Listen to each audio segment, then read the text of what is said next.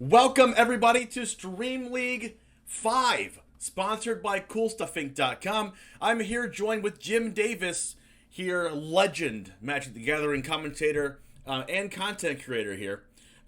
Today we're going to be starting out with round 1 featuring a couple different matchups that we don't really see right in Historic. This is a Historic tournament, 5 rounds of Swiss. Followed by a top 8 for $1,000 prize pool. Also, once again, sponsored by CoolStuffInc.com. You can type in !CoolStuff in chat and type in James5 there at checkout to get 5% off your order. Little shill there. Also, our first match is going to be Shinoji playing Green-White Angels versus Voidin playing Mardu Humans. This is a tournament full of streamers. This is a streamer-only, invite-only tournament. What do you feel about the Historic metagame right now? If you've been following along with it, Jim, and what do you expect to see out of this Green-White Angels versus Mardu Humans matchup? This is pretty exciting, actually, because most of the focus has been on Standard. You know, when a new set comes out, you know, aside from Strixhaven and the Mystical Archive, for the most part, you look at it from a Standard point of view first, then other things. And we're seeing a lot of these new cards, though, in this Selesnya Angels deck. We have the Book of Exalted Deeds, Cleric class. Of course, Book of Exalted Deeds forms a pretty cool combo with Faceless Haven for your Platinum Angel. You can't kill my land, you can't win the game, which is pretty cool. So working that into the Angel shell that already wants to gain life is super cool. And then this Mardu Humans deck, while not featuring many new cards, this is an archetype that I've honestly wanted to give a try myself.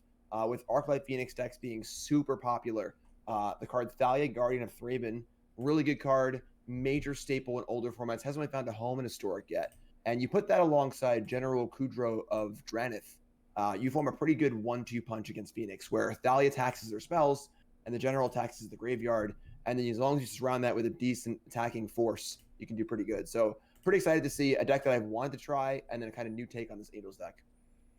Our second feature match here is going to be Umbumpa playing Esperiorion versus Berserksy playing Blue-Black Rogues. Now, Berserksy always plays Rogues. They did very well in one of the other tournaments playing Rogues. I would assume that Rogues has the advantage here, especially in Historic, where Rogues has all the tools that are going to be rotating out of Standard.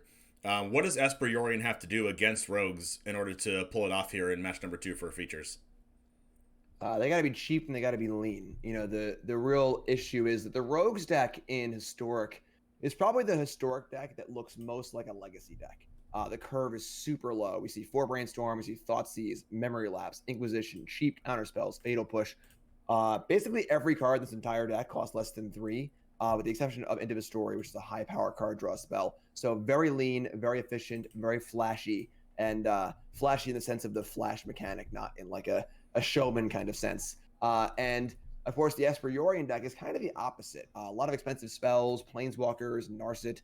This particular version is playing Demonic Pact and Doom Foretold. And while these cards are powerful, they are kind of clunky. They are sorcery speed. So definitely going to need to be able to be nimble, try and get a little lower curve action, and not let the Rogues deck get ahead. Because if the Rogue deck gets ahead, it's going to be able to lock it up pretty easily with Memory Lapse and friends. As we go ahead and get this round started, we do have a few people already playing. Let's go ahead and start with one that that's a ultimatum build with Lotus Cobra playing against this playing as a Bant version of Angels. Let's go ahead and jump into the match. It's turn 3 of the first game, and we will go back to the Rogues and the other Angels build in a second. Let's go ahead and talk about this game going on right now. There's a Tamiyo that just came down in play as well. Yeah, this looks like a Standard deck. You know, I mean, Tamiyo, of course, a card that we saw a lot in Standard in the older formats when it was legal, obviously. And Ultimatum, a very popular Standard card. And Lotus Cobra is kind of a card that we don't see as much because, I mean, it just it gets stomped in Standard, and then in Historic there are a lot of cheap rule spells that can deal with it as well. So pretty interesting. I imagine the Angel deck doesn't really have a great answer in game 1 to Ultimatum. So this feels like mostly a race to that card. Yeah, especially because there wasn't an extra land in the hand of Lotus Cobra. Tamio being a really good card to just gather lands up out of the graveyard if you can, because the -3 can get a land.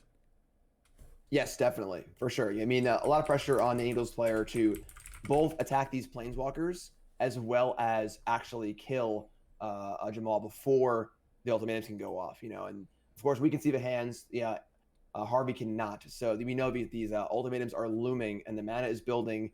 2 planeswalkers in play now. Lots to deal with, and a new card in. I actually don't even Inferno of the Star Mounts. That's pretty exciting. Definitely, I suppose it's part of a package with ultimatum and try and hit Terror of the Peaks and Friends and try and go for the one-shot kill. Right. We see a Glacial Fortress come down. Collecting Company main phase. This could spell trouble here for for an ultimatum player if we can't just fire off an ultimatum next turn. But the cool thing is that if this Lotus Cobra survives, we might see a big swing here. Yeah, I mean the good news is that for Jamal is that he's still at 20, so that's that's a pretty good place to be. Should have enough time. The Angels deck will put a lot of power in play, but if Jamal's able to just ultimatum and fire off multiple dragons and win the game on the spot, that shouldn't matter. Now the Limbala is a bit of a wrench in that plan because Limbala can give Harvey hexproof, which can stop the ability to Terror of the Peaks. And I don't have this deck was actually loaded right now, so I'm assuming Terror of the Peaks is part of the plan with the ultimatum. But we'll see. Attacks coming in on the planeswalkers, but really, those are kind of just they're already done their job,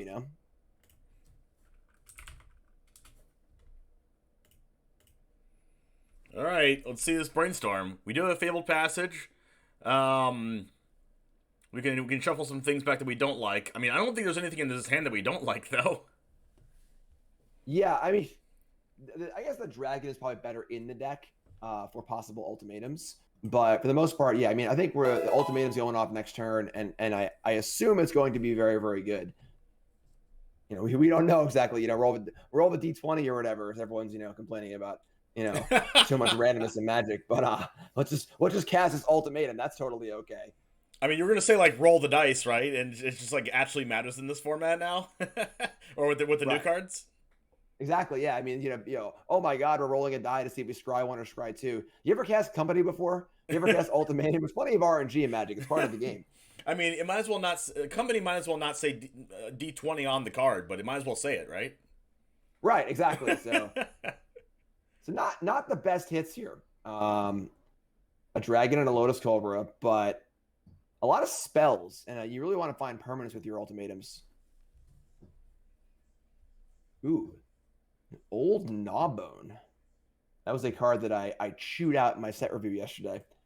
You chewed it out. What'd you say about it? I don't know. Now I have to know. That card's very good. I suppose if you're trying to kind of combo off and keep casting ultimatums, that's kind of a cool way to use the card.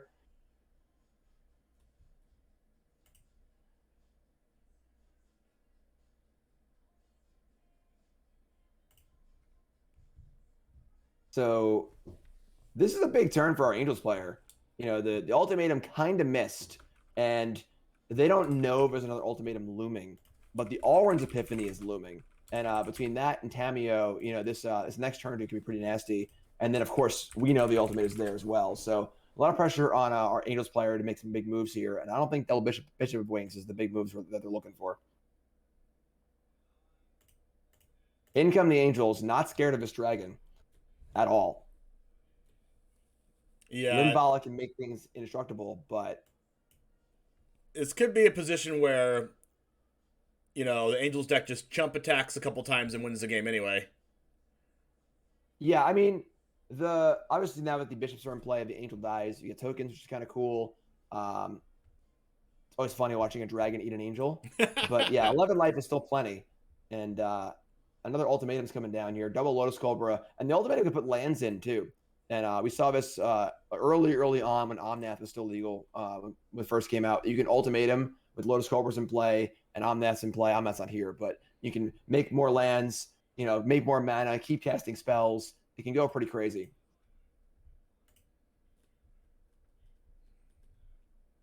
So we see Goldspan Dragon, Gnawbone, more mana. And now between the treasures and the mana, I imagine this Epiphany will be cast also. We have a braid on a token. I guess we can braid both tokens. All the dragons come in. Million treasures. Alrund's Epiphany. Things are looking pretty good here for our ultimatum player.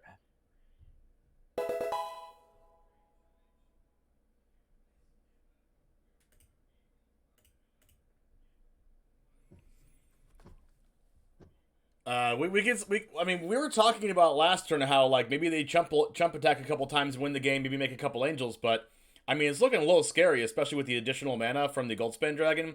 We have a Alrund's Epiphany that's able to be cast here. This could just be the end. Yeah, I mean the Gnawball in here is looking pretty good, honestly. If it's down and making tokens, that's the real goal. So are you going to change your mind on Gnawball now? Are you going to change your mind? I think, I mean, if you're putting the card into play for free, sure. I was thinking more about casting it or things like that. But yeah, I mean, this is like a pseudo combo deck anyway. So in that vein, it does work well. And there actually are no Terror of the Peaks. So my guess was incorrect. You see Omniscience, only one Epiphany too. Pretty interesting spread of larger threats.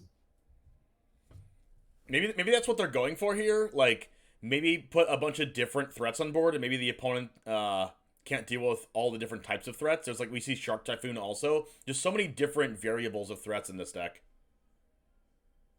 Yeah, definitely. And Goldspan Dragon, of course, is a very castable card. Definitely a much more castable card than Terror of the Peaks is, where casting Terror of the Peaks feels kind of casting Goldspan Dragon feels awesome. So, and then of course, it's not a bad hit off of your ultimatums anyway. So, right.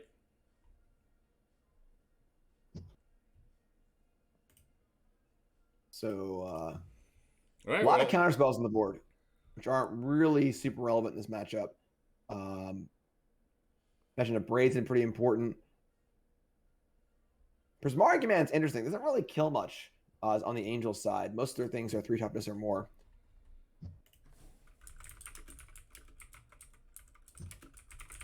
Of course, a good old Growth Spiral.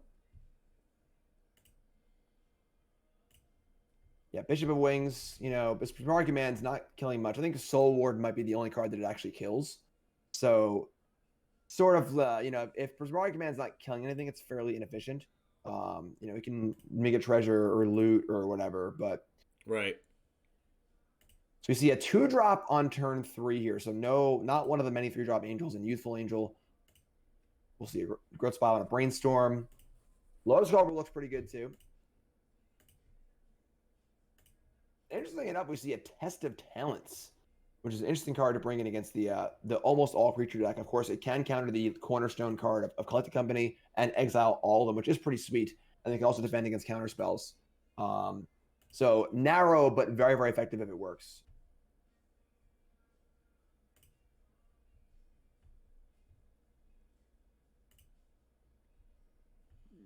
Going to leave that S talents up. Archon of Ameria. Now, the cards from Ultimatum are put on the battlefield, not cast. So Archon should just be a mild annoyance here. Yeah, we can't just like play this and play like Prismari Command in the same turn, but we can always just do that. We can always just like either play it next turn or test the talents next turn. It shouldn't be that big of a problem, right? For sure. Let's see if we can play a land and have another Collected Company here. That could I would say it could spell trouble, but we do have that Test of Talents here. So Resplendent Angel doesn't do enough. The trigger requires 5 mana or 5 life gain to make the token. So only really pumping up the Youthful Angel. This isn't really a super dominating attack. And then of course, some angels can stay home and try and block Goldspan Dragon, which looks like it's going to happen here. So by leaving Resplendent Angel and Youthful Angel home, the Goldspan Dragon has trouble attacking. That's honestly one of the best ways to often defend against Goldspan Dragon, is just to not let it attack more than once and threaten them with some good blocks. We see this in Standard a lot as well. So the Angels are staying home, but of course the issue is that the Angel deck is definitely the beatdown deck here. The end game of this Teamer deck is pretty end gamey with the Ultimatums and friends. So the more that Harvey is on defense, the better it is for our Teamer player. Would you say that we could start commencing the end game? Yes. We're in the end game now. Tamiyo's an interesting card. We don't see a lot of this card in Historic. that I've seen playing Historic. What do you think is the? I've always think like 4 mana sorcery speed things in like a. I don't know. I don't know if I would feel as confident playing that card in Historic with like say this Angel deck that could just attack it down. But maybe its plus just gives it enough loyalty to where it like it just gains a lot of life if they choose to kill it. Yeah, I think that usually you see Tameo in decks that are utilizing the graveyard in some way. So even if you don't find the card that you want, you're still filling your graveyard and things like that. But I suppose Jamal here is looking for ultimatums to go to find it. It kind of does divert pressure like we're seeing right now. So this is a bunch of damage not going to Jamal's face. Interesting choice here. The Test of Talents was drawn off the Brainstorm. So that Declaration of Stone could have been countered, leaving the Goldspan Dragon in play. And now the issue is the sort of Brainstorm loss here, where I'm sorry, there's an Archon in play, so it can't be cast 2 spells. But the Brainstorm lock is real here, where 2 lands on top, not much going on. This is not a great spot to be in. Adds a mana off the land. Doesn't crack the clue because there's a land on top, and that's already a known information. So the next top card, the card under that mountain needs to be very, very good here. We're going to game 3. Here come the Angels. That's a bop. Down to 6. Here's the clue. Draw the mountain. And the next card is going to be. And of course, also, there could be a counterspell in Harvey's hand as well. So it's a Castle of Vantress. So wow. Yeah, not too good there, unfortunately. A little bit of a clump of lands to end this game. All right, and this is how I kind of expect the Angels matchup to go, right? For there's a creature on 1, creature on 2, creature on 3 is like almost already good enough if the Ultimatum deck doesn't get like a strong start with a Growth Spiral. Especially if they roll off a couple companies, then it's a big problem. And if you see the Ultimatum deck here, there's like a lot of different threats as we talked about, but how many answers are there? We see like 1 Storm's Wrath, which is very good. But I think what the Ultimatum deck has to focus on right now is just like playing their own game plan rather than dealing with their opponent's things, because their own game plan faster than the opponent can kill them is just going to be good enough to win. Yeah, the interaction here is not particularly well suited. The Abrades are good. I'm surprised to see the Abrades out actually, because there's so many 3/3s in the Angel deck. But they come back in. Again, Prismari Command not looking too good here. It doesn't really kill much, so I feel like that's an interactive card that's not really interacting super well. And I think you're right. Either the choice is I'm going to play some interaction, but if my interaction doesn't line up well, my best choice is just a jam. Just try and get the ultimate as fast as possible. Yep. So I suppose the Prismari Command can make a treasure, make things go a little faster. But yeah, I think this is going to be a lot on Jamal's ability to just do his thing as efficiently as possible. I think the reason to have Prismari Command in is not even to interact. I mean, I guess it can interact with something like a Soul Warden, but I think the reason for Prismari Command in the deck is just to make that treasure token to be able to draw 2, discard 2 to make sure that you can combo. Yeah, that is fair. So we see double spiral here. It's a pretty decent start. Ooh. Oh, wow. We might still be able to single spiral plus play a 2-drop. Well, I actually don't even know. So yeah, we see a red land come down here. You see this Prismari Command for 4 mana, taking out, maybe attempting to take out the Thalia here, because Thalia has a problem with double Growth Spiral in hand. Yeah, it's got to be Thalia here. Now, Thalia is a card that's obviously very, very good, but a little awkward in Historic because the main creature decks are company decks often. So like, you often don't want to play Thalia in your company deck unless it's more of a sideboard card or for things like this. But yeah, definitely Prismari Command for all the my saying it's not going to be have a good card. that finds a really good one.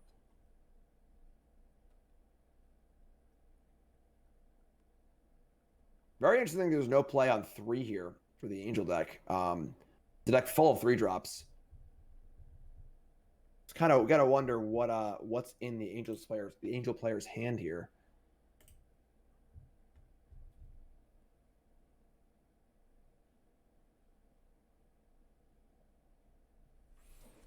All right, we see the Splendid Angel come down. Now, our Splendid Angel is going to be a big part, a big reason why Harvey could win this game, but I don't really see it coming. Resplendent Angel making a bunch of 4/4s every turn is going to stonewall these gold spans, but with 2 gold spans on the battlefield, it could be real trouble. But we do only have, we're only twiddling our thumbs here if we're the Lotus Cobra player here. Yeah, it's funny because it looks like the Angel deck should outclass this Teamer deck in the mid game, because their creatures are bigger, they're faster. Yep. But this is just a Goldspan Dragon game. The draw on the Angel side was kind of slow, and just I suppose turn 4 Goldspan, turn 5 Goldspan is pretty good. And there's the ultimatum up the top too. So now we see this kind of a aggressive start backed up by the key card. And the problem now is that the Angel player needs to leave up an answer to his ultimatum, but also actually beat these dragons too.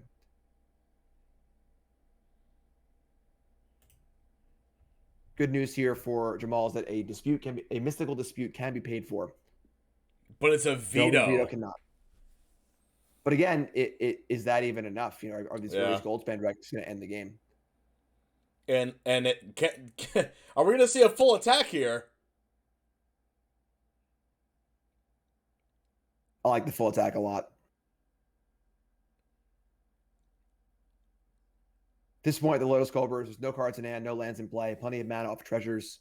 Just send and end this game. Very, very strange game as far as kind of like the knowing your role aspect, where they totally flipped. You would think the Angel deck is the beatdown deck, but the way this draw is lined up, I mean, these Goldspan dragons are just killing.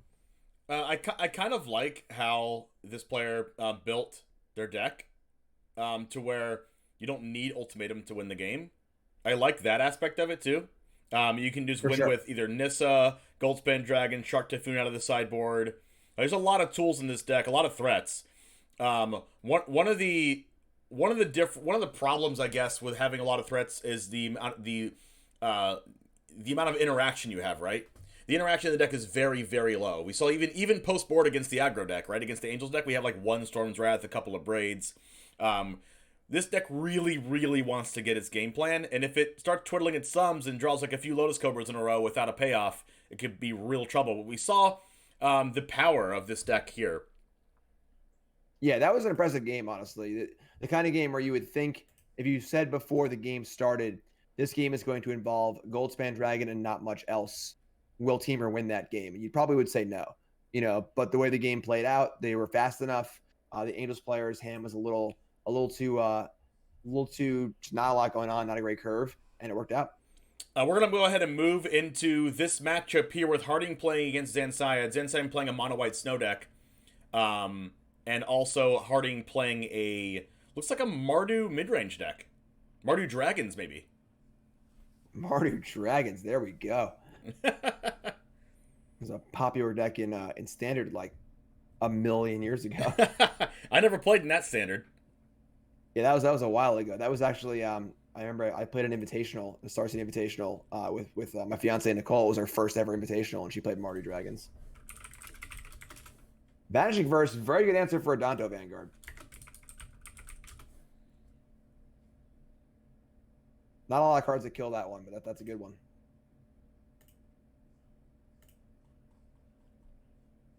See, Dragon's Horde here too. Pretty cool artifact. The amount of artifact makes any color, and I think if a dragon comes into play, it gets counters, and you can draw cards off of it. Plays very well with Thoughtseize. These sort of 3-mana mana rocks that try and ramp to 5. Very good if you can play it and then play a spell immediately. So here we're going to see a Vanishing Verse, but even a turn 3 Dragon's Horde plus Thoughtseize is also a really good line too. See a new card on Zan's side of the board. That is the Loyal Warhound, the Knight of the White Orchid kind of card. Gets a plains on the draw. There's another one. So even more planes showing up. And it is only a 3/1 Vigilance, which is passable. A lot of dogs here, a little dog tribal. Who let the dogs out, and so on and so forth. I mean, I really do like that dog though. On the draw you get a land, usually, and on the play it's a 3/1 Vigilance. Yeah, I'm a little softer on it, honestly. I think that the bodies in Standard or Historic are all really, really good. So the 3/1 Vigilance it lines up only okay against things. And I just like my cards to always work. It is really cool that the card's good on the draw, but on the play, it's just kind of just like a 3/1. I'm not super big on it. The thing is that what's this deck sort of ramping towards? It's gotten a few extra lands in play, but we see Goldspan Dragon on defense here. Now, I believe Goldspan Dragon can only add 1 mana or a mana of 1 color off treasure, so Lightning Helix not castable off the dragon. We see another dragon. Just dragons for days.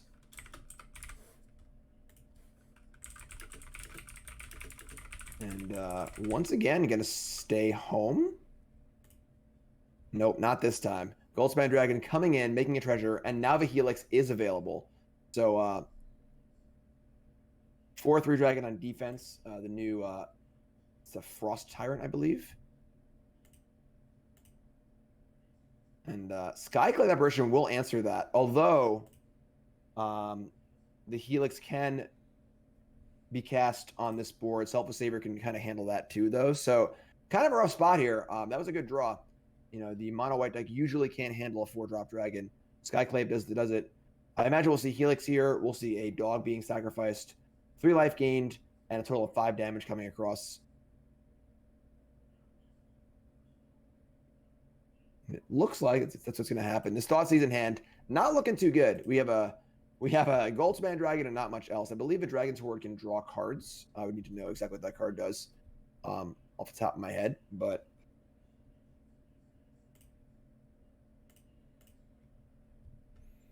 What do you think? What do you think about this this dragon ramp artifact? I'm actually looking at the text of it right now.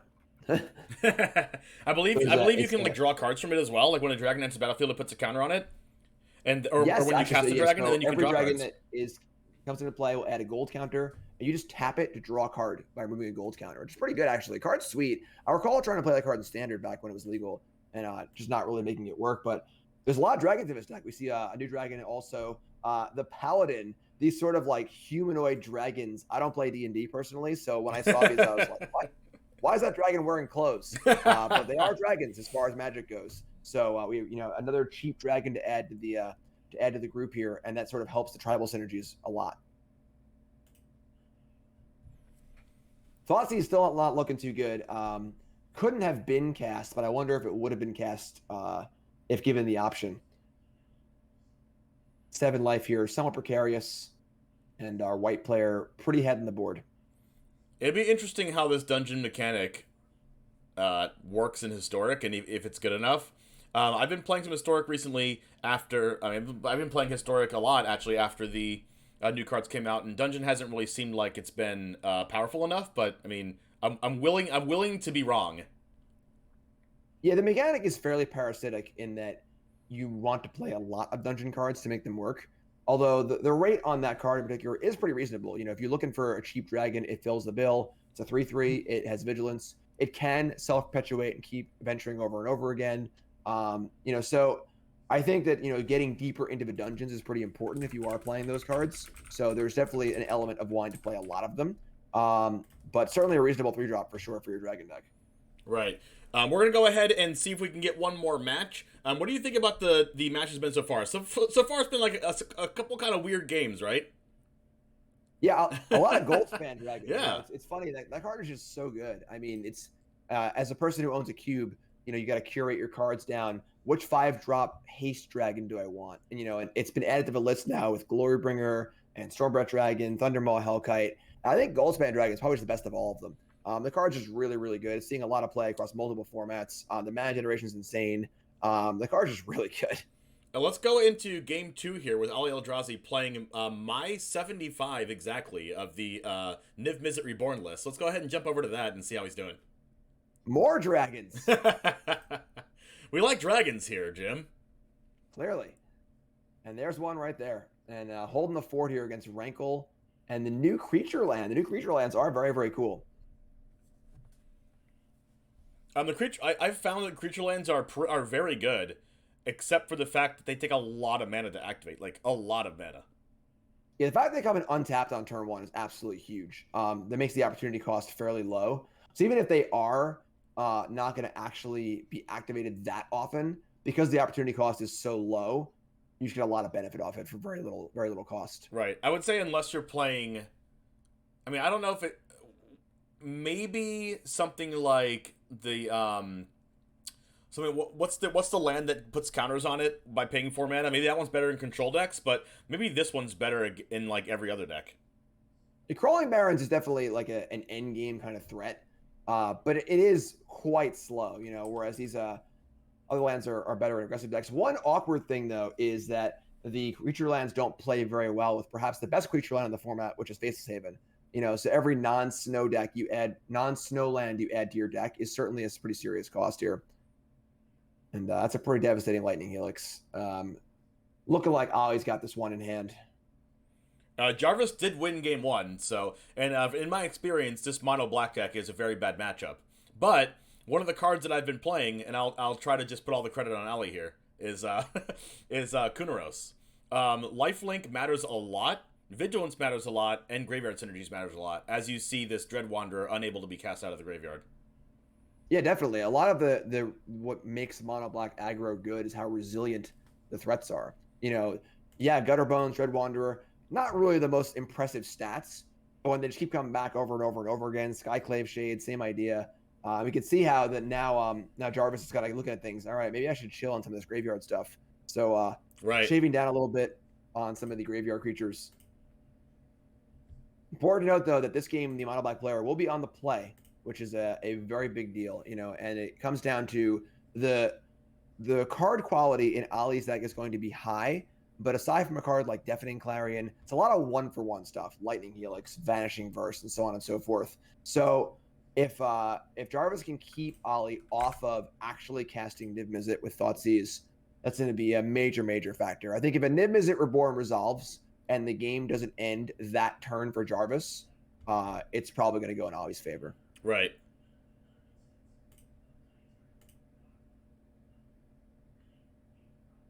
Ollie here. I mean, a lot to work out sideboard wise with these 5-color decks. There's so many different cards. You know, usually a big smattering of different effects. So Ollie working on sideboarding for game 3.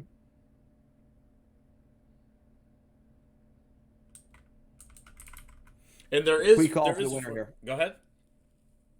Who am I calling for the winner? I think I'm as much as I would like for Niv to win here, I'm calling on Jarvis Moonbeam to take this one on the play. Yeah, it's definitely Jarvis has to be the favorite. You know, I mean, Thoughtseize is just so good. You know, the big way to stop a card like Niv Mizzet Reborn is you need to counter it or make them discard it. Because if it ever resolves, even if you kill it immediately, there's no way to stop the cascaded card advantage. One of the problems with Niv Mizzet is like an aggressive clock with a bunch of hand disruption, and we see exactly that here in Jarvis's hand. A very interesting choice here from Jarvis to play the Thoughtseize turn 1 over the 1-drop when the Niv Mizzet deck plays a lot of tap lands and doesn't often have a turn 1 play. So you see the Dog is gone, the Clarion is gone, and the Expressive Iteration is left. Iteration, a really good card for this deck, giving it the cheap card draw it needs. Right. I would say that if Jarvis Moonbeam had played Gutterbones in turn 1 and then went to double Thoughtseize turn 2, that might have been better, but it might still work out. With double, yeah, for sure. Might have missed 2 points there. Maybe a little too careful. You know, with discard spells, it's always very important to figure out what's going to happen on the next turn. When do I need to cast discard spell? So it can often be right to just hold them. You know, if you're concerned with a certain card at a certain point on the curve. But drew land number 3 and land number 4 here. Spawn of Mayhem is down, and 2 go blanks in hand, ready to attack the hand of Ollie. And the issue with go blank is, while it is usually good against control decks, it's not good particularly against the card Niv Mizzet Reborn, because Ollie only needs 1 card to resolve to put all the cards back into his hand. So we'll see how this plays out. Here's a go blank, puts Ollie down to 2 cards in hand, but again, 2 cards in hand is just enough to go land and Niv Mizzet. So we'll see. Okay, we keep an Expressive Iteration. This 4/4 is going to be a real problem. Lightning Helix is a really pivotal card in this matchup. It does not kill the Spawn of Mayhem. Yeah, Spawn of Mayhem is really good at dodging a lot of the common removal spells in the format. Definitely the threat you don't want to see on turn 3 out of mono black. Especially after 2 Thoughtseize. Yeah, absolutely. You know, it does close the game pretty quickly. Hard to kill, evasive. Ollie in the tank here. And iteration, it is a very good card, but it is a little bit slow. You draw a card, only have a few mana left over. Usually you're finding a land with the exile ability on it. So it often doesn't affect the board the turn you play it with only 4 lands in play. Right. And Ollie kind of needs an answer right now. So here it comes. We'll see what it turns up. Very, very fast selections.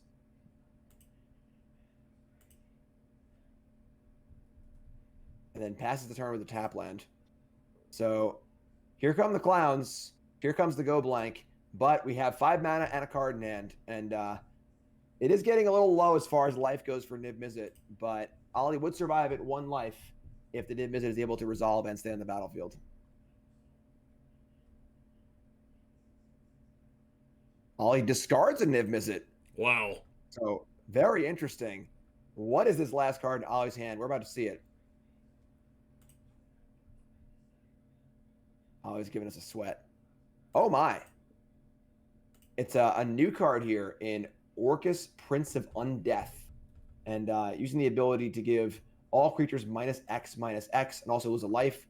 But Ollie goes to 2 on this exchange. And Gutterbones is just coming back. There's now a creature land up in play too. I don't see a way out for Ollie here. Interesting choice though. Ollie had the Niv Mizzet and decided that he would rather play this demon instead. I think it's because the demon killed the other creature, but maybe they should have just played Niv Mizzet, tried to go ahead and search for a try to look at the top 10 to try to get the black-white card that exiles a creature, but right, Vanishing Verse. Yeah, Vanishing Verse, yeah. A lot of combinations of cards that would have saved Ollie there. You're definitely correct in that, like, the Niv Mizzet would have need to have hit, for sure, but I think that that's a more reasonable path to victory, where you are letting you are rolling the dice a little bit, but you got to hit to win. And Ollie would have been at 1 life, untapping with Niv Mizzet in play, and against the Spawn of Mayhem. Or the Spawn couldn't attack, and then Ollie has plenty of time to cast spells too. So there's Lightning Helix. Wow. So drew a card anyway, and we see Ollie bound to 1, 2 small creatures in play. We have some big draws here, Deafening Clarion. Also, if we had played Niv Mizzet there, then we could have got a Clarion and also lifelinked for 6. Absolutely, for sure. So Ollie went with the safer play of the guaranteed demon that kills the 2/1. Yeah, I don't know. Obviously, it ended up not working out. I mean, the creature land draw was very, very good for a mono black player. Able to recur the Gutter Bones off the trigger on the Spawn of Mayhem, and able to put just too much stuff in play. Right. That was very interesting, though. I love that there's a lot of lines you could play. We saw a lot of lines being played from the mono black deck. We saw a lot of different lines that could have been played from the Niv Mizzet deck. Mono black is one of the worst matchups for Niv Mizzet, as you can see. A lot of hand pressure and a lot of board pressure as well. Will definitely be really hard for the Niv Mizzet deck to handle. Ali Eldrazi did make it into the top 4, I believe, in Stream League 4. So we'll see if he can pull it out here. There is 4 rounds of Swiss today. Since we did have a couple dropouts last second, we had to switch it from 5 rounds to 4. So we will have 4 rounds today. So that is the first round. We do have, I believe, 1 more player playing, but unfortunately we are not able to capture their screen. So we are going to be back in a few minutes for the second round, while the last person finishes their match. What are you looking forward to seeing, and maybe that we didn't see in round 1? What are you looking forward to seeing in round 2? And we saw no Arclight Phoenixes. We saw no Indomitable Creativities, a card I've been playing a lot in Historic. Those are 2 of the biggest cards. Also, no Jeskai Control either. So no Teferis, no Arclights, no Creativities. Definitely interesting to see what those cards have to offer as kind of the top tier of the format, and how they're going to interact with the new cards as well. Yeah, that's very interesting, right? Because a lot of people are saying that, Arclight Phoenix is the best deck. Maybe Jeskai Control is the best deck. Maybe Indomitable Creativity is the best deck, right? So, we didn't see any of that in round 1.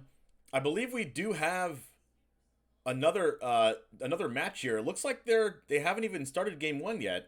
Hopefully we didn't start round 2. Let's go ahead and jump right into this match. I'm not sure if this is it shouldn't be round 2. It's Shinoji against Asteoshu playing. I think this is a ladder match. Are you serious? This is a ladder match. Are you kidding me? All right, ladder matches in Stream League 5. Let's go. Let's go ahead and go back here. If you wanted to see the ladder matches, you can just play your own ladder matches yourself. Or by the way, there's no spectator mode, but you saw it here first. Let's go ahead and give you a couple minutes here to go into the next round in Stream League number 5. Back in a couple minutes. See you soon.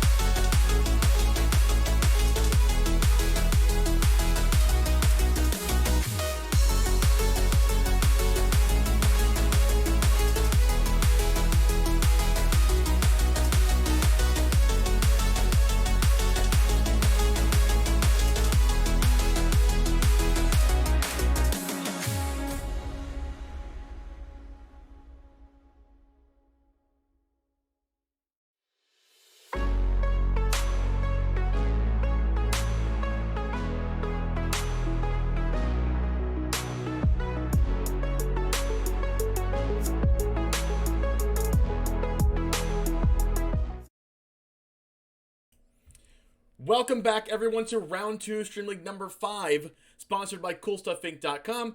You can always type an exclamation point Cool Stuff in chat to see what it says there. We have a match here that is Killadub playing Blue-White Control versus Voiden playing Mardu Human. So we didn't get a chance to watch the Mardu Humans match played last round, but we will be able to see the match played this round. What do you think about this matchup that we're going to go into right now? I see a blue-white control list, which I like. I see Manatithe, which I like. Yeah, it's going to be an interesting one. Dahlia looks pretty good here. The Mardu human deck doesn't have like a ton of resilience. Inspectors, a couple spellbinders, stuff like that. If they get wrathed, I'm concerned with their ability to recover. So obviously 4 Doom Scars in the blue-white control deck.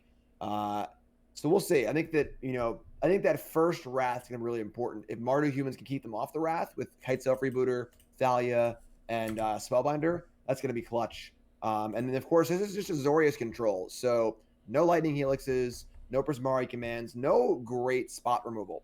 So this is going to be a very interesting battle. Basically, can Blue-White resolve a Wrath, yes or no? And that answer will probably resolve the match. Although, of course, this Mulligan to 5 years is not going to help either. Also, Voiden's going to be prepared for Wrath, right? It's an open deck list.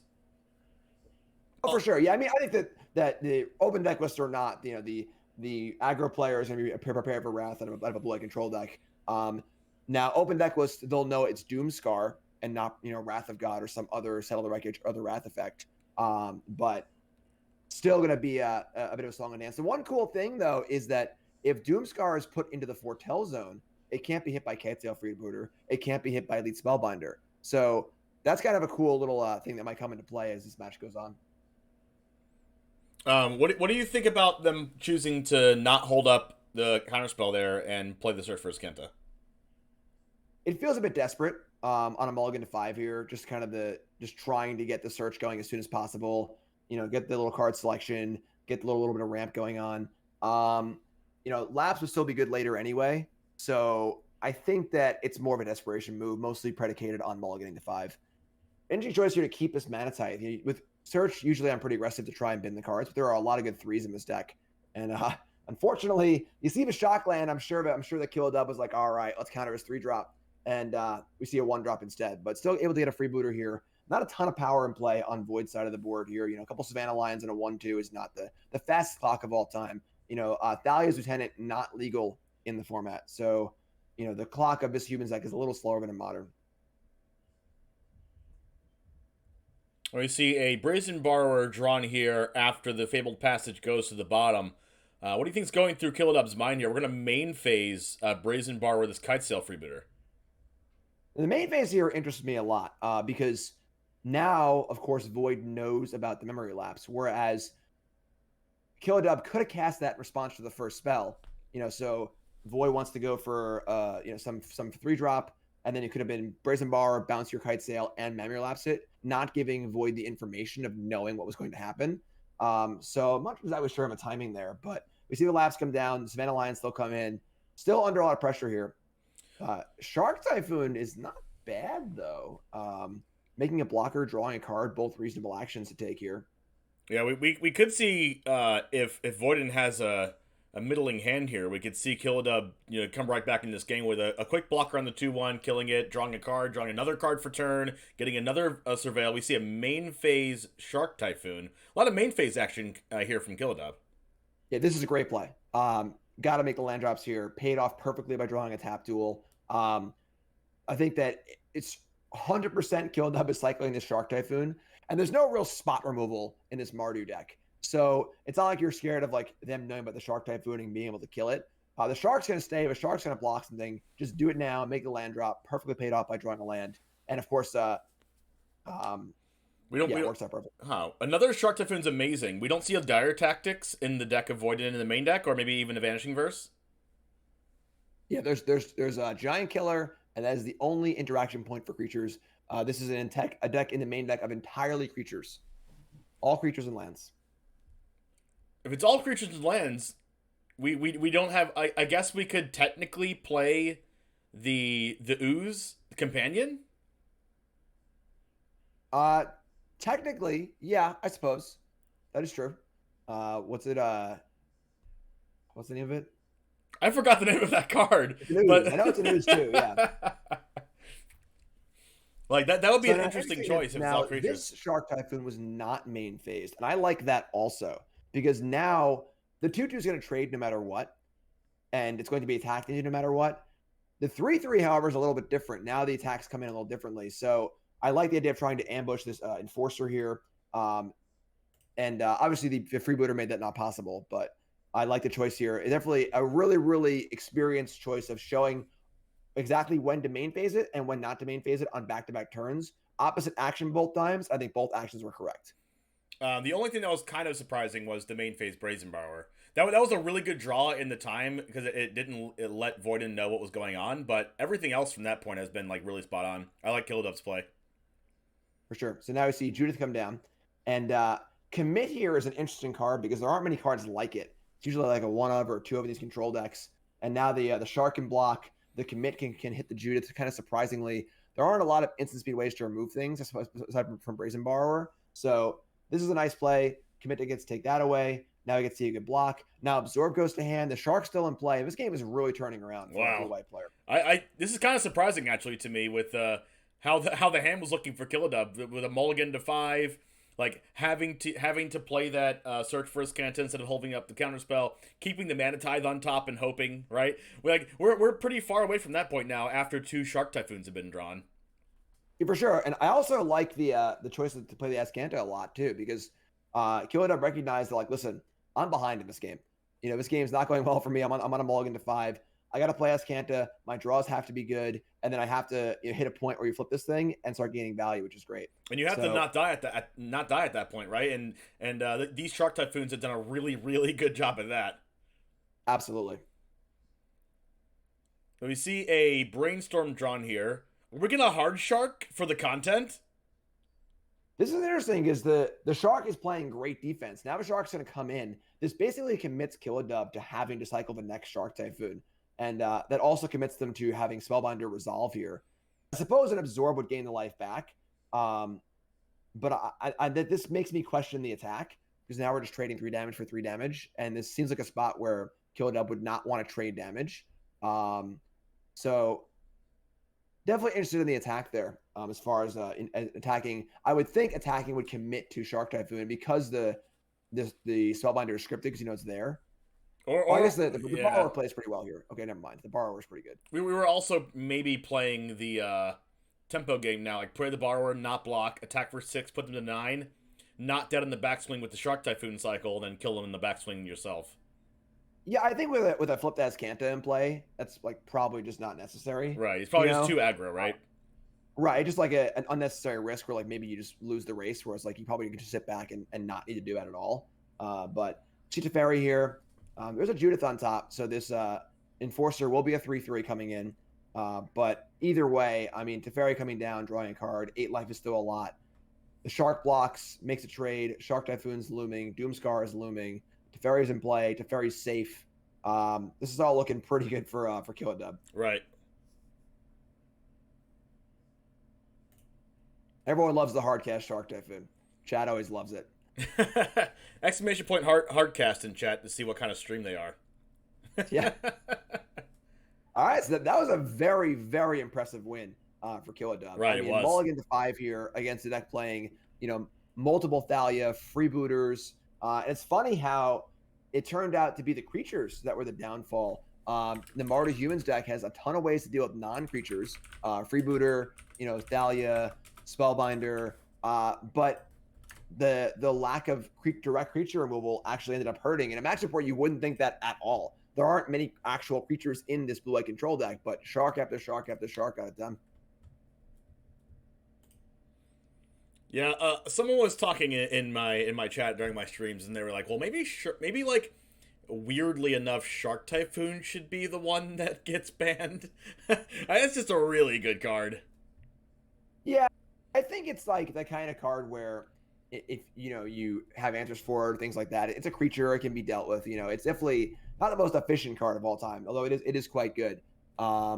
Most decks have removal, which is kind of the interesting thing. The Marty player has built their deck in a way where there are no main deck dire tactics. There are no, it's just giant killer as far as killing things. So Right. Well, All right, they have to either trade with a shark, and at that point the shark already drew a card. So that's a very efficient for the Shark Typhoon player. The for Shark sure. Typhoon could just like eat an attacker and survive, which is incredible. And it could also just cantrip if you're missing land drops. There's like absolutely zero downside, right? Yeah, the big thing here I think is that normally the sharks are too small to trade against a deck like Gruul or Mm-hmm. more aggressive decks. But because the humans are a little bit smaller than average, Dauntless Bodyguard, Kitesail Freebooter, it lines up really well here. Right. So you may get to see the kind of cool play here of Foretell Doomscar, and now it's going to be off to the side, protected from Freebooter. But unfortunately, humans in the play here gets the boot before the Doomscar goes into the exile zone.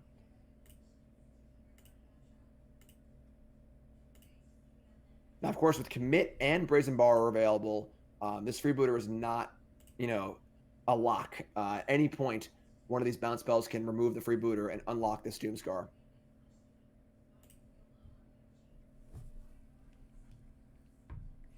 Definitely does feel like this deck is missing Thalia's Lieutenant. It does have the General and Judith as sort of pseudo Lord effects, but Right. Lieutenant's the real powerful card in Modern Humans that allows the deck to really go fast. Yeah. It kind of reminds me of like the 2-mana creature, the 2-mana 1/1 that puts counters on creatures, but just way faster at doing it. Yeah, absolutely. We see this come. We see a fast lane come down here. We see a Cumball come down, which is very, very interesting card and good card against a control deck. Having to drain 2 for each non-creature spell is a lot of damage. Campbell's makes him good. Is that card played in Modern Humans? Occasionally, yes. It definitely sees some sideboard play in Modern, depending on what decks are popular, but it is a very powerful card. I've played it a lot in Modern Humans. It's like a 1 or 2 in the sideboard. We see this Doomscar being foretold here, unable to cast anything from hand. A lot of the cards are visible, so maybe the only card Voiding has to play around here is a Mana Tide that they know that Killadev has in their deck. Yeah, pretty interesting. Now, Wow. really good response to Doomscar here. The Bodyguard can protect the Enforcer, and the Enforcer is protecting the Campbell. So Doomscar went from looking really good to really bad really fast. Yes. I was about to say the same thing. Like, now Doomscar just does nothing. Yeah. So, and these counter spells in hand, of course, Brainstorm. The Lapse and the Brainstorm look the same to me. But, these Absorb, this Memory Lapse, these cards aren't good when you're behind. And foretelling Doomscar last turn was putting shields down on casting Lapse or casting Absorb. So, definitely got punished maximum there with probably the 2 worst cards possible for this Doomscar.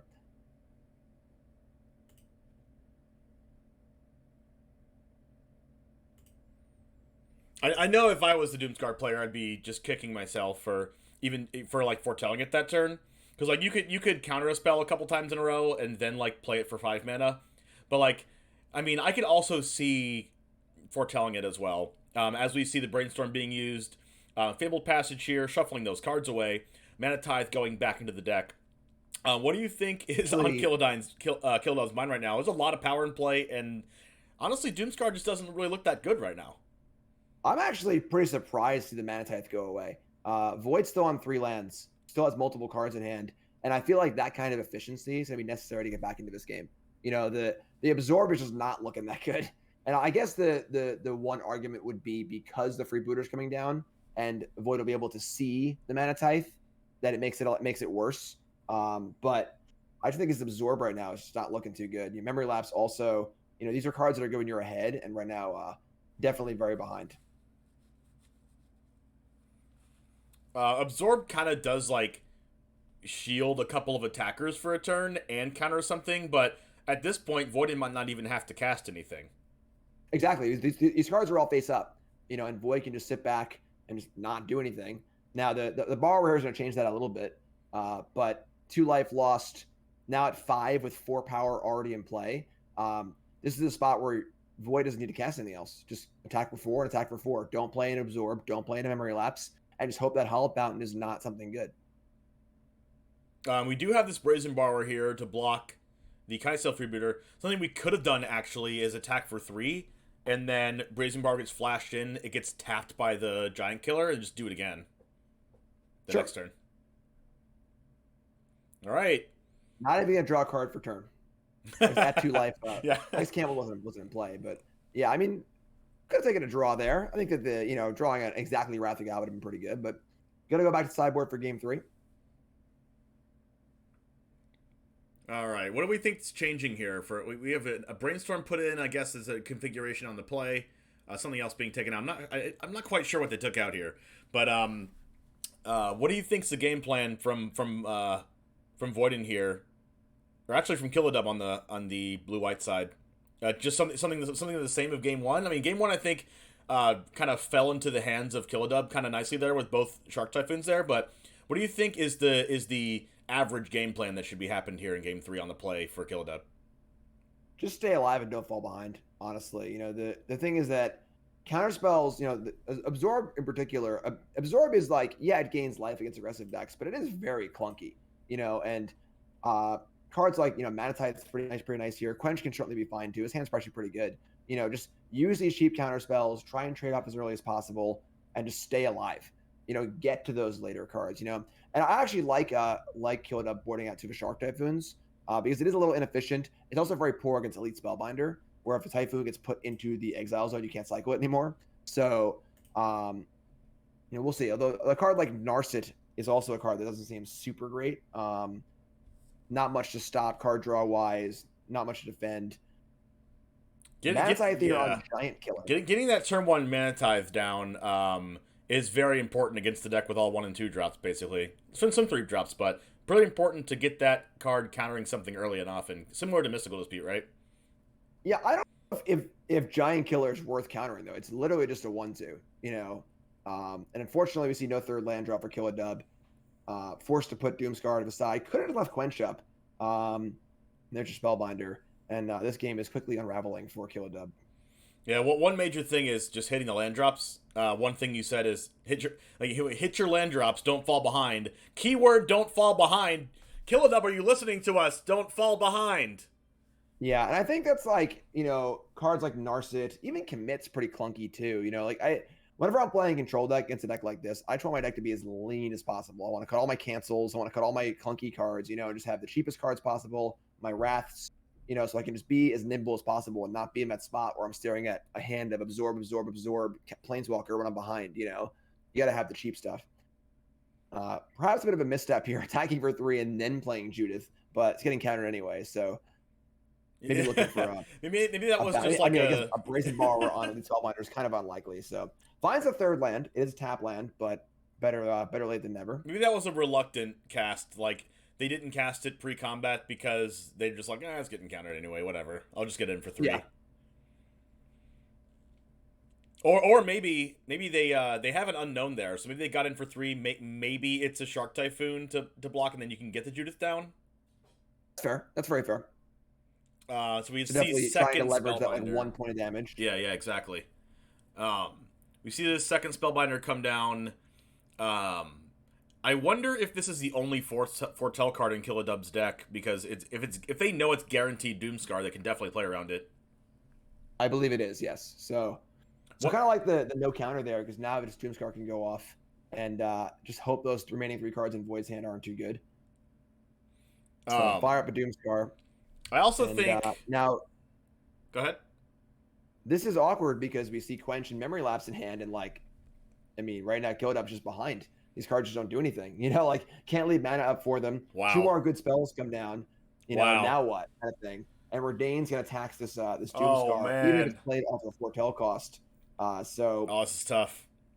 This is a tough spot to be in for sure. All right, so we're gonna see attack for 4 here. We have nothing to play on Killadub's side. We're flooding out a little bit from Voiden's side. What do you think? The last card in hand might even just be a land. Nothing cast here. We drew the land that we needed, but we're honestly another land away from casting Doomscar. Doomscar does get the hindrance from Redain, even if it's 3 mana in the exile, because it is a 5 mana spell. So we see another land here come down. I mean, honestly, Voiden might not have to play lands for the rest of the game if Killadub doesn't even draw a land here for the Doomscar in exile. I'm not sure why his commit says 4 mana on it. It's been exiled to Spellbinder, and then it's also being taxed by Redain. I feel like it should cost 8, not 4. Yeah, it's not castable, so it's just a visual bug, I guess. But yeah, at this point now, being at 2 life in the face of a Campbell You just lose. means the game's Yeah. over. I think it There are has. no creatures in the deck. I think it has to be like Cast shark Armadale and is yeah. a way to produce something, but yeah, Yep. I mean, Wow. it's a way to go out. So yeah, rough game 3 there. Mulligan missed a land drop or two. That's tough, but they're very impressive game 1. Let's go ahead and jump into that was pretty impressive for the Humans deck. I like that Humans won that matchup. Got a little bit unlucky with just not drawing lands for a while, but also had to keep a kind of greedy hand as well. We did have a couple of clunky cards in the hand as well, but really good play by the Humans deck as well, even though they were also flooding out. So let's go ahead and move over to Gruul. We have this Gruul deck. We have Zancyad playing against Christmas. Christmas has Pelt Collector, Llanowar Elves, Clothis, Fry, Burning Tree Emissary, and 2 lands. So no untapped green mana might mean that one of these green cards, green 1-drops, go back to the deck. Yeah, the Rootbound Crag's obviously a little awkward. The mana in Historic is not perfect. No Copperline Gorge, unfortunately. It makes me really, really annoyed that the cycles of dual lands aren't complete. I want all 10 fast lands, I want all 10 of this and that. But draws the forest anyway, so better lucky than good, right? Well, obviously Christmas knew that was going to happen. That's why they kept the Llanowar Elves. Oh, yeah, of course. Absolutely. It's red and green. Every day is Christmas. Okay, that was too good. So we see an aggressive Baffling End here. Now, of course, Baffling End is a pretty premium removal spell. I can't imagine there's that much removal in Zan's deck. And Baffling End will kill almost everything in Gruul. But going for the Llanowar Elf here, trying to punish the Mulligan for Christmas, and it's not really going to work. I mean, plenty of mana in hand for Christmas. So very aggressive, both playing Baffling End on a Llanowar Elf and then not deploying a 2-drop. Possible Zan doesn't have a 2-drop, but we'll see how this plays out. So I believe we're going to see the Fry come down. Cephalosaber is a really, really annoying card for Gruul, especially if they don't have a couple tramplers in play. I mean, Gruul's really good at trampling with the 2-drop that makes energy and tramples, also Gruul Spellbreaker, also potential for cards like Ronus that gives trample. There's a lot of cards that trample in this deck, so not a huge deal with the dog there, but the dog does stop Gruul from doing a lot of things if they don't have trample. So we see Clothis coming down here. We have a flyer here with Vigilance, so Burning Tree Emissary cannot attack. Let's see if Zancyad has another land drop, and there's 4 cards in hand. So what do you think? What do you think is in Christmas mind right now with just a Bone Crusher in hand? It's tough. I mean, like you said with the Fry is going to target the dog one way or another, whether you want it to or not for those parts. I like casting that there and just cashing it in, just use the mana effectively. There's another one anyway. But with Clothis here and Bone Crusher in hand, I feel like this game slows down a bit, honestly. Christmas can even take a little more of a control role, knowing that Clothis is going to be there probably for the rest of the game, slowly gaining life, dealing damage. Redain, of course, not stompable. Stomping around here is it's okay, but kind of just keep killing things. It's a little annoying that the removal spells on Zan's side have exiled, so there's less food in the graveyard. But stomp the doggy here, play Bone Crusher next turn. You're not dying to only Redain, because you're gaining 2 life a turn anyway. So the thing is Bone here, Crusher's in play, what's up? if you stomp the dog, the Bone Crusher just dies. All right, sure, you're right. You're correct. I'm sorry. If the dog can't sacrifice to itself, but there's another creature in play, so you're absolutely correct. So just going to cast Bone Crusher, I think it's totally reasonable as well. All right, let's see what Zancyad decides to play here. Drawing 2 Baffling Ends is really, you would consider that a really good draw if you're Zancyad. Yeah, I mean, now we see, the Haven will trade with the dog, essentially. It's going to come down to the top of the decks here. I guess if neither player draws a spell for the rest of the game, eventually Faceless Haven will win the game, but there are tons of creatures in the world that can block it effectively. So the Giant here blocks, trades with the Savior. Redain is being nullified by the Clothis, and Zan's life is slowly going down. So it's going to come down to Christmas's top of the deck, basically. How the next few turns going to look, how the next few draw steps going to look. And with Clothis in the deck, we can assume Collected Company, but there's also Fry in the deck post board as well. Is there a Collected Company in Christmas deck? There are 4 companies, yes. All right, so if we There's can also a single copy of Banefire, which is pretty spicy. I'm not sure about that one stayed in post board. But well, leave it to Christmas to play Banefire. yeah, that's a nice spicy one. I can't wait for that to win the match. Yeah, we're just a little foreshadowing here. You know, 2 turns from now, Claytis adds a mana, and and then it won't be uncounterable because Zenside's going to try to mana tithe it. Foreshadowing. Yes. So Brawler here trades with the Faceless Haven, so that card works. You know, I mean, again, and then trading is right in Christmas's plan. Trade, block, trade, cards in the graveyard, keep Claytis thing. Again, Redain is just treading water against Claytis while Claytis deals damage. However, shields up, Captain. That's going to be a problem. So the backside of Redain is going to, I think it makes it so the Claytis will cost 1 and only deal 1. Is that correct? Yeah, it would only deal 1. Yes. Well, it also taxes it because it targets, right? It targets a graveyard. It doesn't target anything on the board. Yes, it is each opponent, not target opponent. Okay. Right.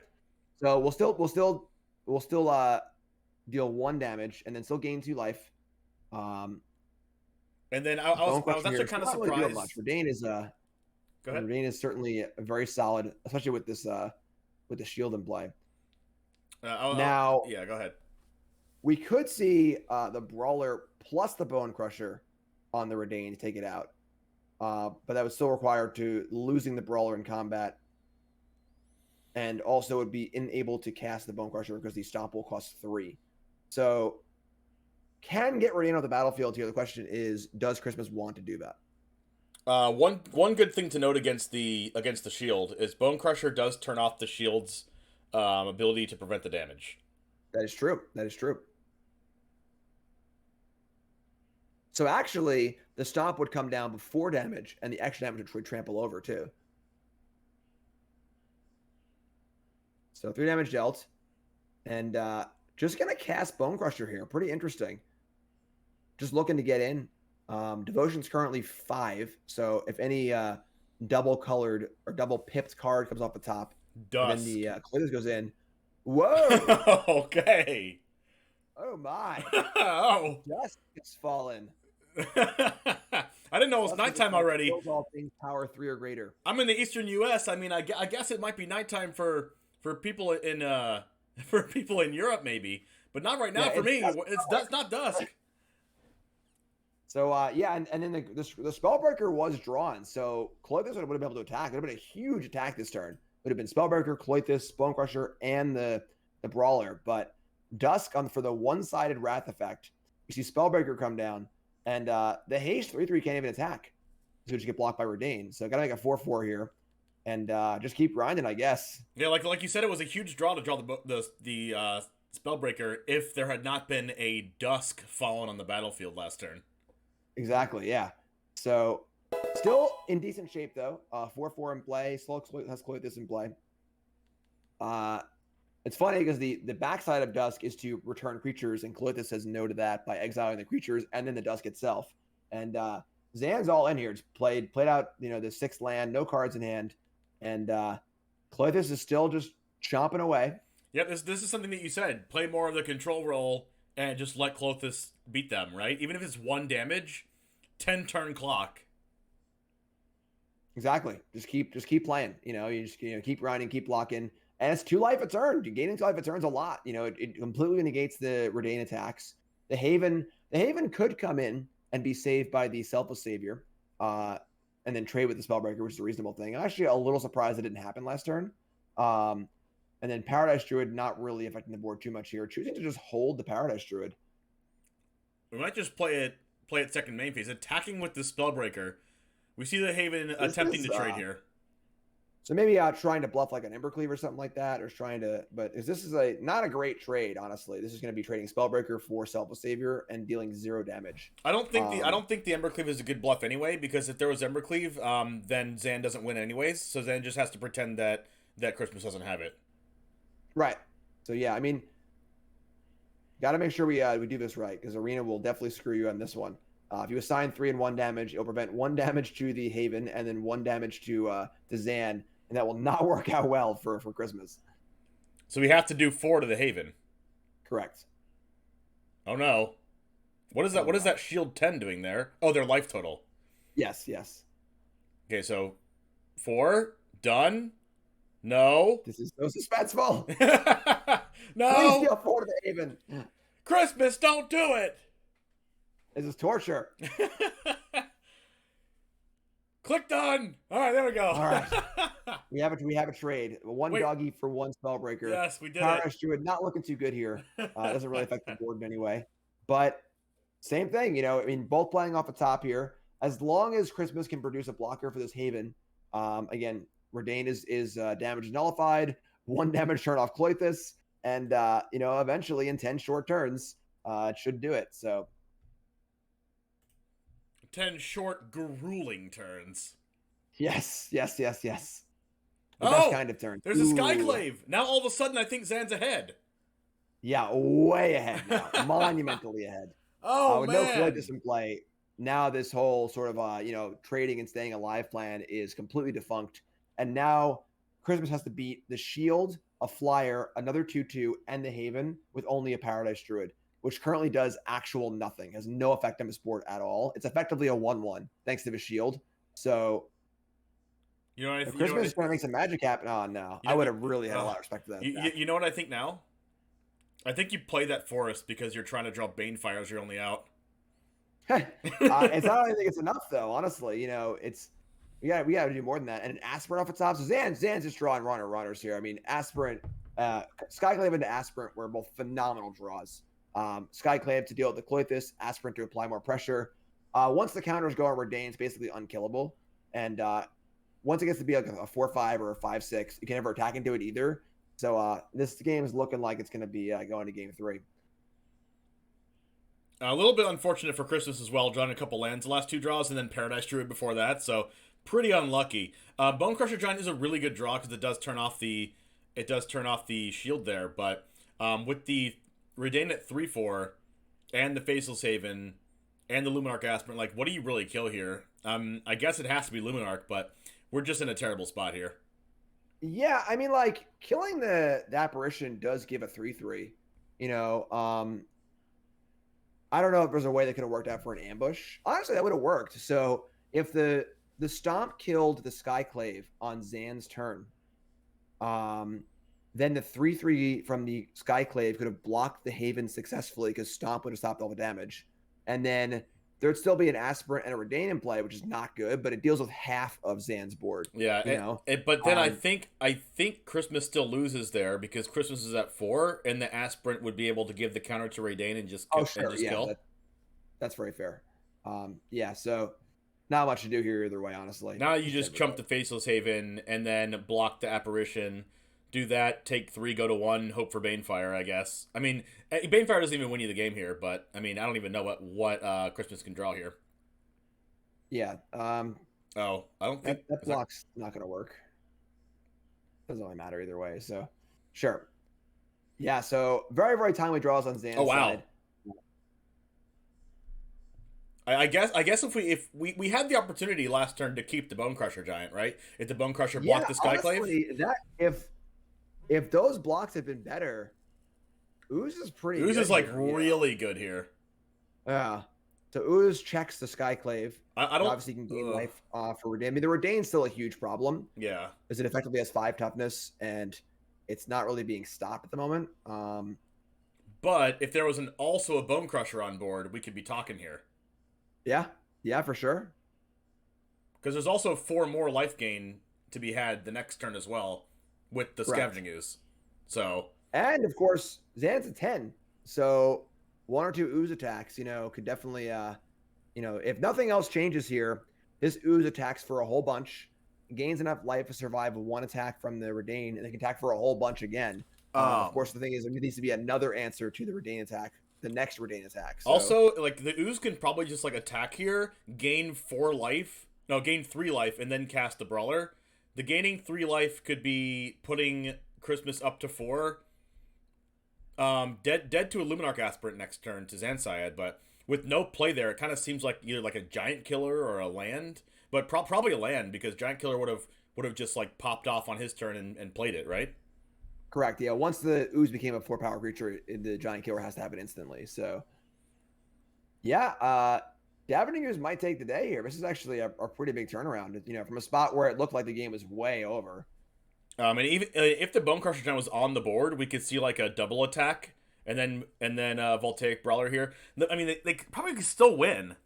I mean, this is so crazy. That top deck was insane.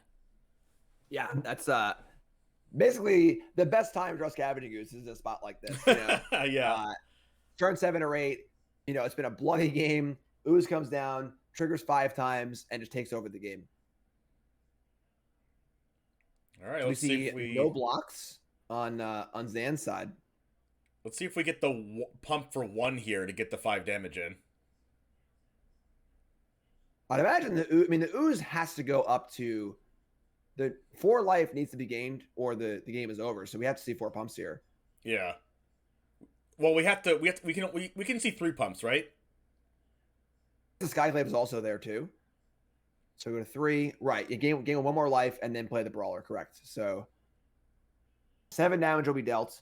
This is crazy. Christmas goes to 4 life points. Exactly have to survive or retain. The Brawler comes down to defend against the Skyclave. It can kill it, which is important if it attacks. And then, of course, the backswing would involve the illusion token as well. All right. So if we see a I think Zan's got to draw a good one here. If we don't see a Luminarch Aspirant or a Baffling End, it could be Christmas out of nowhere winning this. Yeah, and then the Brawler also is lethal exactly by itself, with the energy pump being 4 power against the shield. So there are 2 lethal attackers for Christmas. I guess the Redain can block also. It is a Vigilance. So that's fair. So Redain can check the Brawler. But so yeah, as it stands right now, Zan is still winning. Because the Skyclave can chump block the Ooze, Redain handles the Brawler, and then kills him on the backswing. And now we see another flyer for Zan. I think that's going to lock it up, unless the top of Christmas's deck is super kind again. And unfortunately, the second Scavenging Ooze is not nearly as good as the first.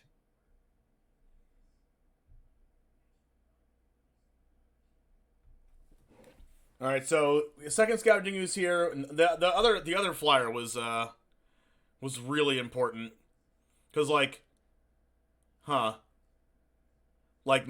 Zan doesn't have to chump block with both. Zan would have to chump block with both creatures.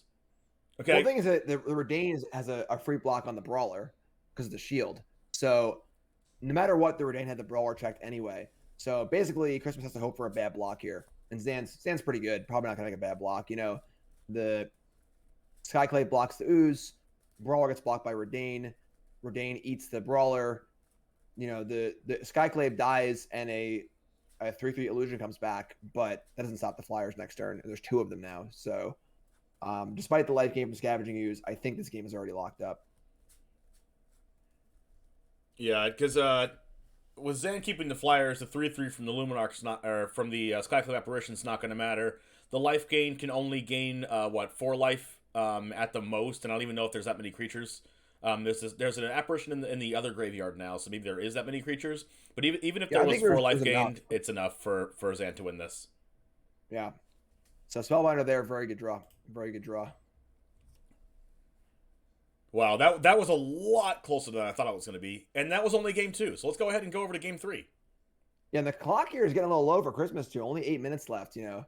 It's funny seeing, you know, you would assume that the 2 fast decks, White Weenie and Gruul Aggro, would just, you know, smash into each other really fast. But these games can get grindy. You know, post-board removal spells come in, kind of these, like, cool answers like the shield that slow the game down. So it's going to be interesting to see how game 3 plays out. Yeah, that was a crazy game. Like, it was suspenseful and it was also back and forth, right? We saw the mulligan, we saw the top deck green source for Llanowar Elves on turn 1. Then we saw Llanowar Elves immediately dealt with, right? And then we saw, you know, Christmas isn't really is kind of in a winning position with the Klothys. Top deck Skyclave Apparition dealing with it. Unlosable position for Zansyad. Top deck Scavenging Ooze. Now it's really winnable again for Christmas. And then Zansyad pulls it out with an extra flyer. So that was a really good game. Interesting to see Heroic Intervention here. A card usually boarded against Wrath effects. not much removal in the white deck or wrath effects, so trying to win like a big combat with intervention, I suppose, making some blocks, go for indestructible. But I think that, there needs to be a decision here by Christmas of, are they the beatdown deck? Are they the control deck? That game with Cloythus played out a little more controlling until Cloythus got killed. It's not like Cloythus is unstoppable. There's also only 2 Cloythus here. So I think I would like to see the Gruul deck take the more aggressive role in game 3 on the play, thereby making a card like Heroic Intervention not super exciting, and making cards like Embercleave, perhaps a Cronin War more exciting.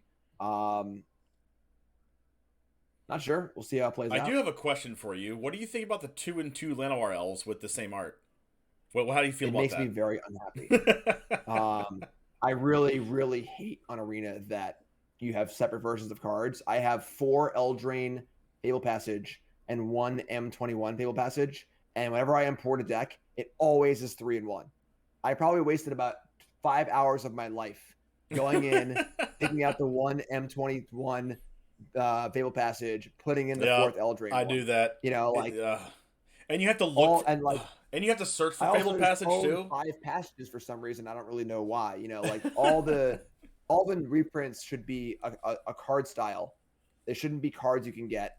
And then when you get one of them, you should have the card style added. So I can choose to have the Llanowar Elves in this set or that set, but it's all card style. It's not separate cards. And I think it should be default. You should choose the default card style that you want instead of it like defaulting yourself. Because I don't like the new Lightning Helix, but like I want the old Lightning Helix. So every time I import a deck or even choose Lightning Helix to start a new deck, right, it just goes to the newest version. I don't like that version, so I spent hours of my life changing Lightning Helixes and Fabled Passages. Same with the lands too. Like I spent money on those super cool old lands, and now it just puts Strixhaven lands in my deck. Yeah, there should be a default land option and a default land art. Right. Anyways, we have all the things that Arena should have that aren't that complicated, but I suppose not really fit for the bottom line. So. Yeah, we have a pretty good hand here for Christmas here. It is a mulligan to 5, but we have a Burning Tree Emissary into a removal spell, so this should be like pretty ideal for a mull to 5. The thing is that it's ideal if Christmas is playing the control role, but again, I think that the more aggressive role would be ideal here. So while Christmas, all right, well, there's Cloythus, so never mind, we're all good. So control role sounds good to me. So Burning Tree here into Stomp is pretty awesome. Follow up with Cloythus, all looking pretty good. And of course, the Stomp cannot get fizzled by the Selfless Savior here because Savior has to target another creature, so it can't target itself and be sacrificed. Gonna be an uphill battle though, because on 5 cards here, if Zan has a reasonable curve and an answer for the Cloythus, I think this game's gonna end pretty quickly. Especially if Christmas can't draw that 3rd land. Oh well, we have a free card here, really so very good draw. Yeah, if there's a draw here, it's not a 3rd land. Emissary is it. It adds a card to the board and kills the Luminarch. So of course the problem is by playing all these emissaries and deploying your hand really fast on a mulligan to 5. There's just no cards left, So, yeah, and like all Zan has to do is just like play a land and like play Raydane as a creature, and then all of a sudden like Christmas is waiting forever to do anything. Ooh, yeah, that hurts too. Yikes! I mean, at least if we draw a land, we still have that Bone Crusher Giant to play. Oh, here we go. I mean, if it can go, if something can go right, it can go right? For sure. And then the thing is that Spellbinder doesn't block very well here, and then Zan might just take the trade because he's already up on cards, but besides take the damage, here comes Bone Crusher. If we can see an Embercleave off the top or some sort of like, another thing to push through, we might still see that aggro draw we were talking about kind of taking the game. Let's see if Zan has this land drop here. Elite Spellbinder back on defense. I like Elite Spellbinder against Gruul because it does block Voltaic Brawler, it blocks Bone Crusher Giant, it blocks if they choose to make a Gruul Spellbreaker a 3/3, also a good blocker against that. We see the Deck and Stone here come down to exiling both creatures there. It's interesting because that's a 3 for 2 in Christmas's favor if Christmas has time to activate these clues, and the Burning Tree Emissaries are not exactly the most threatening card. As far as actually being on the battlefield, it's probably the worst creature in the entire deck aside from Llanowar Elves. So get some new cards here. That's some extra mana. Bone Crusher slow coming in. If a Stomp is drawn here off this clue to kill this Aspirant, I can see this game swinging pretty hard, but unfortunately, it's just a land. So we'll see Bone Crusher come in here. Zan goes to 10. There's still a clue available, but Spellbinder's getting bigger and bigger, faster and faster. Yeah, this is an interesting role to play as well, because we know that Faceless Haven can come in as well. Luminar can potentially give the counter to Faceless Haven. That's a lot of damage coming in the backswing. And Zan being at 10 and Christmas being at 16, Christmas can easily be at like 7 life next turn, or 6. For sure.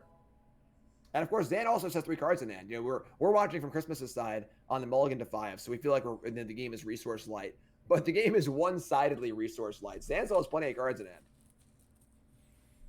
This is an attack in for 10, like I was saying, and the counter is given to the Spellbinder, flying really good in this matchup. Going down to 8 for the second deck in stone, this might just be the end here for Christmas. Yeah, unfortunately, that Spellbinder is guaranteed lethal next turn. Ooh. The Bone Crusher 1 turn too late. If it had been drawn last turn and killed that Aspirant, I think that there would have been a very real path for Christmas to get back in this game. Right. But now the Spellbinder has 3 toughness. Well, we don't necessarily die. What? We don't necessarily die. We can go to 1 and block the Faceless Haven, but at the end of the day, the Spellbinder's still there, right? So it's going to be like 2-turn clock. So Stomp on Aspirant, Hardcast Bone Crusher. That deals with everything but the Spellbinder, and the Spellbinder puts Christmas to 1. And then it really has to be, you know, one of the other Fry is really the only answer to this Spellbinder, which is tough. So interesting choice here. Christmas chooses to play Paradise Druid instead of playing Bone Crusher Giant. Maybe because they're planning on chumping the land anyway? I mean, Bone Crusher would have traded with the land, which seems better, but there are 2 havens as well. Tough spot regardless. Yeah, this is going to be the end here. I mean, can we see a Miracle Scavenging Ooze? That's still not going to work. Yeah, if that clue was a treasure, it still wouldn't work. There's not enough mana to eat everything. So, yeah, it looks like that's going to do it. Unfortunately, the mulligan to 5 was probably too much to overcome. I mean, realistically, you know, on the mulligan to 5, Zan's at 8 and only has 1 creature left. So, like, this game, you know, if it had been a full 7-card hand, would have been a lot closer, obviously. So, a little unfortunate. And the Ember Cleave for good luck on it as a parting gift. Not the card you want to draw at 1 life with no creatures in play. As we saw in sideboard, and that is the only Ember Cleave that Christmas kept in the deck post board. Right on time. I mean, Ember Cleave would have been really good considering that Zan's at 8, but no creatures in play means imminent doom for Christmas here. It is not. It's not Christmas today. Was a key card here. If that Clothis had been able to come down, you know, it would have gained 6 to 8 life by now and done 6 to 8 damage. You know, so the Spellbinder both taking Clothis, being a flyer, you know, and then in concert with the Luminarch Aspirant getting just out of stomp range. So that'll do it. Zan takes it down 2-1 in a pretty tight match. And that is the end of round 2. We had an Angels Mirror match that we were going to, but it ended as soon as that match ended. So both matches at the end of the tournament ended at the same time. So that is it for round 2. We will be back for round 3 in just a couple minutes. Don't go anywhere. See you soon.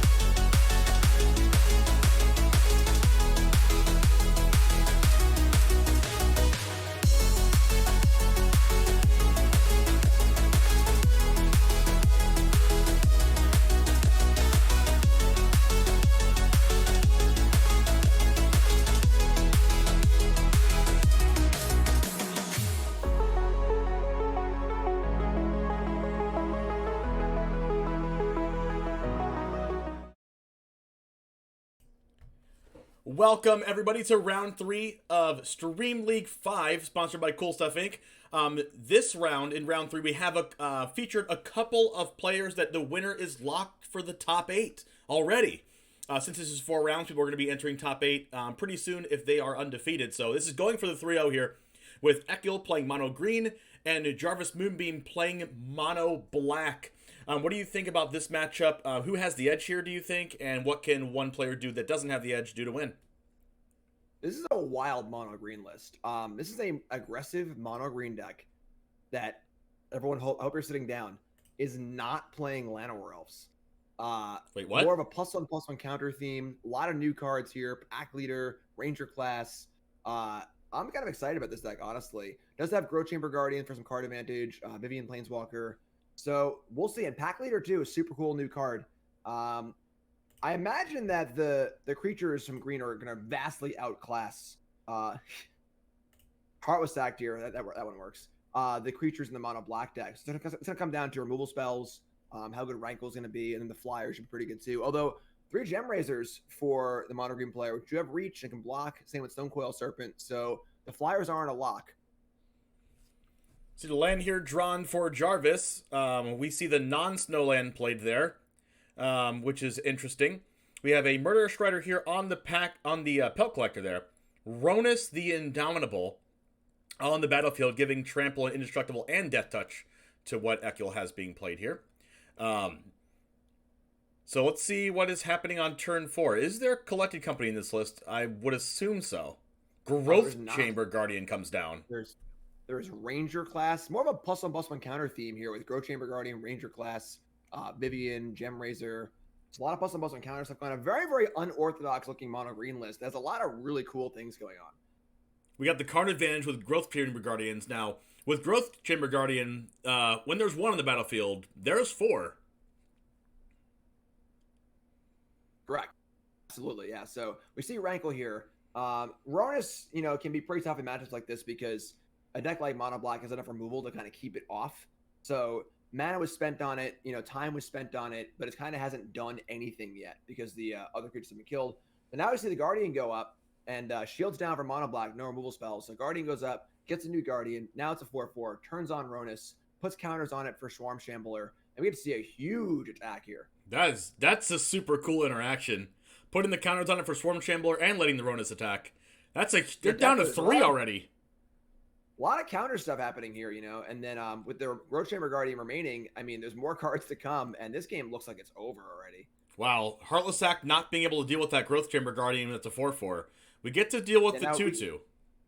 So now we can see a Skyclave Shade here, and then a Rankle attack, and then a Sacrifice, but then our mono green player can just sack the Ronus and use the Growth Chamber Guardian to get in, and there's no recourse for this 4/4 Guardian to finish the game. So I think this should do it. Yep, this is just Growth Chamber Guardian getting in there. Wow, that was the fastest game 1 I've ever seen. Yeah, so really, really cool deck here. And also to note, this deck has 4 Blizzard Brawls in it too. So it actually has removal spells as well. So really cool looking list here from our mono green player. Rumty comes out of the ashes here. Like Rumty was had a little bit of trouble entering this tournament, but we have Rumty 2.0 here in Ekil. Let's see. You see Doomblades here. Yep. You see Fatal Pushes. Doomblade really good. Rotting Regisaur probably really good as a blocker. I don't know if you would want it. On the play it seems a little bit better because you can empty your hand out faster. Yeah, I'm not sure. I've honestly, having played against mono black a decent amount, Rotting Regisaur is certainly solid. I played against him more with the creativity deck where like emptying their hand is good for me because I can now play out my things the way I want to. It's gonna be interesting. There is a lot of sizing up in this mono green deck. In ways where +1/+1 counters, Gem Razor can mutate onto a creature that already has counters on to be super big. So it's not like the green deck is going to be completely outsized by Regisaur. It's not like it's Gruul, whereas Gruul kind of caps out at like 4/4 or 5/5, so Regisaur is always bigger. This green deck can go pretty big with Vivian as well. So interesting choice to see. Very interesting to see the spawn of Mayhems leave, where flyers seem to be pretty important. Kind of mixing up the threats here. A couple Regisaurs, a couple spawns, a couple Rankles. I don't want to have too much of one thing. I'd be. Definitely I mean, not a lot I in think mono green sideboard. like the Rotting Regisaur seems good to me, because like it forces them to have the counters and forces them to have the size ups, because a lot of things like Gutter Bones and Dread Wanderer just aren't gonna get there against mono green, right? For sure, they are a little small. There are many Watch Wolves in this deck. 4-pack leader and 3 Barclay Trolls are all 3/3s for 2. So things get sized out pretty quickly. Especially with the 2-mana, like we have Ranger class, we have the 2-mana 3/3, like especially the new Watch Wolf, right? That's what it's called, Watch Wolf. Yeah, Watch Wolf is the original 3/3 for 3. Yes, back in the day. The new werewolf creature, the 2-mana 3/3, is very good against the Dread Wanderers and Gutter Bones. For sure, yes. And that card is excellent. Having played it in Standard, that was my pick for best in show, my set review for green. Card's really good.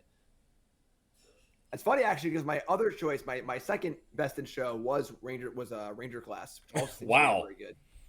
I mean, if your first best in show was a 3/3 for 2, and then your second best in show is also a green card, or do you do best in shows for all colors? For each color, correct. So okay. That's my green best in show. Yes. I mean, the green best in shows are pretty good. Yeah, both cards are quite good, giving you an aggressive creature with a lot of value. I see a discarded Swamp on this side, discarded Werewolf on the other side. The second ability of Ranger class, that gives 1/1 counters. Correct. I believe it costs 2 to activate, and it will allow whenever you attack, you put a +1/+1 counter on a creature, which is also really cool because all the counter things going on here. This deck is really cool. And it's not on attacking creature; it's on any creature.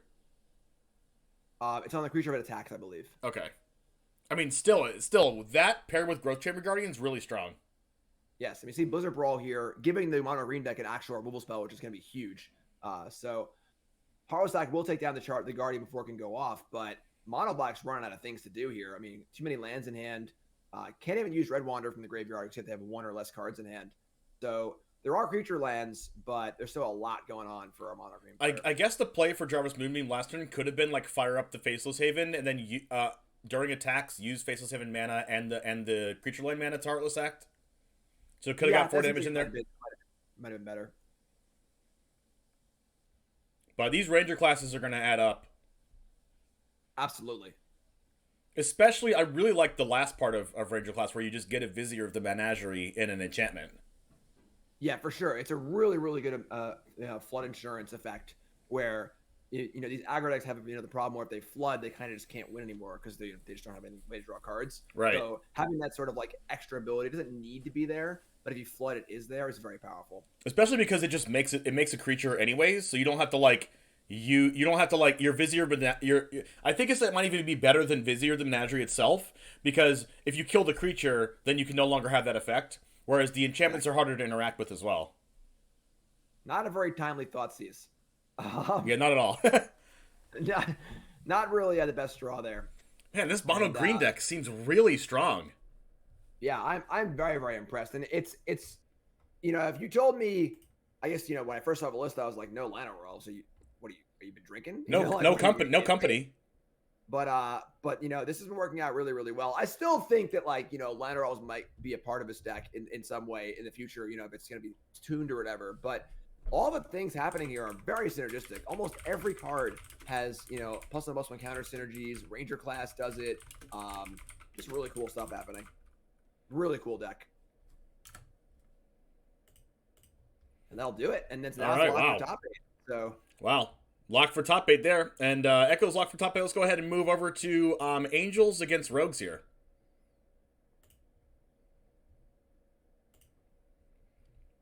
So we have this green-white Angels list. Second Righteous Valkyrie coming down.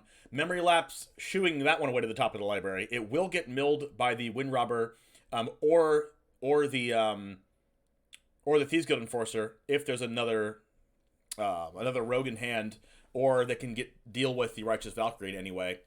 Nothing on end step for Berserksy. We only see a Fabled Passage. How do you analyze this game from here? This is still game 1. Yeah, I mean, no end step play here, and then if there's no play in the main phase, I mean, the second Valkyrie is very good, and it means that our Rogues player's hand is very weak, and It's funny, you know, however good Memory Lapse is just in general, it's literally just counterspell in this Rogues deck, you know, because they mill the top cards so often. So I don't know, this Rogues deck looks really good here. And then we're coming in here. Merfolk Windrobber walking right into Righteous Valkyrie. No fear, Shakespeare. Just gonna sack and draw a card. Yeah, so this feels pretty desperate for our Rogues player. Especially because, like, they're gonna have to play the mill plan because they're probably never gonna be able to out tempo the life gain of the Angels. Right. Okay. So I guess we didn't see the Lurrus in hand. I saw it not as a companion. I figured it died already. Oh, it probably got brainstormed. Good, obviously. It probably got brainstormed. Yeah. Draw a card, get the card back, mill the top card anyway. We see the Cleric class get leveled up. Oh, last card was another Rogue too. Wow. Oh, wow. Yeah. Those two cards that were in hand were basically the perfect two cards. I guess the Thought Thief was probably drawn off the Windrobber draw in combat, but yeah, this board shifted real fast. We see them all coming in here. Might see a block on the Windrobber again to force the draw, but if that happens, the Windrobber comes back and mills 2 more cards anyway. So like, you might as well just let it get in. Yeah, I think that blocking it makes sense. No block surprises me a little bit because why not just block and save 2 life? But yeah, definitely gonna get sacked anyway and then replay it anyway. And maybe a good company off the top, but there needs to be some major things happening on this Angel side to turn this game around because it's looking real bad. And we see a new card here played. This class, I believe that's Cleric class there. It says that cards that your opponents cast on your own turn cost 1 more, which is like a Thalia that's harder to deal with, which I think I like a lot. I think it's actually Paladin class. The Cleric class doubles life gain or adds an extra life to life gain. Oh, this is Cleric. Okay. Which can be super relevant here because the 4 life gained. Actually, I'm sorry. It's going to gain. Valkyrie's going to gain 3 life here, so we're still a little bit short of enough life to make a 4/4. So we'll see 4 life gained off Angel, 3 for the power, and then 1 for the extra trigger off of the class. 1 short of making the token, which would have actually swung this game around a lot. I think if a 4/4 token was made here, that might have put enough stuff in play to actually to do to defense up here. Does get a counter off the second ability of the Paladin class, but no Angel token. Decent defensive position, but the Rogues player with Lurrus in play, Windrobber have access to. Now there's a castle also. Just cascading advantages here. You know, so many cards drawn every turn, already ahead on board. Still gonna be a tough comeback for our Angels player. Although the third ability in the class is a 5-mana reanimate. So pull an Angel back from the graveyard, even if a land is drawn next turn, you know, we're still in the ballpark of possibly coming back, but it's gonna be difficult.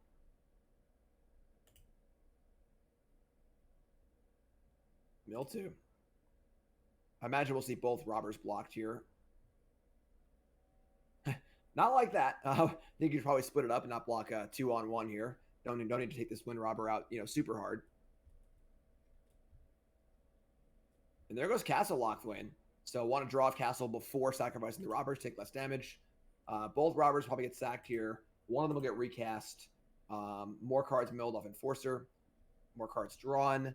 We see a Drown the Lock drawn here, or any sort of like counterspell, removal spell to lock this game up could be a kind of a lockup piece. But again, the Paladin class is an activated ability. You can't counter it.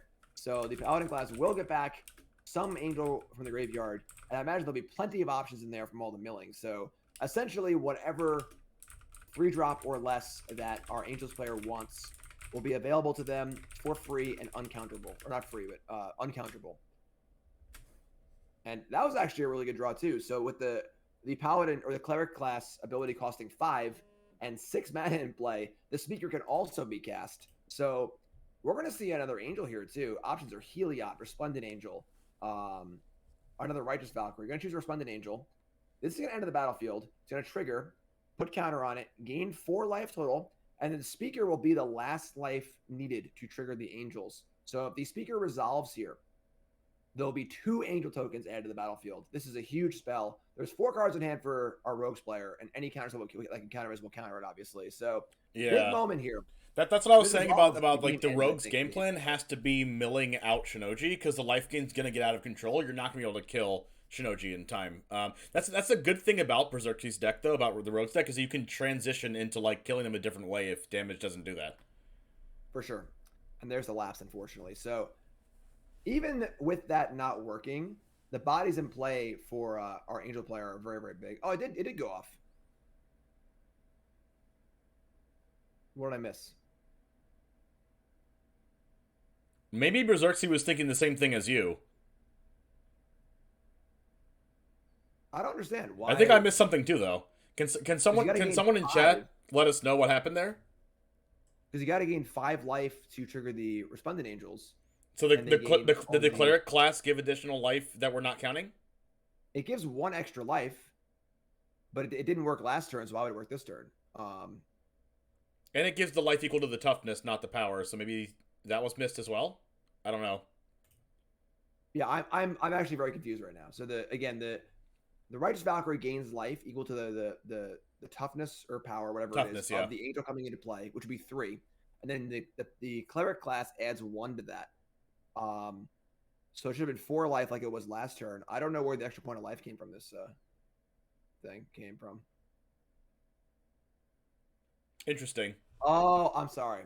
Okay, so the reanimation effect has an additional ability of gaining life on top of that. So the reanimation effect gained the life, and then the Valkyrie also gained the life. So it was 3, and then 3, and then 1, and then 1 for 8 total life gain. That's enough for the Angels, and then we're off to the races. My apologies. New card. A lot of words in that class card. But back to the game, as you were saying, correct. I think that the mill plan is now the current plan of action for our Rogues player to win this game. Not exactly sure what the library is. It's looking pretty thin though. And with these Wind Robbers cycling through and through, we get mills every turn. Any rogue can attack, also trigger Soaring Thought Thief. So definitely can mill at least 4 cards a turn, if not more.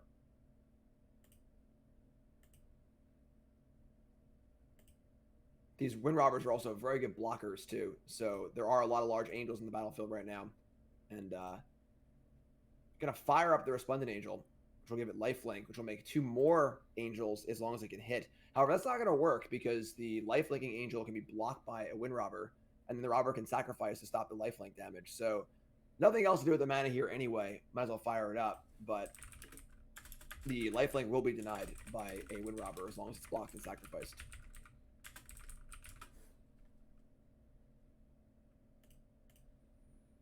So we see Wind Robber on the lifelink 6/6, the other robber on the other largest attacker. There is 7 damage coming through here. Now I think a bit of a misstep from our Angels player. If they had just waited on their Resplendent Angel triggers, then both robbers need to block both angels. Otherwise, the life gain will threaten more angels. So able to block the 5/5 instead of a 4/4. Point damage may or may not matter, but 2 sacrifices, 7 damage coming through.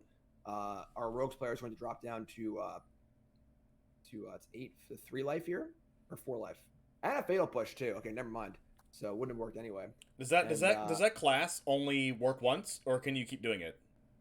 I believe it's only once. You can just level up to the next level, and then to the next level, and then the last level. And once you're at the last level, if it's a triggered effect, it happens once, and that's it.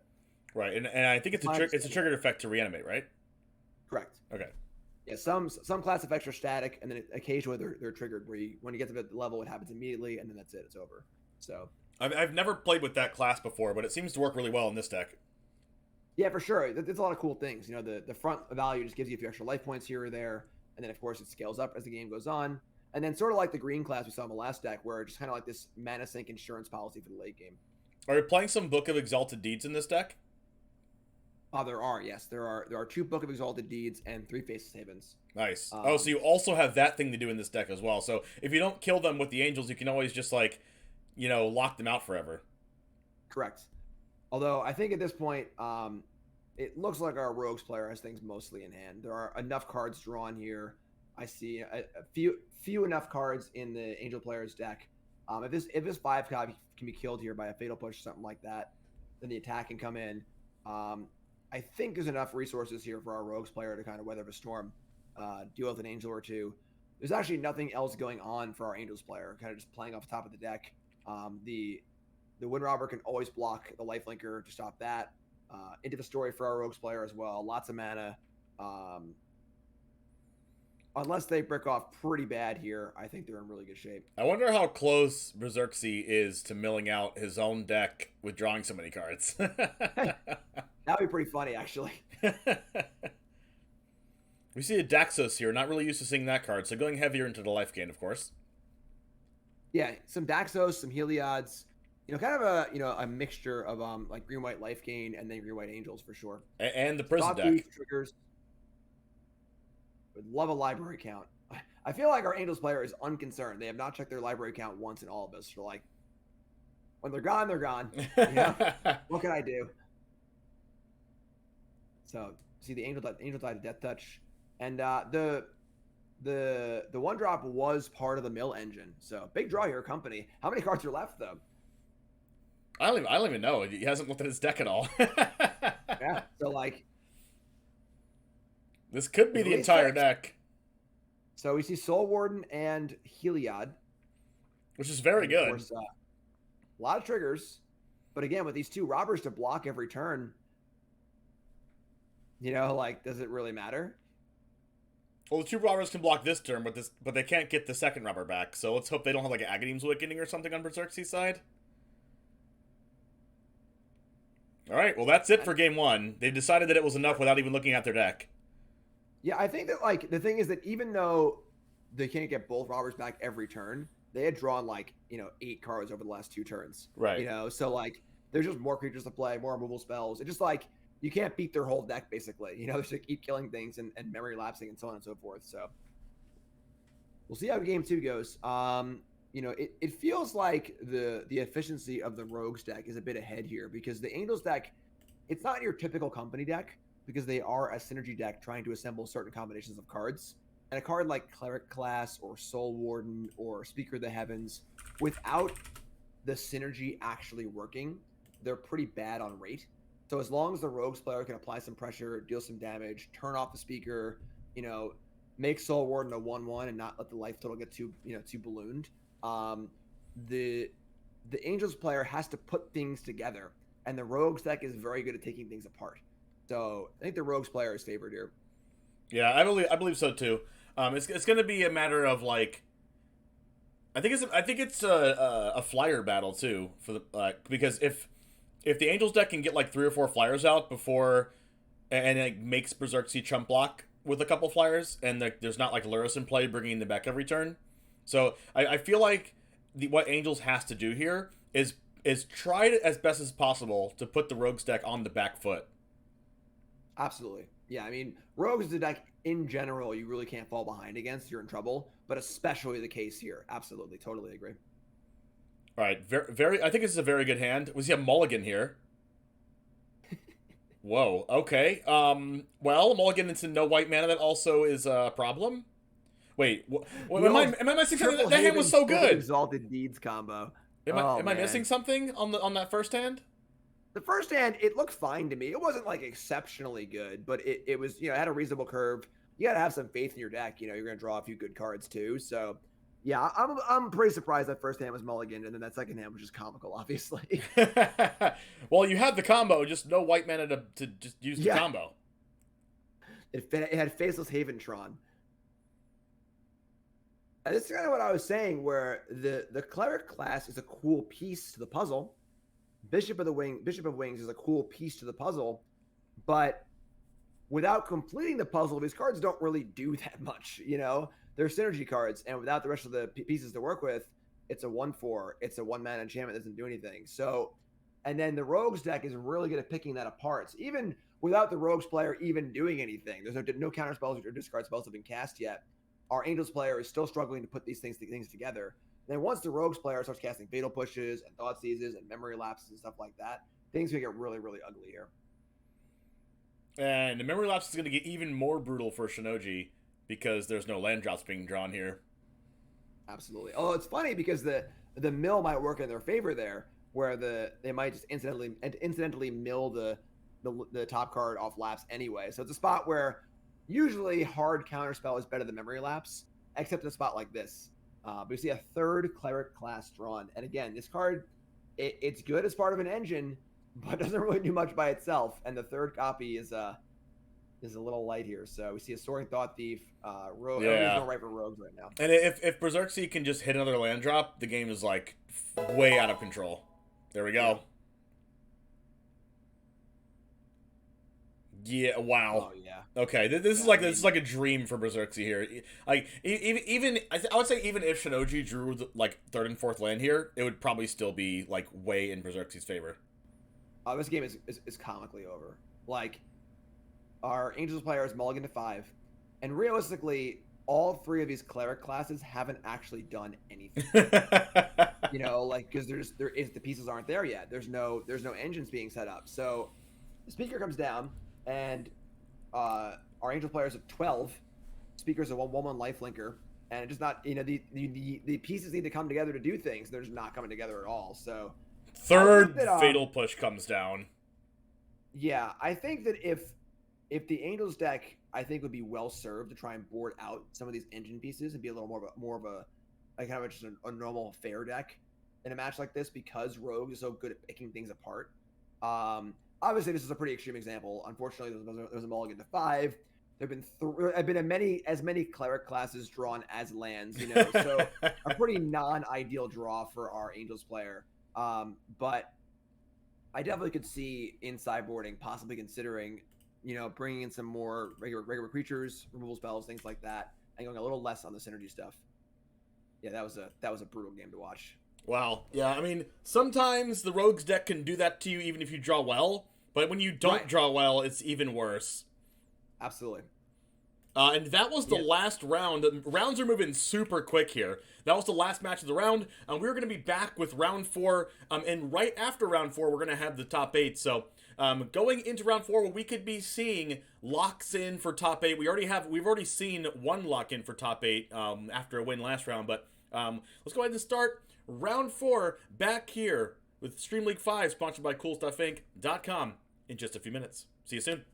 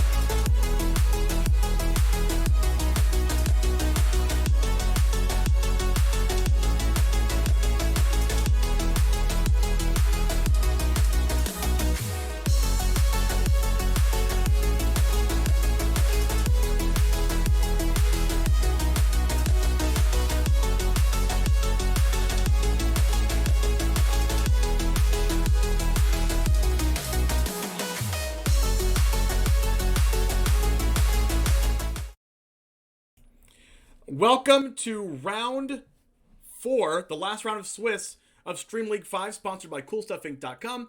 We're going to go ahead and get into a match with Voiden playing Mardu Humans and Dragozy playing Sultai Ultimatum. What are your first impressions of this matchup, Jim? It's going to be interesting because, like we said before with the Mardu Humans deck, like, very, very well-tailored to beat spell-based decks. 4 Freebooter, 3 Thalia, 4 Spellbinder, no removal, but there are very few creatures actually in the Ultimatum deck. So I think it should be a pretty good matchup for the human deck. Yeah, we can see like really fast draws from the Ultimatum deck, but instead of there might be Growth Spiral in this deck. Let me know if there is or not. I don't think there is, but there is an Omen of the Sea, which doesn't actually ramp, so it could give Voiden the time to be able to put some creatures and power in play to win before the Ultimatums go crazy. Yeah, there are 4 Explore and 4 Growth Spiral, but of course 80 card deck, don't always draw them. And this opening end looks pretty slow from our Ultimatum player. You know, Liliana, Dreadhorde General, not a card you want to draw that often. Interestingly, keeps Memory Lapse on top. Has a third land, but it's a painful land. The land that can be taken by Freebooter, which is pretty sweet. I love me a good Stone Rain in any form. And then Golos here, and an interesting 2 of in the main deck, and solid blocker, solid ramper here, but taking him at land is going to be pretty brutal. No kill spells in hand. No black sources either. Wow. This is a yucky hand from our Sultai player's side.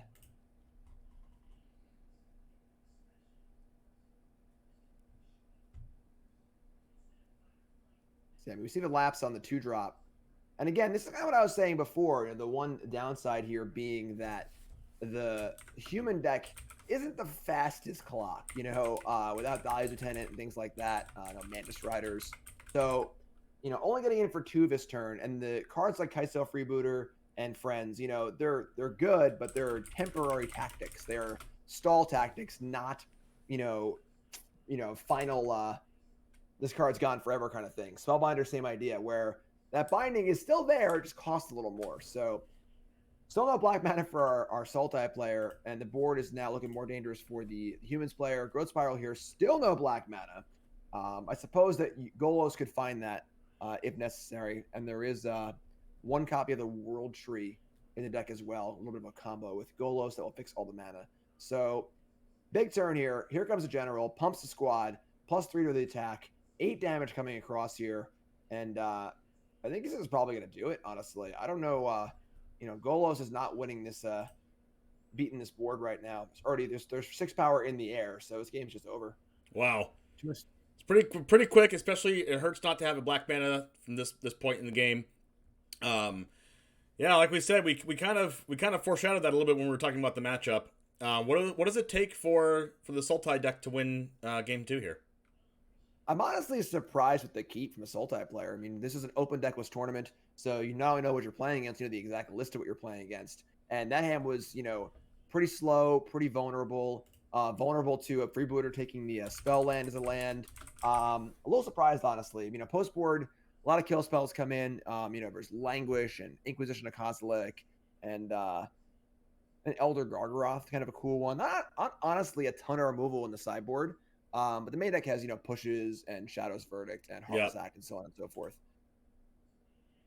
And then on our human side, not too much to bring in. Campbell probably make an appearance as well. Possible of Purifying Light, kind of a cool card. Just a 2/1 pro black. Not a lot of ways to kill that card out of the Sultai deck. And 2 Redains. Not a human, but very good against expensive spells. And we see a hand with the opposite problem for game 2 here of 6 lands and a Fatal Push. Gonna keep it. It has perfect mana. It has Fatal Push. Of course, Yorian's an extra card as well. A mulligan on Void's side. So, bit of a risky keep here. We'll see how it turns out. One option with this hand that our Sultai player did have was to hold the Triome and play a different land, and then potentially cycle it later. But draws the Explorer, looks pretty good. 2 spells in a row, looking pretty good. Now has Fatal Push up as well. So definitely a decent start for our Sultai player. And there's Thalia. Of course, a little awkward with a Fatal Push because you can't push the Thalia with only 1 mana up. But can kill the 1-drop. Thalia's here. So both players kind of light on resources. 4 lands for our Yorion player, 1 creature and 4 cards in hand for our humans player, and we'll see.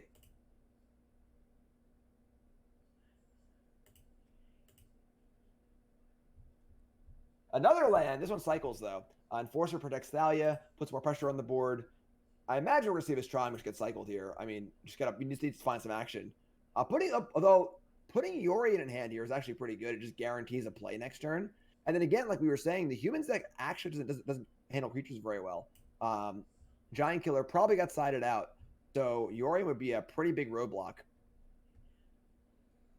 We see Bodyguard now. Unfortunately, for our humans player, Bodyguard and Enforcer not very good against Languish, the sweeper of choice from our Sultai player, or Shadow's Verdict, which will both exile or -X/-X. Therefore, the Indestructible Claw is not very relevant, but takes Liliana as the only spell. And now land drawn, but nothing really to do here. So put Yorion in hand, play a tap land, taking a whole bunch of damage here. I think I would have liked to see Yorion to hand last turn. I think the body, unless there's a Giant Killer floating in hand, just stonewalls the entire board and would buy a lot of time to actually draw spells and then get out of this sort of Thalia soft lock. Right. So it's got the same mana cost as Euro Titan of Nature's Wrath as a Growth Spiral under Thalia. Similar effect, but not quite Euro. Not quite Euro. Sweet. Ooh, okay. Okay. All right, that was pretty good. Time walk, just draw ultimatum off the top. That works too. That's sort of what I was saying about these sort of delaying tactics here. Thalia, freebooter. If you don't close the game out, eventually they're going to draw lands and play a big spell and draw a big spell. And I believe the ultimatum is good to go here, even under Thalia. We've got blue, black, green. Yeah, looks pretty good to me. So, going to move to the combat step first, which is interesting. I feel like this gives more information to the humans player, but probably won't matter either way. And let's see what turns up here. I mean, you can see, this is what we're going to see a smorgasbord of mass removal spells here. 1 Languish, 1 Epiphany, and 1 Shadow's Verdict. And can give both Wraths, which is kind of redundant, but we'll Wrath the board regardless. Liliana goes back to hand. Yorion's still here, and I don't really see a recovery for our humans player. There isn't really a sort of like recovery mechanic in this humans deck. No real card draw. There are 3 Tajik for haste creatures, but aside from that, pretty hard to recover from this. So even though the ultimate... Uh-oh. Oh, wait. Right. Thalia. Wow. Can't cast them. Right. Totally missed it. Yeah. In my excitement to commentate the ultimatum being drawn, ooh, ultimatum, we did it. But I missed the fact that the Thalia still taxes the ultimatum spells. So that'll do it. That's it. Wow. And Thalia Guardian of Thraben, really good Magic card. An absolute staple in every format. Hasn't really found its footing yet in Historic because again, a lot of the creature decks all play Company. But with the advent of Brainstorm and more cheap spells into the format, Thalia is looking really good. Again, like I said, I've wanted to build sort of like a Thalia, 3 or 4 color humans deck and kind of haven't gotten around to it. And Thalia was obviously very impressive there. All right, we're going to go ahead and try to we're having a little bit of a technical difficulty here, but we're going to go ahead and try to set up watching Ali Eldrazi versus Zansai. Very, very exciting match with a mono black or mono white deck that Zansai is playing versus the Niv Mizzet Reborn list that Ali Eldrazi is playing. So let's go ahead and try to get over there. What do you think about this matchup? Let's go ahead and I'm going to go ahead and move us to the Discord area and try to watch Ali Eldrazi play. So give us 1 second on doing that really quick, and I'll go ahead and go ahead and move over here to Ali Eldrazi here in this feature match. Yeah, we have a sort of an SCG Tour old school.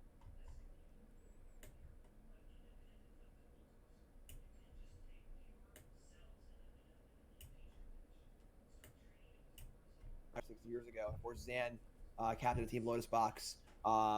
Very popular on tour recently. Obviously, that hasn't been the SG Tour but both very, very accomplished players, both very, very good players, both streamers.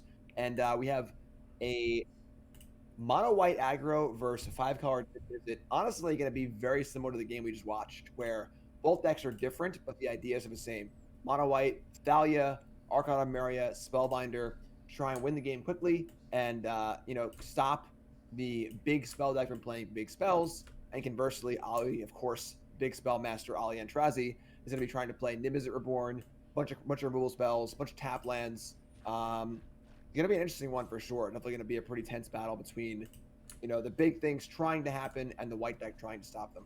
All right, so it looks like I did figure it out here. So we're going to go ahead and see and watch this over Discord. Working on the fly here. How am I going to... I'll just watch the stream, I guess. That's fine, sure. All right, so... We're already in action here. And things are looking real good for Ali because I see 5 lands in play of various colors and nothing in play for Zan. And Ali even has the Lightning Helix here for the creature land. So, Ali is down a game. This is game 2, but... Oh, wow. Fight is 1 to protect the Faceless Haven. And we'll see the Scarab God here, which is pretty big. And there aren't a lot of answers to the Scarab God in Zan's deck. 3 copies of Declaration Stone. Not really a great card in a matchup like this. And... untapping a Scarab God is usually game over. Well, that was pretty quick. All right, yeah. I mean, again, if it's turn 5 and the board is empty and Ali isn't dead exactly to the Faceless Haven attack, that's got to be a win for Ali, So, sideboarding here for game 3. A lot of good cards, Lightning Helix, Vanishing Verse, even Tyrant Scorn, Deputy, Kolaghan's Command, Deafening Clarion. A lot of good tools, but of course, Zan will be on the play this game. Thalia, Guardian of Thraben on the play. Pretty powerful. Archon of Maria, Redain, Elite Spellbinder. A lot of tools here, a lot of tools. I like those fighters ones. And hopefully this looks okay for you guys, everyone sitting at home or on their phones, wherever you're watching this, because I literally put this together last second. Looks great. I did not have this set up before. Of course, I'm here too. So yeah. I did not have this entire thing set up before this started. This is a last minute change that we had to make from what we usually stream from. So hopefully this works out.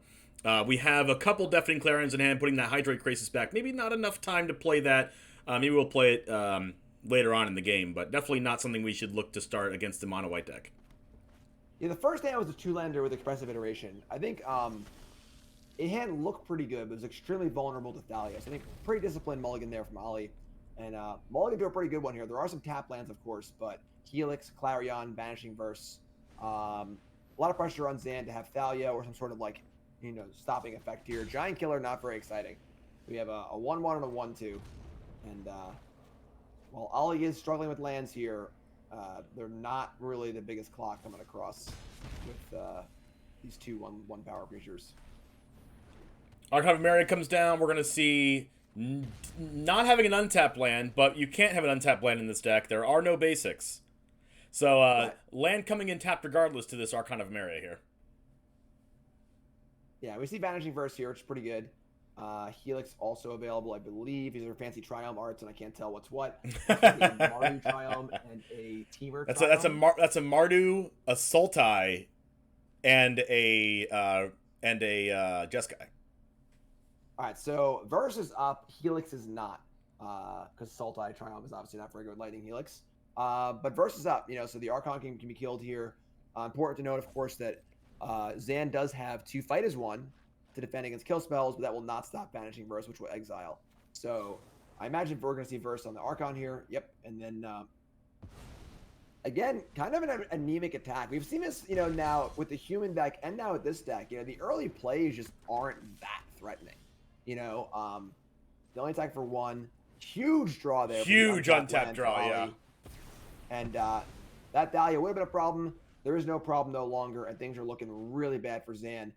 Ollie's hand is stacked. Yep. Double Lightning Helix, Master Removal Spell, found the Crokeyz that went away, so a little bit of a threat and a card draw here, and Ollie's in a phenomenal spot here. Would you have considered not playing the Crokeyz and just holding all removal spells until you can Crokeyz for more? I think that given that Zan only has 3 cards in hand, I think just getting things on the board is very reasonable. I sort of see where you're coming from. I'm also pretty greedy when it comes to stuff like that too. But let's put the Crokeyz in play, keep your Helixes up, put Gigantha in hand. Like, there's so much going on here. We see a Thalia, but I don't think this white... Oh, take it easy, Ali. I don't think this white deck really has the comeback potential against this sort of hand. You know, there really isn't, like we were saying before, you know, there's no way to draw cards. There's no Coco. Yeah, there's no company. There's no like big singular threat. You know, the most impressive threat in the entire deck is, I mean, probably Elite Spellbinder, I guess, from like a damage output perspective. So like, I just don't see a way to come back here. You know, this is the strength. Yeah, this is the strength of the Niv Mizzet deck. Like, when Niv Mizzet survives, like, they just win the game. Yeah, for sure. That's not bad. You know, Adanto Vanguard, there are 3 of those in the deck, and that is a card that's going to fight through here. And of course, the Gigantha. It's funny, people ask me a lot, you know, Gigantha, was it worth a sideboard slot? Why are you playing this card, kind of thing? And like, yeah, it's just a freaking 5/5. You know, like sometimes a 5/5 will do exactly what you need here. And without Gigantha, you know, Adanto Vanguard could do some work against this Deafening Clarion and this Lightning Helix, but I love Gigantha in this deck for more than just it's a 5/5. It casts Niv Mizzet just from tapping it. That's true. All right, so we see a Giant Killer, and that kind of makes sense, honestly, from Zan's side. Zan has had these 2 cards in hand for a while. Like, what else could they be? So we see a Giant Killer. We see Vanguard coming in. Zan's putting up a fight here. Not going down without a fight. You know, Giant Killer is also kind of reasonable as well. And still see Clarion, still see There we Helix. go. There's the Vanishing Verse for the Adanto Vanguard. Now we're just like... Never mind. super far ahead again. I'm going to say still no answer to the Vanguard, but there it is. Iteration as well. It's all going Ollie's way here. Temple Garden goes back. Drowned Catacomb goes in exile. We'll see the maybe another iteration fired off, I guess, to try to like maybe get a Niv Mizzet or something. The Vanishing Verse is definitely taking out this Vanguard probably. I think Ali Eldrazi's going into like end the game mode here, right? Yeah, I think this verse needs to be cast. Honestly, I mean this iteration. Here we go. Like, yes, we had 2 lands and a demon. I guess the demon is never mind. The demon can be cast here for X equals 1. That's really good. The reason why I love this... I actually chose not to do that. Wow. The reason why I like this exile demon... the land that can't be played, and then put the demon in hand, which is inefficient, but probably doesn't matter at all. I think they're going for like demon for more than X equals 1. Killing the Vanguard is pretty good. I don't know. And the thing is that like, at this point, Ali is so far ahead, he could probably hit buttons at random and still win the game. Well, you know, the demon can go X equals 5 and bring back the Gigantha with haste and everything else in the graveyard. Sure, that's true. You know, all roads lead to Rome, kind of thing. Like, you know, between the Helix and the Clarion and the Crokeyz and the demon and everything else, you know, again there isn't really major comeback potential from this white deck, as we were saying. So yeah, and gonna make your play. Gonna go for 5. So I love the demon because it can do this, or it can just wipe the board. For sure. So yeah, in for 7, huge blocker in play. I mean, Giant Killer can tap things, but that is only delaying the inevitable. So I think this is good to go. See a deck in stone here. We still have a 5/5 and a 2/2 left. Clarion's gonna wipe out this blocker here, give the Gigant the lifelink potentially. Well, yeah, I really don't like boarding in a card like Deck and Stone in a matchup like this. You know, it's the kind of thing where like, if you have it the exact turn they tap out for Niv Mizzet and have lethal on the board, sure. But aside from that, it's just card disadvantage, and you just can't afford to not have a threat, I don't think. You know, like, it's just a non-threat. At any point of the game devolves a little bit into this, where you're not winning the game quickly, like, it's just card disadvantage. I'm just not really about it. I think Giant Killer is decent enough as a creature, and also an answer to the creatures that, like, I'm cool with that, but don't love the Declaration in Stone in here. I would not be surprised if it had been rotting in hand for a while. Maybe the answer to beating Niv Mizzet is just to be greedy with the Deck and Stone and like try to actually have lethal on board when they tap out, and that's just the way to win. Yeah, but like it could be another threat, you know, it could be something else. I don't know. I mean, that was a pretty big shellacking there. That game was not particularly close. So very impressive showing from Ali there, defeating the the aggro deck on the play with a lot of tools against what Ollie's doing. So very impressive win.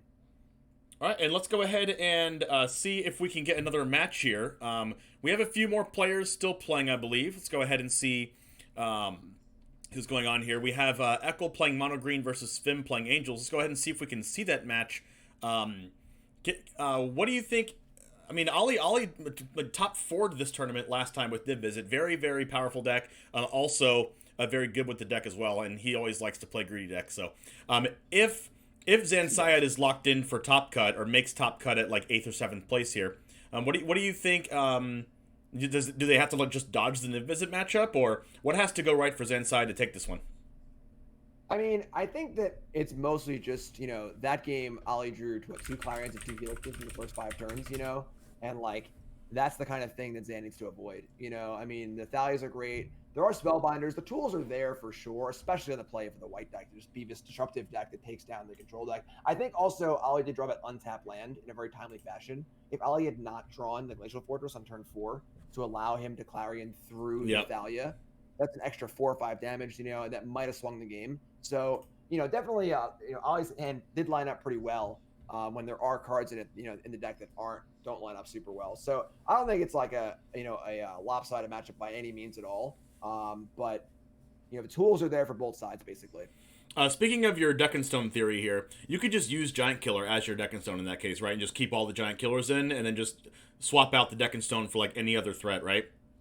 Exactly. So the thing is that Giant Killer, even though it is not a very good threat, it's still a threat. It's still a creature in some way, and it has the the backdoor capacity to take out this Niv Mizzet. So it's not a card there to kill Niv Mizzet, but it can also do that or tap a Niv Mizzet at some point as well. So it's flexible enough where it's a card I'm happy to still have in my deck, where normally you'd board that card out against like Azorius Control or Jeskai Control. But in a spot like this, it's flexible enough where it can kill Niv Mizzet. It's also just a 1-drop if he needs to be.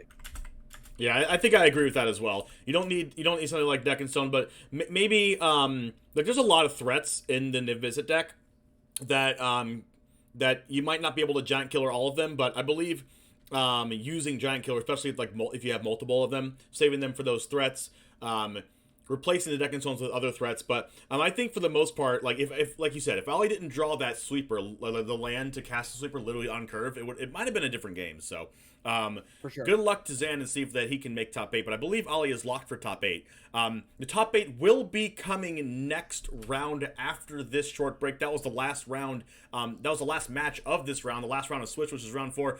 Moving over to the top 8. Congrats everyone that made the top 8. We're gonna go ahead and see which players those are and let you know who they are right after this break. Top 8 coming up right after this. Don't go anywhere.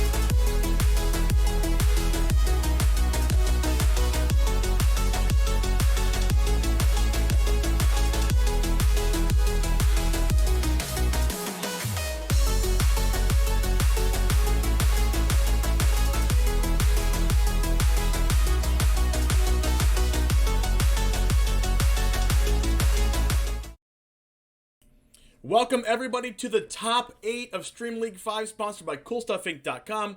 We're gonna go right into a match with Jarvis Moonbeam playing against Fimixen MTG. Jarvis Moonbeam is playing Mono Black Aggro, and Fimixen MTG is playing Green White Angels. Who's favored here? And what do you think about this matchup, Jim? One important thing to note is that if the combo is pulled off of Book of Exalted Deeds and Faceless Haven. There's no Faceless Haven in this deck. I have a different Angels deck. This is different. This is different than the one we saw before. I'm sorry. Right. This is Fim's deck. Right. So forget what I just said. That part's not relevant. It's gonna come down to just basically, can the Angels player get online through the black player's removal? You know, the creatures in the Angels deck are certainly far superior to the creatures in the black deck, but they gotta stick around. You know, so we'll see how that goes. And again, there's some synergy cards here like Soul Warden, which, you know, are a little lower power level. Can they turn on the other Angels cards? And of course, Skyclaim's going to be huge here. Company's going to be huge here. Declaration's pretty big too. So a lot of tools on the Angel side.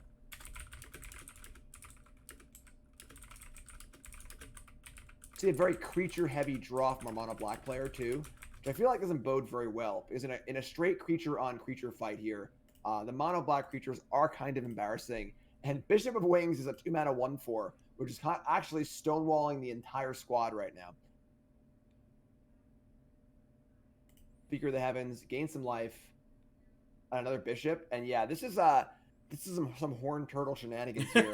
Just a tale as old as time. Horned Turtle versus Savannah Lions. What is Horned Turtle? Horned Turtle. It's a 1/4 for 3. That's it. Just a classic. Classic defensive limited card.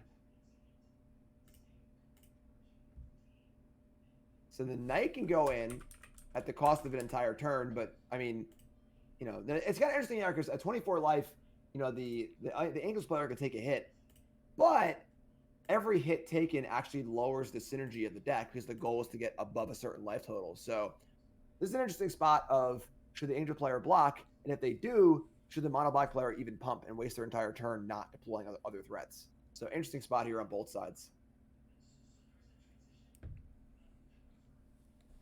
And the rope agrees. Yeah, 1/4 is a crazy huge number for the deck with all full of 2/1s. Absolutely. So only takes one, decides to just Heartless Act the Speaker. Heartless Acting a 1-drop. You know, there are some big creatures in this deck. Resplendent Angel, Righteous Valkyrie, and Friends, and of course Collected Company as well. So this could be a huge hit. And I think this game's just a lot more than over. Yeah, I think this game is 100% over. There's no chance for any sort of a course here. 46 life for our Angels player. An Angel token's coming. Everything's freaking huge. Yeah, this is immediate top right. Scoop. Top right and get out of here. Just hitting that cog on the top right, just straight to concede mode. That was a game where, like we said, the creatures just don't battle very well. If the game's gonna be about my creatures versus your creatures, the Angels deck will win that almost every time. So Doomblade comes in, you know, more removal comes in, and it's gonna be a lot more about, you know, can creatures be killed? Murderous Rider coming out is pretty interesting. You know, cut some Wanderers, cut some Gutter Bones, you know, cut some Skyclave Shades. Shaving Spawn of Mayhem. I think it's a little weird here to be cutting the bigger creatures, the ones that can actually battle pretty well. However, the mono black deck is on the play, so can try and kind of get under them and see how that works. Like I think if it was me, I would just say like all my Dread Wanderers are really bad, all of my Gutter Bones are really bad. I'm taking all of those out and I'm replacing those with my removal spells and being the control deck since I'm playing black cards. And now the issue with that is that the life deck has a lot of things that happen when it gets to a certain life total. So without the early aggression, now that life total goes up very quickly. Speaker of the Heavens turns on faster. Valkyrie turns on faster. So there's a bit of a push and pull there, you know? Yeah, so like if you're the mono black deck, then like how do you want to win this game if you're playing mono black? I'm not sure. You know, I think that some amount of aggression is warranted. It just needs to be a good mix of creatures and removal. Like that spot there. So a Doomblade being used on the Soul Ward, the 1-drop, it could have been an attack and just play Skyclave Shade or play 2 creatures, you know? So there's an element of tempo here. It's a hard line to walk because you need to sort of like get on the board and be kind of aggressive, but also make sure you're dealing with the proper things, you know? Soul Warden is not the most important piece of the puzzle, and there are more removal spells in the chamber, but there only are so many. So we see the mono white deck actually being choosing the control role here. yeah, absolutely. This is kind of interesting. Baffling End, Declaration in Stone. Declaration in Stone is card disadvantage. No third land drawn for a mono black player, but that's just a 2-for-1. I've never been a huge fan of that card unless you are being very aggressive, because if your opponent has time to draw a card off it, you're down a card. Now, very obvious company here, which the Inquisition can't target anyway.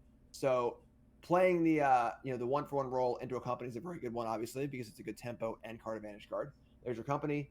2 more lands in hand, though, so this company is real big. Let's pick up that D20 and roll it, because he better roll high here, because if his company's not good, our Angels player is in a world of hurt. And it's very good. Yeah, it's pretty good. Pretty good. It's not really, really good, but at least you get like a 1/3 blocker against their 2/1s, which is also fine. Top deck Skyclave Apparition is going to deal with the other card here. And then we're going to see if Jarvis can draw another land. I mean, Svim's just really far ahead again.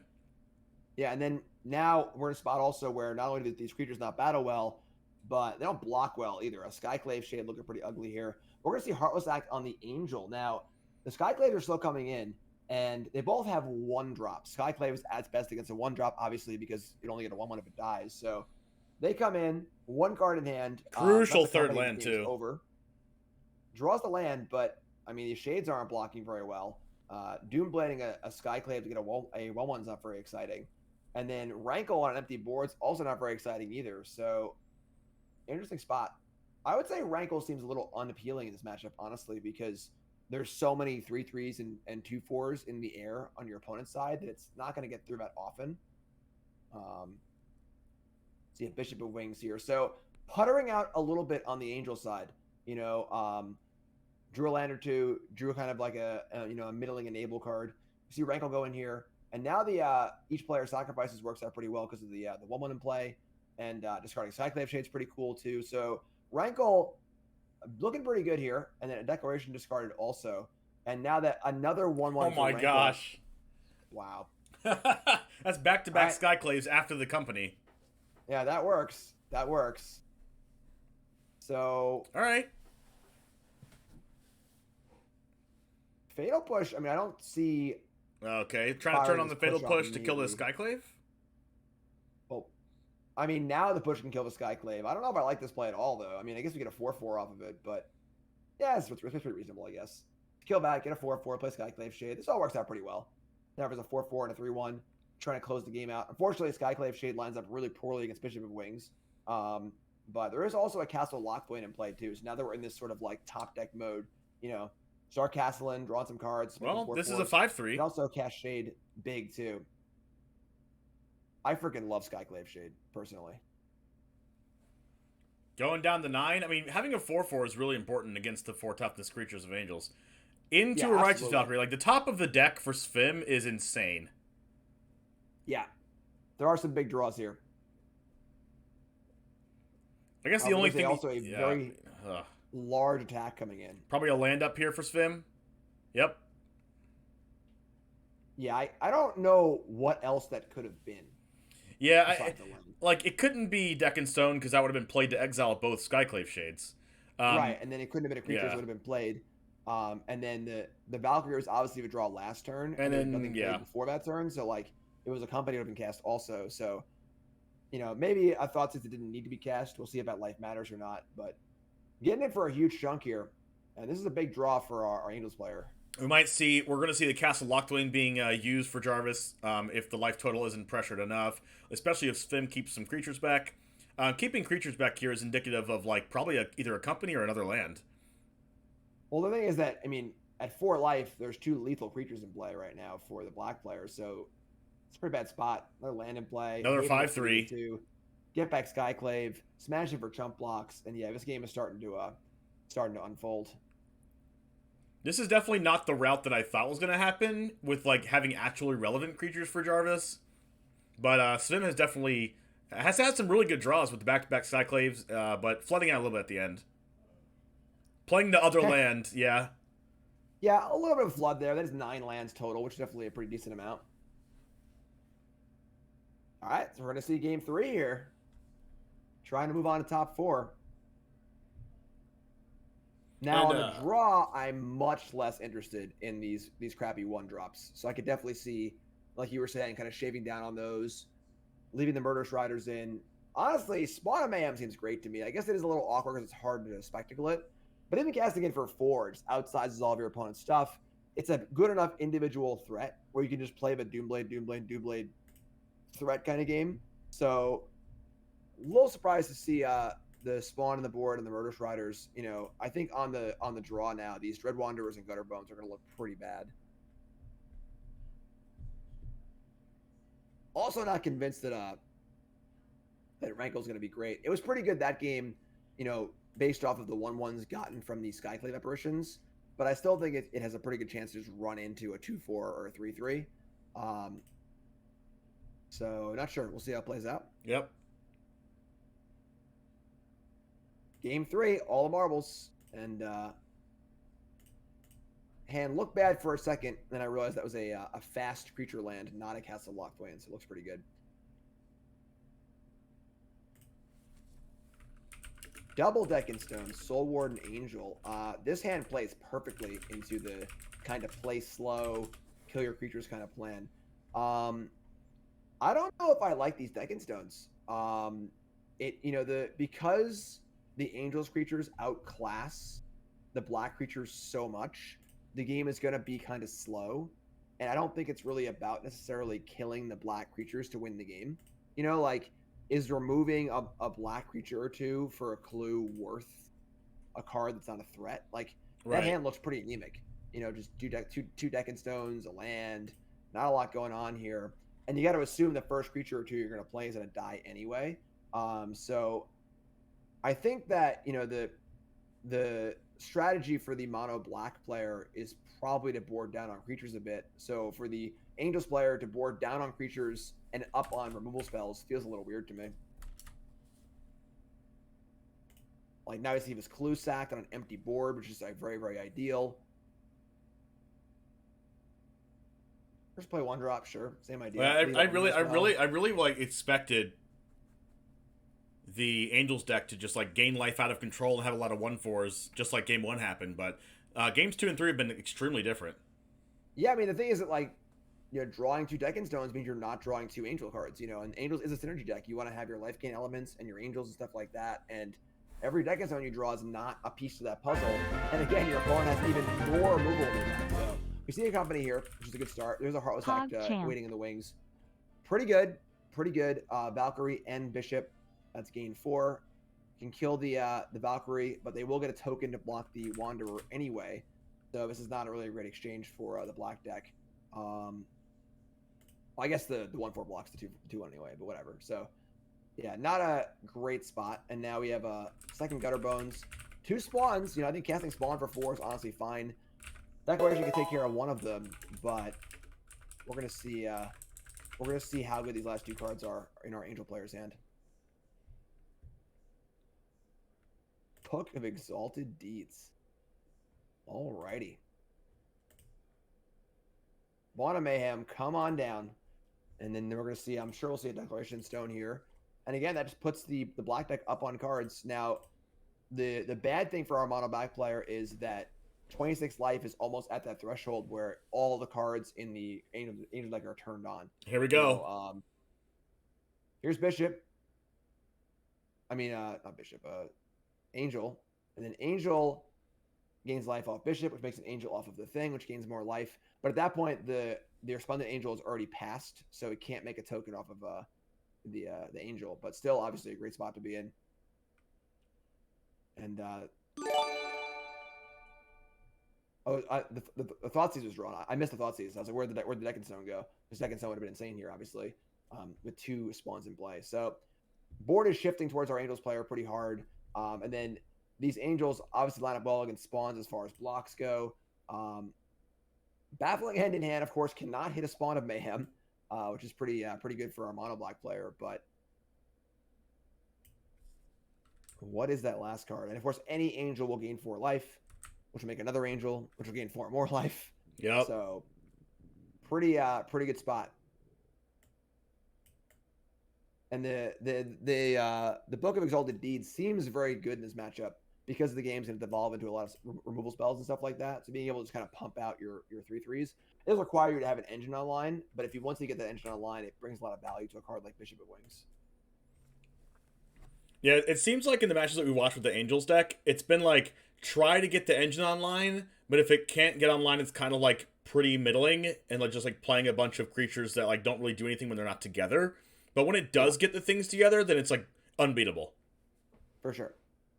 So the card was a land, and not playing the land is a pretty big cost because if another land was drawn, then the Resplendent Angel can trigger, and that gains a bunch of life, triggers the other thing, like it's a pretty good attack. So pretty huge opportunity cost there for not playing the land. Maybe you're repping a company or something like that, but at what cost? Now, if that card drawn was a land, that's not going to feel good at all for our Angels player. Yeah, when you're on 4 lands and you have a land drop, it's kind of scary, and you have Resplendent Angel in play. I could see if you didn't have Resplendent Angel in play, but when you already have it in play, it's like you got to play the land. Totally. Strong agree. And the thing is, like, it's a pretty strong bluff because logically you'd play the land, but I don't know. There's, a big thing about bluffing is like, what are you actually representing and what effect is it going to have on your opponent? You can fool your opponent thinking you have a card, but if it doesn't alter their decision in any meaningful way, you haven't actually accomplished anything besides fooling them a little bit. Right. And it also, what cost is it to you? Because exactly. the huge cost is to not having that 6th land for Resplendent Angel, wishing if you had the untapped land that you had played the land before. Exactly. So ends up drawing the 6th land anyway. So now we see the Angel come in. This can gain 5 life, and the blocks aren't even there. I guess it can trade with the Spawn of Mayhem, which is still good for our Angels player because that kills the Spawn of Mayhem. It's going to die, make a token, make some Angels, gain some life, and that's also going to remove the only real threat on the mono black player's side of the board. Yeah, so pump up, lifelink, big trade, gain 5, trigger Bishop, make a flyer, trigger the book, trigger the other Bishop. Yeah, make game more. It just keeps going. Yep. Once the engine goes, it goes. That's it. Wow. And we see a duress drawn there at the end. Interesting card to sideboard. I actually missed the duress coming in. And that'll do it. Angels takes it down. All right, well, we do have a couple more matches left to go. Let's go ahead and jump into one of them. Let's try to jump into Ali Eldrazi playing the Niv Mizzet Reborn list against... let's see who they're against. They're against Void and playing Mario Humans. I believe, is this a rematch? Or maybe it's not a rematch. Ali did play against Mono White. Yeah. Yeah, we saw Humans play against a control deck and then Mono White playing against Niv Mizzet. But we were saying how the matches are very, very similar. Very similar ideas. Thalia deck versus Big Spell deck. Just slightly different, in the minutia. With Ali's 5-color Niv deck and Voidin's Marty Humans deck, what does specifically Voidin have to do in order to not let Ali get to that huge plays and turn 5 and after? It's very similar. Spellbinder and Thalia are the key factor that's present in both decks. Freebooter is going to help a lot. Kind of being, again, find that deafening clarity and slow things down. And then the ability for Tajik can turn off Lightning Helix. The Enforcer can turn off other removal spells. Bodyguard can come into play a little bit too. And then again, for Giant Killer, same as White Weenie, just having this card that's like a threat that can also kill a dragon sometimes too is going to be pretty big. So I would say that I think the Humans deck is a little more suited for the matchup than the White Weenie deck is. Although Redains are in the sideboard. But still going to be a very, very similar game plan.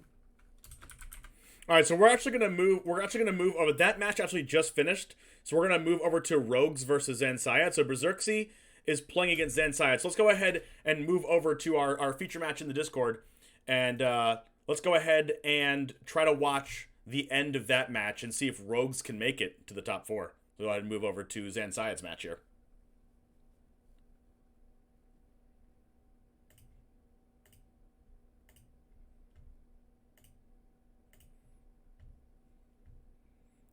So there's 1 second here to figure this one out. Okay, where we are should be good to go here. We're going to check out Zansiad's match. Okay, well, 2 life points. Make it 4. Well, that's 4 against 13. Well, we see a Valkmira artifact here in play. We have a Faceless Haven threatening an attack. We have a Death Touch rogue here as a 4-2. We have a 2-2, looks like an Apparition Spirit, and a Sorting Thought Thief that just got in. Stalia's on this side here with plenty of mana on Berserk's side. Huge Agadeem's Awakening here, bringing back a bunch of cards. Yeah, any awakening that returns Lurrus is going to be totally backbreaking. There's so many cards in our Rogues players' hands and mana available too. Game's looking like a pretty tough sell for Zan. You know, shields are up, but basically nothing else is kind of flying adrift against all of this rogue action. Probably close to decking too, honestly.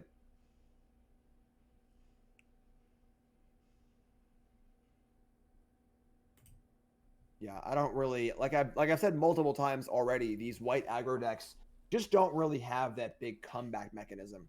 You know, like what needs to happen for Zan to come back and win this game? I struggle to give you an answer to that question.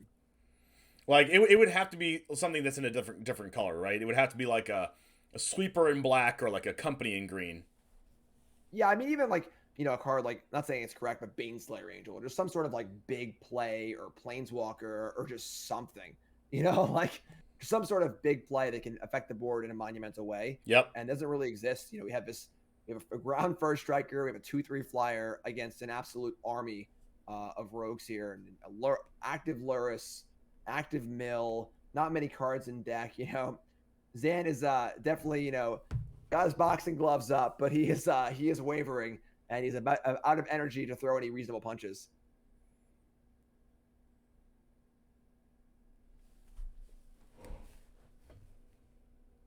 Yeah, a card like Dawn Dusk does exist in the sideboard as sort of like a way to kind of break a game like this, but of course it's a sideboard card. And I can't imagine that card would come in a matchup like this because the creatures are so small on the rogue side. But something to that effect would be a card that would be useful and sort of a way to kind of break the stall or break this, you know, behind position.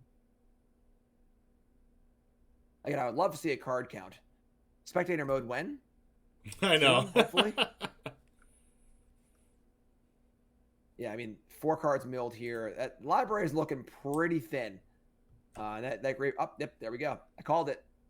Wow. I said it was looking thin. It was actually looking non-existent. That was the last 4 cards.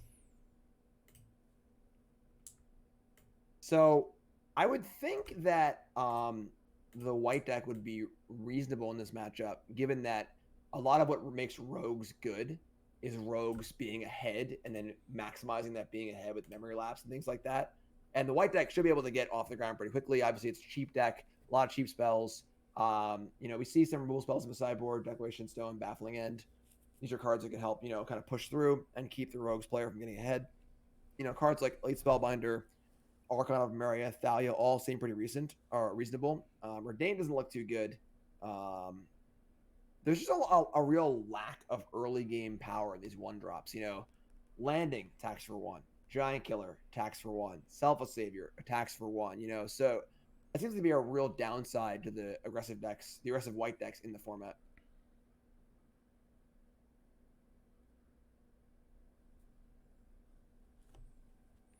We see Adonta Vanguard being looked at here. Skyclad Apparition looked at.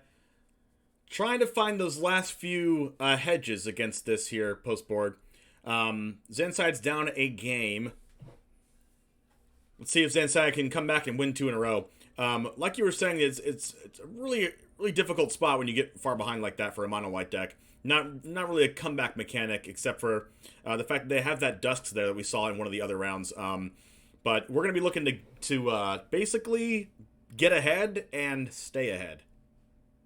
Yeah, the Giant Killers look pretty bad too, honestly. Honestly, I like to see the card Fight as 1.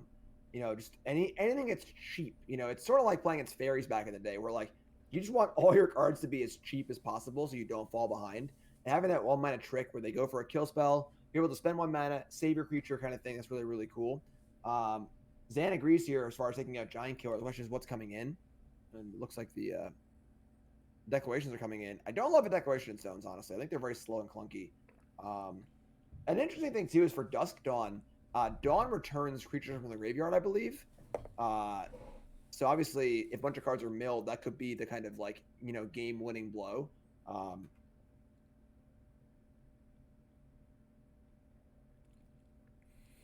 All right, pretty good hand here. We have a Thalia, we have a removal spell, we have a Danta Vanguard, we even have the Loyal Dog here, Archon of Emeria. I feel like this hand is super ideal. We just need that third land.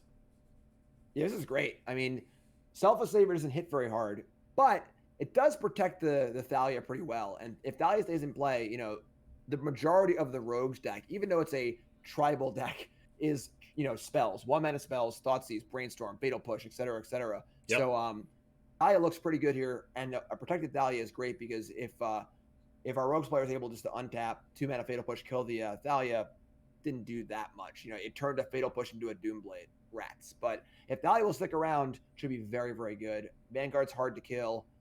Good start here for sure. Now, where we can get in trouble here if we're Zan is if we just never draw that third land. Yeah, I mean, the thing is that if you're not drawing a third land, you're drawing spells. And there are a lot of cheap spells in the deck too. So if it's like 3-drop, 3-drop, 3-drop, sure. But I think a start is good enough. Oh, never mind. Thoughtseize, just kidding. Oh, you thought your hand was good? Did you? Oh, okay. How's it look now? Well, there we go. So takes the Vanguard, not the Thalia. So that says a lot about our Rogues player's hand. There are probably multiple removal spells available that can't kill Vanguard. So, can take the time, kill the dog, kill the Thalia, and kind of just play that sort of game. Although a Passage Hero means that there's going to be no relevant play from our Rogues player, except for a possible rogue blocker in Thieves Guild Enforcer, yeah. I imagine has to be, yeah, there you go. Now, I'm not sure why this is being cast in response to the Archon, because the Archon has no effect on creatures, right? It's not Thalia Heretic Thar. But that works. Now it's there. And see, now Zan can't make the mistake of attacking with the Savior. Zan's pretty good. I don't think he would have made that mistake, but at least would have been, would have been the option. So here comes Thalia. Again, Savior protecting Thalia is huge here. Archon can also screw up your opponent's lands if they have non-basics, so that can also tax. There you go. Which it wouldn't have mattered anyway, but so with Thalia taxing and Archon taxing here, a little death and taxes action. And things are looking pretty good from Zan's side of the board.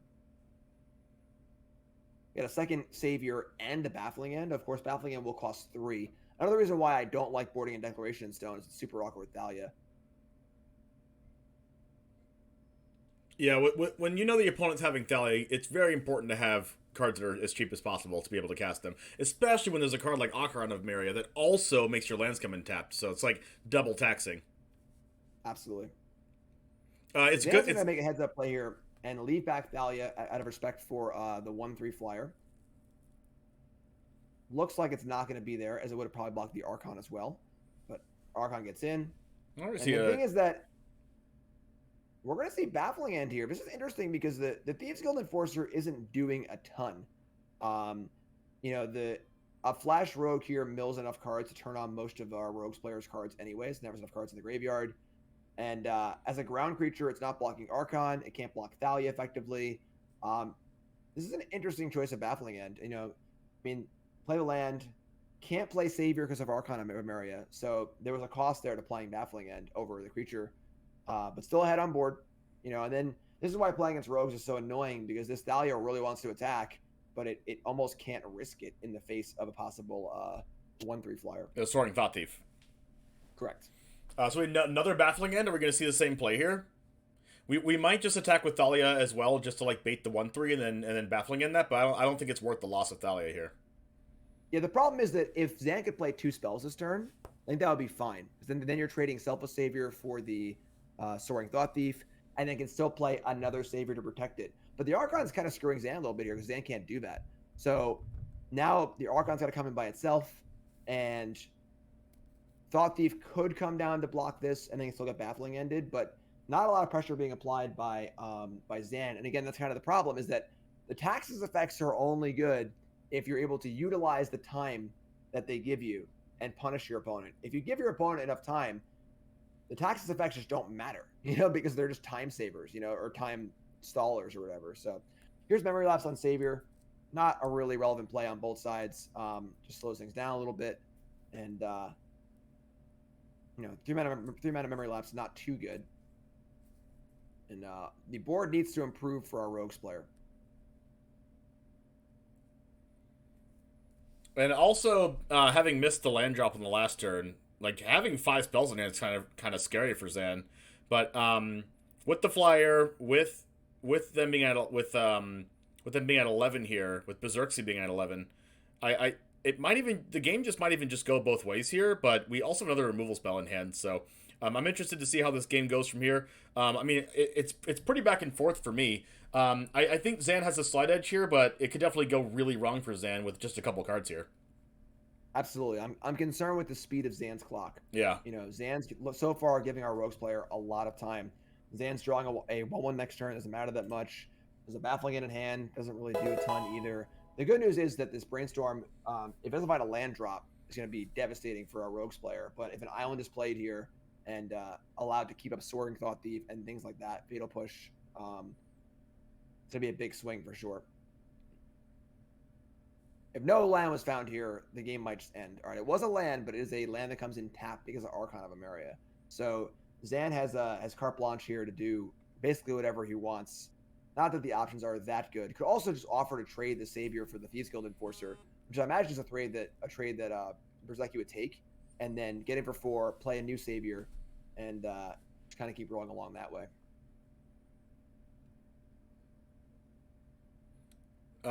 There's also, I think there's merit to keeping the dog back because you want to cast a Baffling again this turn, attack with everything. We know that there's not another Thieves Guild Enforcer because it wasn't cast in response. Down to 6 life. You can only cast for Rogues, it's probably pretty annoying that you can only cast 1 spell a turn. Yeah, the thing, did Baffling End need to be cast there? Because what is it actually doing? The creature can't block Archon or Thalia anyway. And if you trade your Savior for the 1/1, you have another Savior anyway, and you can hold the Baffling End for a better creature. That Thieves Guild Enforcer wasn't really doing anything on that board. So I think that was a pretty aggressive play. I'm not sure if I'm really happy with that one. I think I'd rather have a Baffling End in my hand than a Selfless Savior at this point in the game. You think they were thinking about maybe the longer the game goes, the less taxing Thalia is? Yeah, but you're still getting in for the same amount of damage either way. I'm sorry, getting in for 1 extra point of damage this turn, but then future turns are going to get just as hard anyway. So Robbers played, still cards in hand, and now Berserky has everything up. Drama Lock, Fatal Push, you name it, they're all there, and things get pretty awkward because Archon can come in if there's a Thieves Guild Enforcer. A Soaring Thought Thief. Now it can come in, it can block the Archon, and now there's no Baffling End to deal with it, and then that just shuts the offense down completely. So I'm not really happy with the spot here. If there's a Thieves Guild Enforcer, a Soaring Thought Thief, there it is, in the future, I don't think Zan has a way to get through this. And I think that throwing that Baffling End away the last turn was just too aggressive, and now Zan's in a really bad spot. Do you think Zan can ever win the long game? Do you think that the Baffling End was just we have to end the game now? I think that might have been the idea, and I do agree that Zan is not favored in the long game, but it basically removed a card that was already irrelevant, and now this Thought Thief is there. Now it's got the bonus on it too. Savior has to sacrifice to save Thalia. Archon gets in for 2. You could play another Archon, but now there's a 2/3 flyer in play, and there's no removal spell to deal with it. So I don't like that play from Zan at all. I think it was too aggressive and too not a good use of resources. And now Zan's in trouble. I don't know how Zan's gonna break through this board. The Soaring Thought Thief is there. Luris is always looming. The Wind Robber's a reasonable blocker. Berserky is at 4, but anything else here will be very, very good. And we know Berserky's hand is not lands because a land drop was missed at some point. So presumably 2 spells in hand and Luris. Do you think there can be merit to just adding Luris here, keeping blockers back, going to 2, and then cast Luris and start bringing everything back? Yeah, I mean, absent of other potential plays, sure. The annoying thing is that if they have a 2-mana reactive spell in their hand, they can't put Yeah, Lurrus in hand that and cast that it. might be what It's probably Berserk's still thinking being about right annoying. now. That might be like the pause here. Right. And the thing is that, like, I think this pause here means that there's a lot of choices to make. Like, so these cards in hand are reasonable spells, but gotta put Lurrus in hand. Is there a Fatal Push here? Is there? I guess it's the only 1-mana spell that matters. So another Archon of Area. I mean, And sure. again, Archon only 1 spell a turn, and the Savior probably needs to get cast here. So this is a tough spot. The Archon's being very annoying for both players. And this is the last match of the round. We do have the winners from the other one, so moving to top 4 right after this match is done. Super exciting back and forth match. It's been kind of hard to figure out who's ahead, but at this point, even though Berserk's at 4, I'm pretty sure Berserk's ahead here. Yeah, so now Zan can attack with everything, right? If Zan only attacks the flyers, the Robber and the Thought Thief can double block one of the Archons. If everything comes in, Zan can basically throw away the Thought Thief. Throw away the Thalia to the Thought Thief and put Berserk's to 2, kill the Robber, and have 2 flyers in play versus 1 Thought Thief, and then and play another Archon of another flyer. I would assume that that's the plan based on not playing Savior to protect Thalia. So Thalia's going to get thrown away here, put Berserk's 2. It's going to very much come down to what are these mystery cards in Berserk's hand, because Lurrus can come down, recast a Rin Robber, but with a 3rd flyer in play on Zan's side, that's not going to be enough. So it's got to be a removal spell or something here. Especially with like a, Fatal Push or something like that. Sack Robber. Yeah, and then Fatal Push. I think Fatal Push would end the game on the spot. Honestly. Yeah, I think it would. Push here. Yeah, either in hand or drawn. Looks like there isn't. Yeah, Zan literally has to hope this works perfectly, and that's it. Yeah, so 2 flyers in play, cast a 3rd flyer, and there does need to be some interaction on Berserk's side, or this is going to be just enough to cross the finish line. Could be memory lapse. We could have cast Archon pre-combat. That is very true. It's actually Brainstorm, so that could find Fatal Push. And again, now that Thalia's gone, it really does unlock Berserk's hand a bit, because now if the thing that needs to happen for Berserk's to not die next turn is a double spell. So I guess that can't happen with Archon on Berserk's turn, but 1 spell on Berserk's turn, 1 spell on Zan's turn, and then the game's turned around. So I mean, the Archons are definitely very annoying. Literally 3 flyers, so we have to see a removal spell here, and then another removal spell, right? Yes, or another blocker. Yeah. Like, that coming in tapped because there's Archon of Myriad in play. I mean, there's been a lot of cards drawn from Berserk's, but maybe Zansai ekes across the finish line here with these 3 flyers. Yeah, it's going to be real close. I think this next turn is the pinnacle of the game. It's the climax, whether it's going to go one way or another.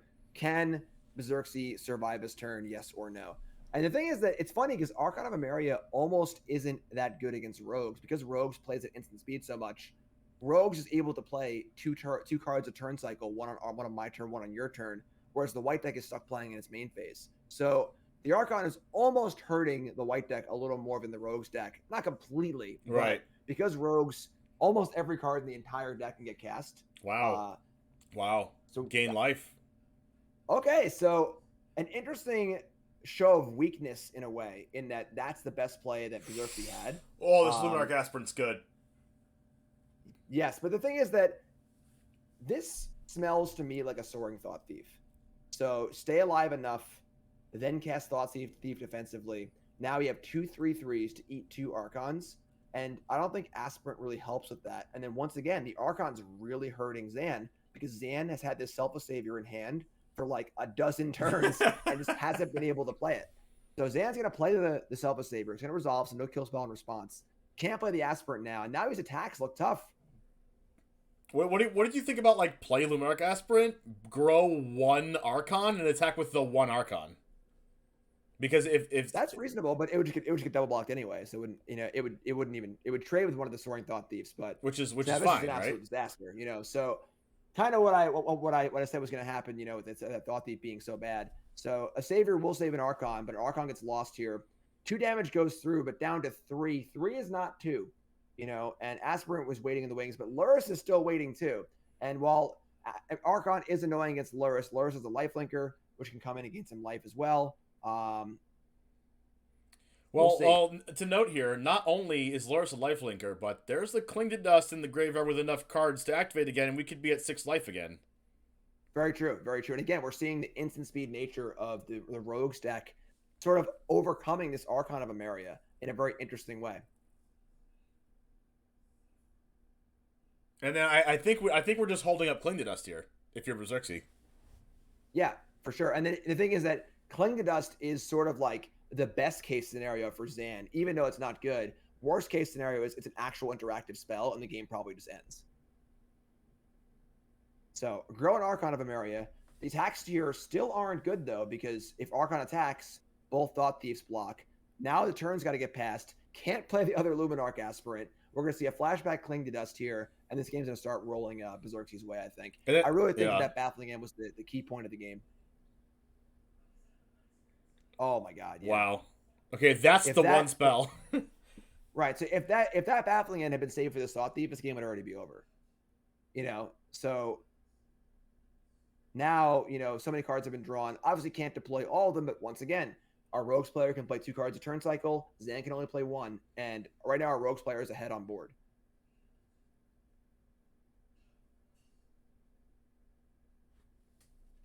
Very interesting game. So far, this has been the game of the tournament for me.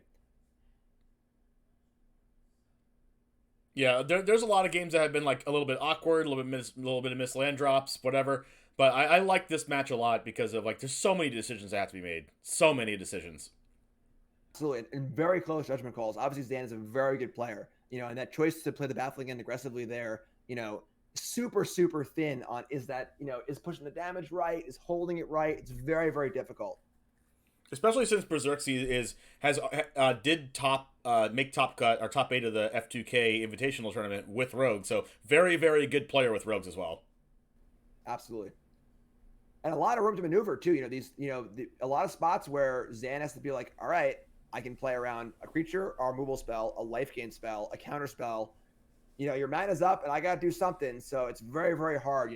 Rogues puts players in very tough spots over and over again. I think that's why the deck is hated so much. Is that it's not that it's too good. It just is really, really hard to play against. If you're an inexperienced player or you're a player that's a little less experienced or a little newer, it can be very frustrating because you make the wrong choice a lot. And you're not really sure why because the choices are all so hard. Well, a lot of the times against Rogues, getting down on the board and just being the aggressor is a very good way to beat Rogues. And we've seen Zan try to do that. Maybe too aggressive though in this game with that Baffling End you were talking about. For sure. I think that heuristic is definitely the baseline, of kill Rogues, get ahead, don't let them get ahead of you because you can't get back.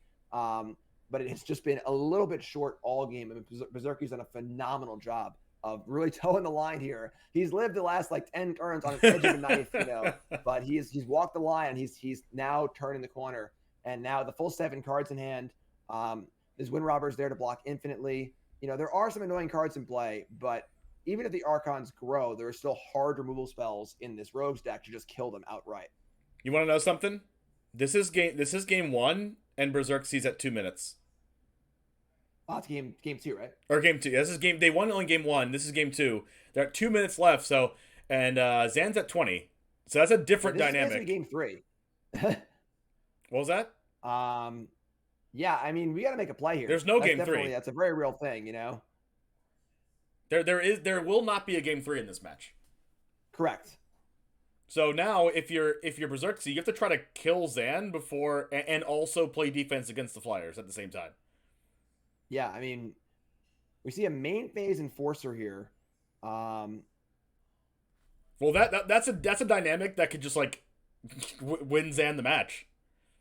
Absolutely, no, absolutely. That we just watched about 30 seconds go off the clock, which represents about 20% of Berserksy's time left in this world. That's all is left. And in the tournament, yeah. Exactly. And it's an important thing, as viewers watching at home, we're commentating, you're all watching, they're playing. I've played these big matches before, in top 8, the clock is ticking, as a control player who's not the fastest player ever. I've felt that pressure before, and it's hard because you need to make all the right plays. You're still at 3 life. You're still in a very, very competitive game. And the clock is also looming there too. So right now, Berserkzy's fighting the clock and Zan.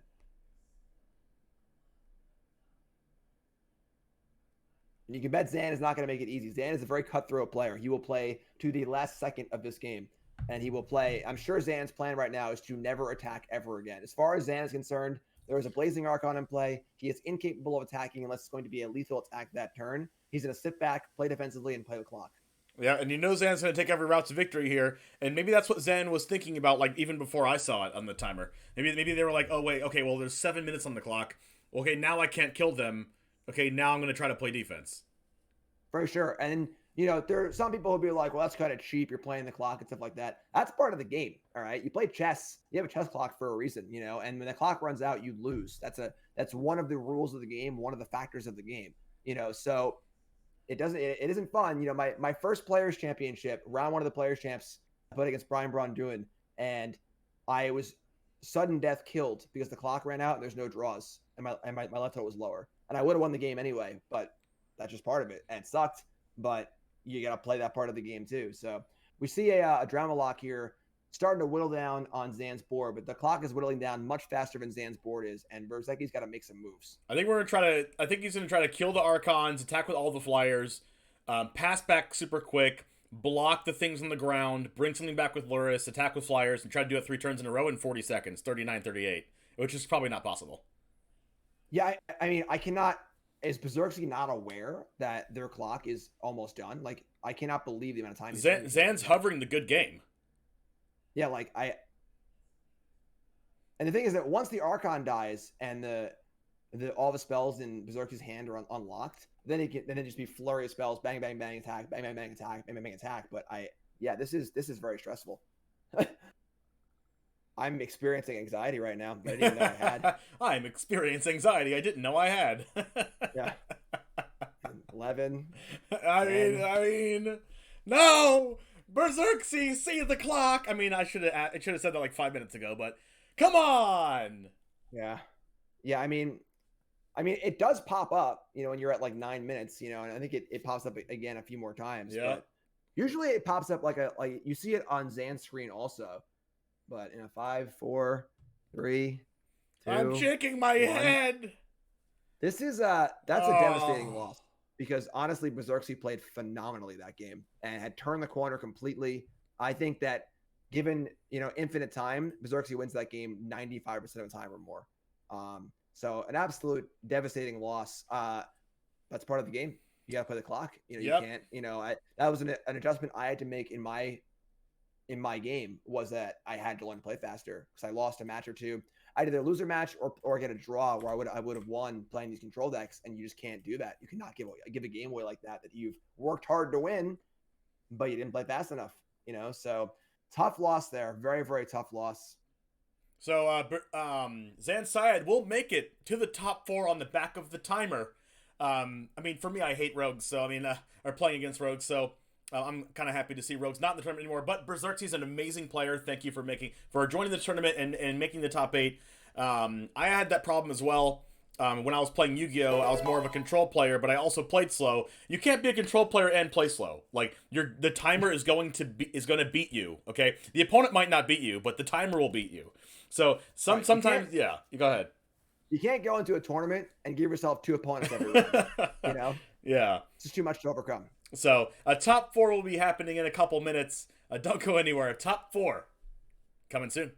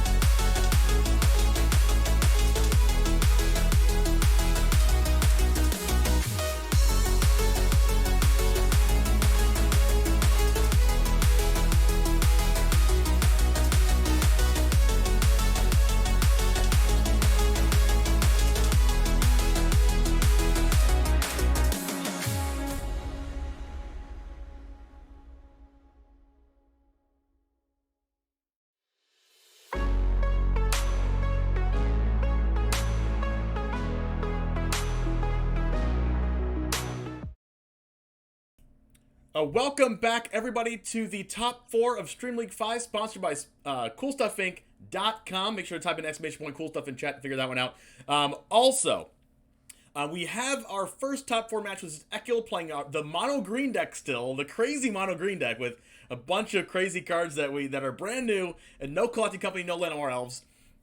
Against Ali Eldrazi's 5-color Niv Mizzet Reborn deck. We're getting into the matchup right now, so let's go ahead and check that out. Who do you think is going to win this game, and what? After you answer that, what does it take for the opposition of the player that you think is going to win themselves? Commentator, I'm supposed to be non-biased. I don't care. I like Ali a lot. This green deck's too freaking cool, though. I want Tech to win the whole thing. This is going to be interesting. A card like Llanowar Elf speeds a green deck up, but is kind of like a dead card against like removal spells and rats and stuff like that. This is going to be really interesting. There's a lot of larger creatures in this green deck. Growth Chamber Guardian, things that can get above Deafening Clarion and above Lightning Helix. So I think this is going to come down to a lot of Vanishing Verse and things like that. And as always, how good of a start is Ali going to have? Is there going to be, tap land, untap land, or is it going to stumble? We're going to see. It's going to be a little tough for mono green for sure. There isn't really any major card advantage here. But Planeswalkers, Stonecoil Serpent in particular is going to be very good.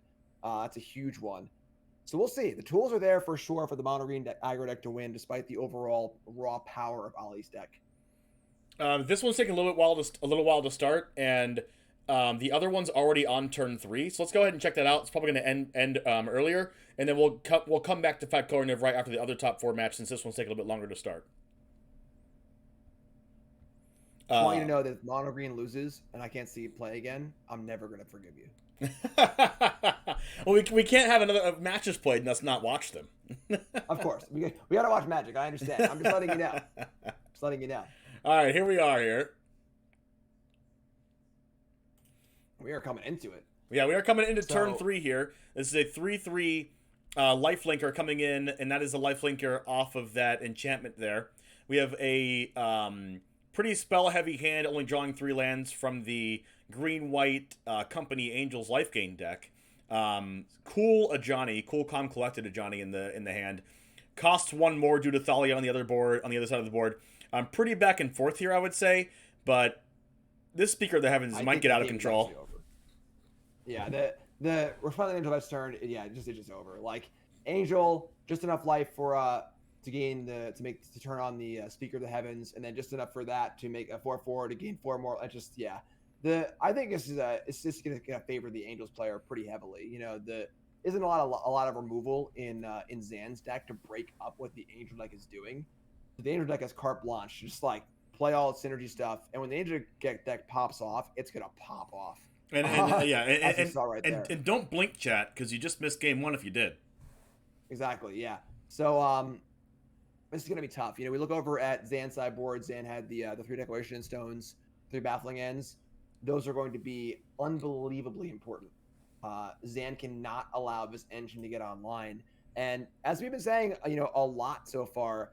The early beatdown creatures from the white decks just aren't that prevalent. So getting that fast start is going to be a little tough for Zan. And then the defensive cards in the Angel deck are just phenomenal. This is the Bishop of Wings, the 1/4 for 2. The Horned Turtle or whatever it is, just holding the fort.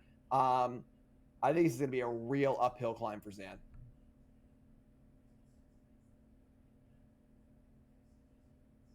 Zan does have to play. But the problem, of course, is, and whenever you're an aggro deck and you lose the game 1, you always got to fear that game 3 on the draw again. You're going into game 2, you're going to be on the play. You can maybe steal that one, take it down, but game 3 on the draw, especially if the matchup seems hard, is very, very difficult. Yeah.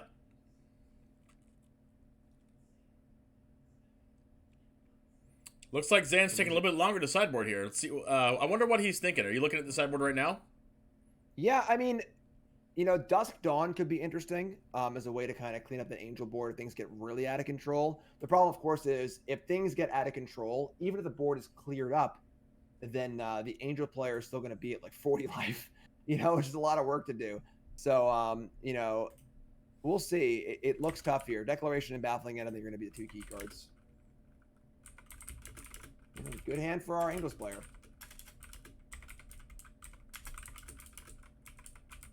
And we see turn 1 Soul Warden. Obviously, a lot of creatures going on both sides. Have Resplendent Angel. Have a Skyclave for some interaction.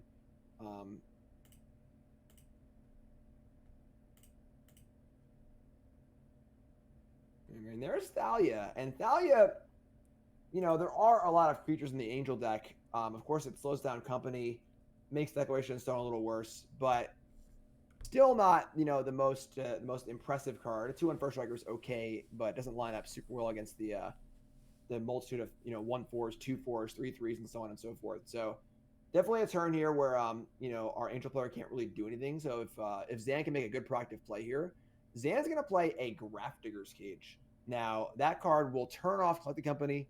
That's about all it does. So pretty narrow here in that the company's already taxed by Thalia. And of course, the cage itself costs 2 off Thalia, and Zan missed a land drop. So if I'm Zan, I am not sitting pretty here at all. I am very worried.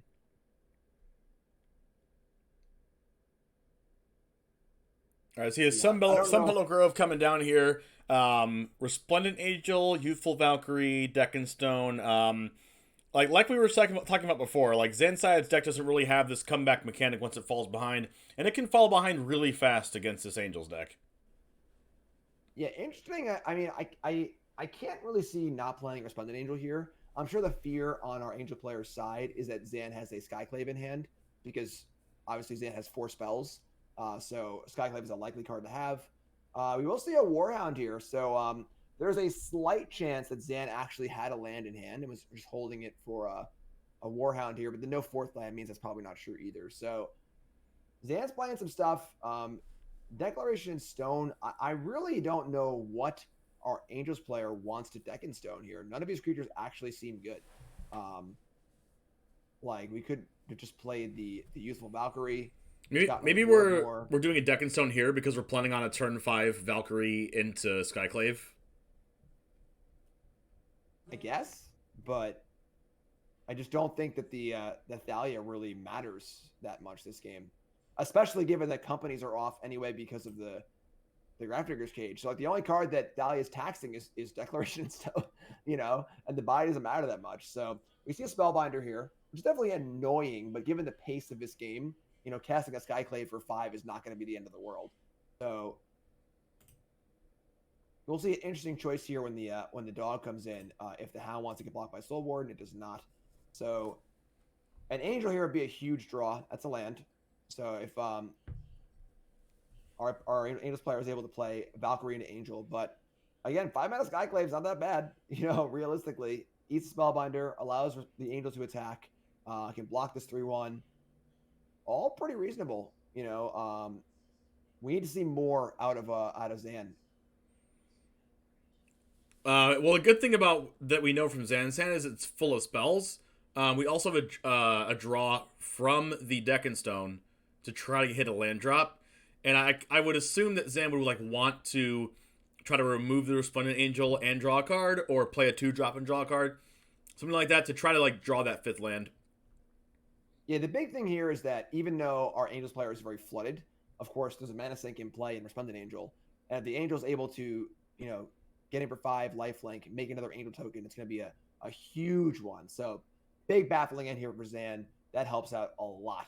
And now sort of back to the drawing board for Vim here. And there's a company, but of course the cage is there. So Zan, by boarding in Cage, really saying that he thinks he can beat the Angel deck if they don't have access to company. That company is a very, very important piece, and we're sort of seeing that right now. Right. I've definitely played the Boros mid-range deck, as people have known. But one thing that I frequently lose to is just Collected Company. Just the card just provides too much value and puts too much power on the board too fast. Yeah, I mean, I'm definitely not a fan of bringing in a card like Cage that only affects 4 cards in your opponent's deck, even if they are really, really good. Because there's the spots where your opponent doesn't draw it and you mulligan. The spots where they're playing Skyclave and they can kill it anyway and then still do their company thing.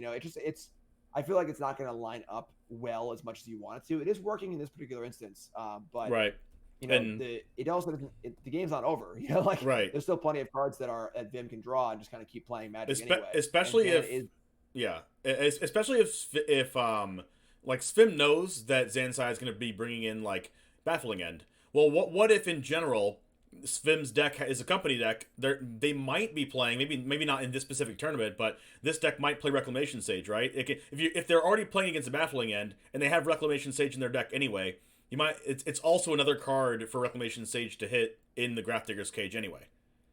Right, and like it's not like this cage is like lights out, and even if it is lights out, they might not draw company anyway. So there's a lot of variables here going on. And the cage, it's a card, so it basically means Zan and mulliganed. It costs 2 mana with Dahlia in play, so it was 2 mana spent and a card out of the hand.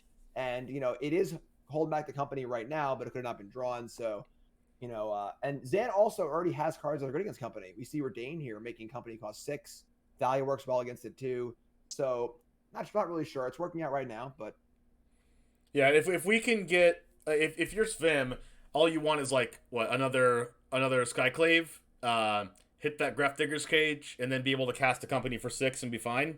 There is 4 cards in Zan's hand. We know they're all lands, so that's and a little bit flooding out here for Svim. So we could see Redain or we could see like a tapping of the flyer and Redain hitting for 2, and we'll see what else Zan has in hand. Yeah, the speed of the white deck not really coming through here. There's plenty of time for Zim to get out of this, and a little flooded, but we'll see. We'll see how that turns out. A lot of spells. It's kind of curious to think what spells are in Zan's hand here. Like there's one Archon, sure. So playing Archon still has the ability to tap up. Play to Faceless Haven, so that's always a good turn when you can play a creature land and a threat because you feel like you've added 2 threats to the board for 1, which is kind of sweet. So tap the 1/3, get in for 2. Just dinking along. There's Declaration in Stone. Now, of course, there are 2/3 flyers in play. Does this mean you should probably like Deck and Stone the Giant Killer? Like we had to like block a 2/3? I don't know. Probably not. I mean, it does save some damage. The problem is that like then both 2/3s attack anyway. So it's just 2 damage one way or another. And the Giant Killer does require Zan to tap 2 mana every turn. So I think hitting a flyer just makes more sense. And then hitting the non-legendary flyer kind of makes sense because Zan's kind of been holding cards back, and they're clearly not, most aren't or none are lands. So I think a second copy of Redain is very, very possible. So decent hedge there to just go for the other 2/3 flyer and not Redain. I mean, it could be relevant to just go for the hit the Redain there because it might hurt Zan more than it hurts you with only Collected Company in the hand. That is true. That is true, actually. So Skyclave on Skyclave, that really widens Zan's board, and then I'm struggling to see what. Oh wow. Oh, okay, never mind. I was gonna say it's got to be Skyclave or nothing. So. Here's Skyclave. Of course, the problem is this is Redain in play. The company still cost 6. They were going to cast it. Oh, right. So Redain here doing some pretty good work. I mean, turns out that Grafdigger's Cage held the Collected Company in hand like long enough. I guess is that the plan for bringing in Grafdigger's Cage? I mean, I guess I don't. Again, like with the other taxing effects available, it doesn't really feel necessary. But here we are. I mean, this company's big. More lands. Could swing this game around. The game is kind of a little stalled out here. Giant Killer is still there. Zim is still at 8. So there's a lot of power in play, but. And this company has to hit a great couple cards. Like, if if I was Fim, I'll like wait for them to attack, and then try to like collect a company into like double Skyclave again, and like hit both Baffling Ends, or like Baffling End and a flyer, and then like block with the 3/3 tramplers. Yeah, I think the company's pretty face up, given that that Zvim killed the cage last turn and then paused after it and then said go. Like oopsie, it cost 6, So yeah, I don't think that Zan's gonna walk into his company here. Zan's pretty good, So I mean, even if should be able to snip this one out. Even if the company's face up, like you still attack with everything except for the Giant Killer to make sure you can like tap a blocker, but like you still attack, right? I'm not sure, honestly. I mean, the Haven could come in too in theory, and then the Haven can tap for mana as well. So I think it's kind of interesting that Haven's not coming in, which means there's probably a lot more stuff behind for Zan too. So let's see how it is. Let's roll a D20, and that's a good one. Okay, roll that D&D D20. Yeah. Let the life gain begin. So life, grow. Now the bodies are really good here. Honestly, of course the 3/3 lines up well. You have a 2/2 and 2/3 attackers just don't line up well against these angel blockers. So Zan can tap on Giant Killer, but now of course his life buffer is going to help a lot too. Resplendent Angel now is also a threat to attack back. So now if Zan uses Giant Killer on the Resplendent Angel to tap it, now Zim won't die. Gets to untap, activate the Angel on offense, gain 5 life, make another Angel, and then just start going bananas. So one of the possible cards in Zan's hand could be Giant Killer, though, which would screw that up. So if the Angel gets pumped, now it's in range of Giant Killer as well. So we'll see here. It's going to be very telling what Zan does on the second main phase as far as putting other things in play or just saying go. I think if Zan says go here, it's a pretty clear tell he has Giant Killer. And then I if I'm Zim, I'm not feeling super happy about Angel. Ooh, okay. Wow. We got a Dusk, though. So Dusk wipes some of the board. It wipes the Resplendent Angel. Wipes the what was the other card that killed? I can't remember. But with double Righteous Valkyrie, this would get really crazy if the Righteous Valkyries are not dealt with. And all Sim has to do is like draw an angel or two. It's funny, as another count against Grafdigger's Cage, right now Zan has access to Dusk or Dawn, whatever it is. What the other half of that card, Dusk, I think, creatures from the graveyard. So it looks like Zan's going to go for a big attack here. Zan can fire up both Havens, attack, post attacks before blocks, tap one of the creatures in play, and with the Haven mana too. No, it can't use both Haven mana. Let's see, 4 damage coming in, 8 more damage coming in with the land. So we'll see how Sven blocks. This could be a little sketchy. Yeah, so this is a very good attack from Zan. This is Zan realizing that this is going to force at least one chump block. So I imagine the Skyclave will chump block one of the Havens, and nothing else dies, and Zim goes to 2 here. So huge draws on Zim's side, but back against the wall big time. Wow. Okay. Oh my gosh. Okay, now the game's just over, right? We have the pieces are assembled. All of a sudden. That was pretty good. Back not only to the best possible card, but also like an unbelievably good hit too. So wow, going right to back up 24 life. We gained 34 life. 36. Oh, sorry, I can't even do math. We gained 34 life that turn. Is that good? Is that good, Jim? Are they dead? It's good for one side of the board, that's for sure. Yeah, I mean, pretty brutal companies here. Now, to be fair, Zim did draw like 4 lands in a row or whatever in the mid game. So, obviously some good draw steps here back to back, but those cards have been drawn earlier, been things that have been good anyway. So, right. Yeah, I mean, a Dawn Dusk feels like the only real out for Zan anymore, but Zim's still at 36. This is tough. This is tough. I mean, all you can do, like, if you're Zan, like, all I would do is just laugh at the top deck company into like basically perfect. But like, you gotta like expect that at some point, right? Like, the 4 lands drawn, like you said in the mid game, you gotta expect as a company or some kind of other really good card to be drawn here. Another Valkyrie comes down. Wow. Those are some big creatures. So I actually misread Dusk. I didn't realize the cards went back to hand, not to play. So the cage part didn't matter at all. But yeah, one Skyclave to hand, probably not going to do it here. Valkyrie pumps the team even more. I mean, this has to be lethal, right? Like, I'm just shaking my head. I mean, it's just like 5 lethal attackers, and also exactly enough mana with that land drop to use Resplendent Angel. Yeah, so tap that, and we're now in chump block mode. We went from chump blocking to them chump blocking in a split second. Yeah, it's pretty insane to go from chump block mode to 60 life in 2 turns. That's chump to 60, under 3 seconds. Oh boy.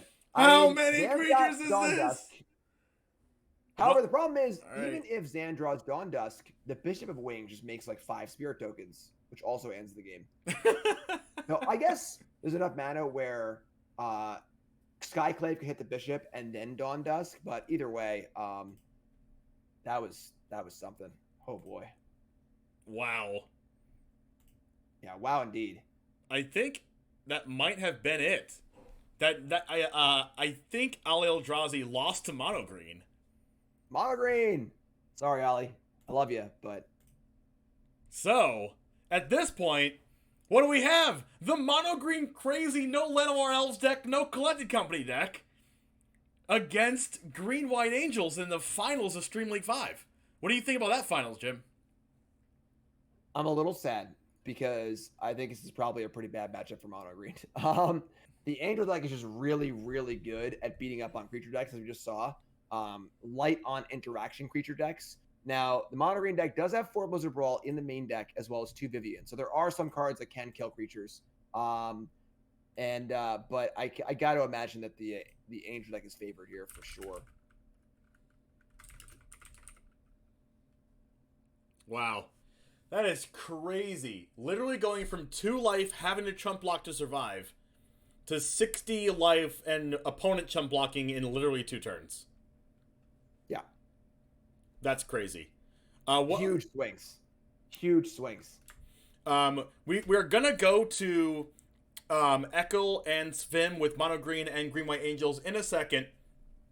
Let's go ahead and double check to see if we have a winner interview for a webcam. Let me go ahead and double check that really quick, and then we will have the winner of that match in a winner interview if we can go ahead and get that working.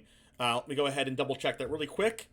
Can you give us a sneak preview into the next round and how Mono Green can win the matchup? I know you mentioned Blizzard Brawl, but is there like a specific game plan that you do if you're playing Mono Green against the Angels deck with so much life gain? I think it's just speed. It really is just like, winning the die roll, Pelk Collector. The thing here is that without Llanowar Elves, this deck has 8 1-drops. It has 4 Pelk Collector, which are pretty standard, and then 4 Swarm Shambler. And Swarm Shambler is a super cool card, but it is not a very fast card. It's a slow card that's good against removal. So I think getting off to a fast start is going to be really, really important. I think being able to size up against the Bishop of Wings and be able to attack through it, getting to 4 power is going to be huge. A big difference between Zan's deck and this Mono Green deck is that the Mono Green deck has some chonkers in it. We were saying how the early game beatdowns of the Mono White deck were kind of small. It's a lot of 1/2s and 1/1s and not really getting out of the gate super quickly.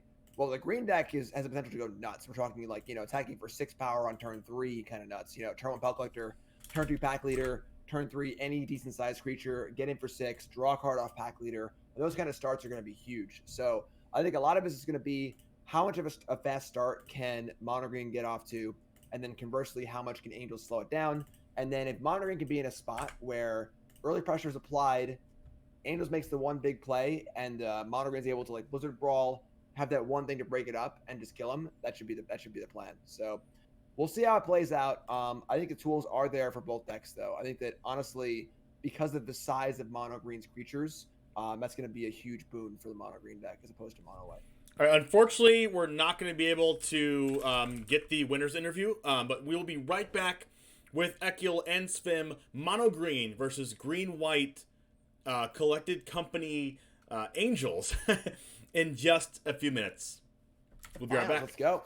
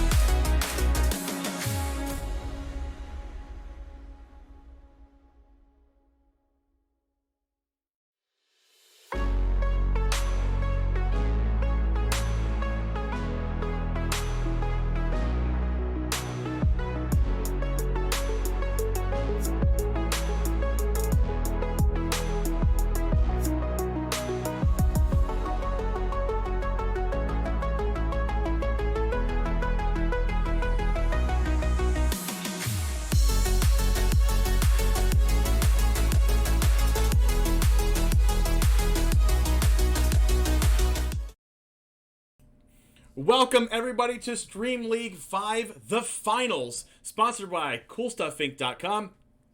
I'm super excited to see this matchup. No Thoughtseize, no memory lapse, no brainstorm, no expressive iteration. Where's the Phoenix? Where's the Jeskai control? We're in the finals. None of those cards are here. Where's the Llanowar Elves?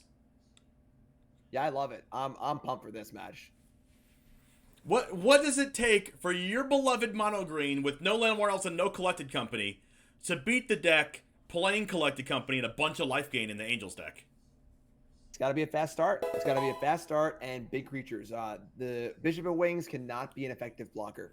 We got to see these creatures get big fast. Pelt Collector, Growth Chamber Guardian, Gem Razor. A Gem Razor on a turn 1 Swarm Shambler is a 5/5 trampler attacking on turn 3. So the potential for fast starts is definitely there. Winning the die roll wouldn't hurt either, but it's got to be a fast start, and then being able to use Blizzard Brawl, as a kind of a top end, finish it off.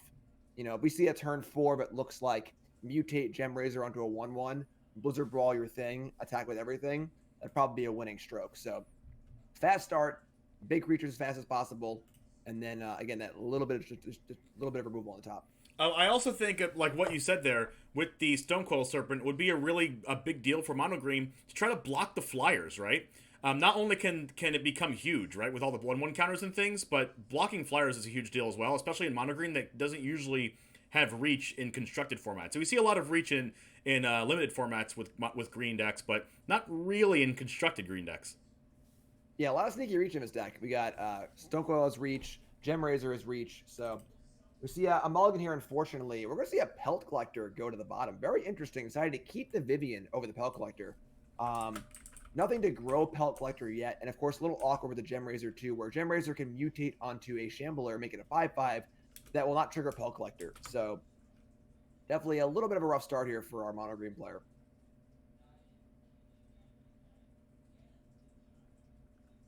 So, yeah, we're going to see the old end step Shambler up to 2. And then Gem Razor on turn 3, attack for 6. I played the mono green deck in standard a good amount. That's a pretty common occurrence. So no 2-drop from our Angels player, and gotta imagine we're Gem Razoring here.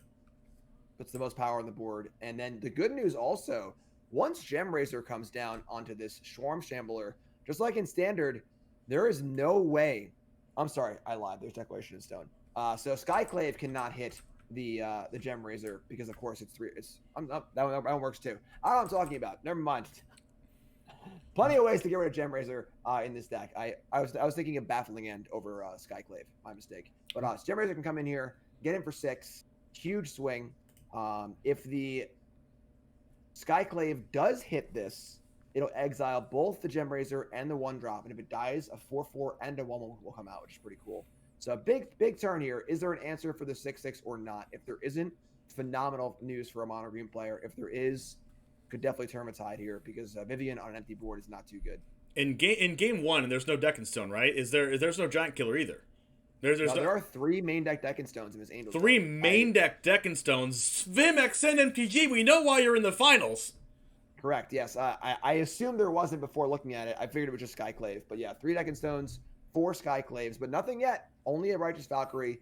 And again, these sorts of huge attacks are really big because keeping the Angel player life total below certain thresholds is very important. And this huge attack is going to do that. We also have Vivian here, which can outright kill the Valkyrie, keep the Gem Razor going here. This is a great start. Despite the mulligan, it all would have fallen apart if Zim had an answer to this Gem Razor, but it looks like there isn't one yet. So looking pretty good here for our mono green. And we have lethal on the backswing if there's no creature played and the Soul Warden kills the Vivian. Yes, the face have it correct. So that has to be kept in mind. There could be a Collected Company here.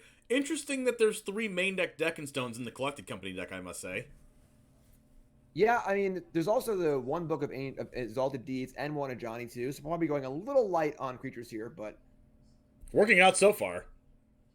Yeah, so we'll see Soul Warden take out the Vivian, and a decent play here, but still this... wow.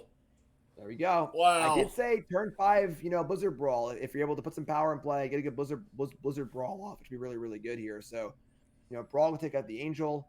We can see the almost entire hand deployed. The one face Haven is going to throw things off a little bit, but Brawl, Barkhide Troll, all looking good. Extra power pump. Wow. And, wow. Definitely a somewhat risky game here from our mono green player in that all the eggs are in this Gem Razor basket. When you mulligan to 6 in what has to be a tough matchup a little bit, this is the way to do it. Just go for it, get it in there, let it ride. Especially when we saw last round in the top 4, one collected company can gain 60 life over 2 turns. So well, here we go. Ooh boy. Wow. If this is a huge collected company here, we'll see. Oh my! Ride the collected company, Svim. We have 2 big pause. There's 2 Soul Wardens in play as well. Yeah, if we get a Skyclave apparition, we just almost outright win the game. Wow. It was really good. Oh. Usually the pause means it's not that good, but that was unbelievable. Or the pause means it's not that good, or it's too good to choose. Sure. Now the thing is that the speaker here can go in for a.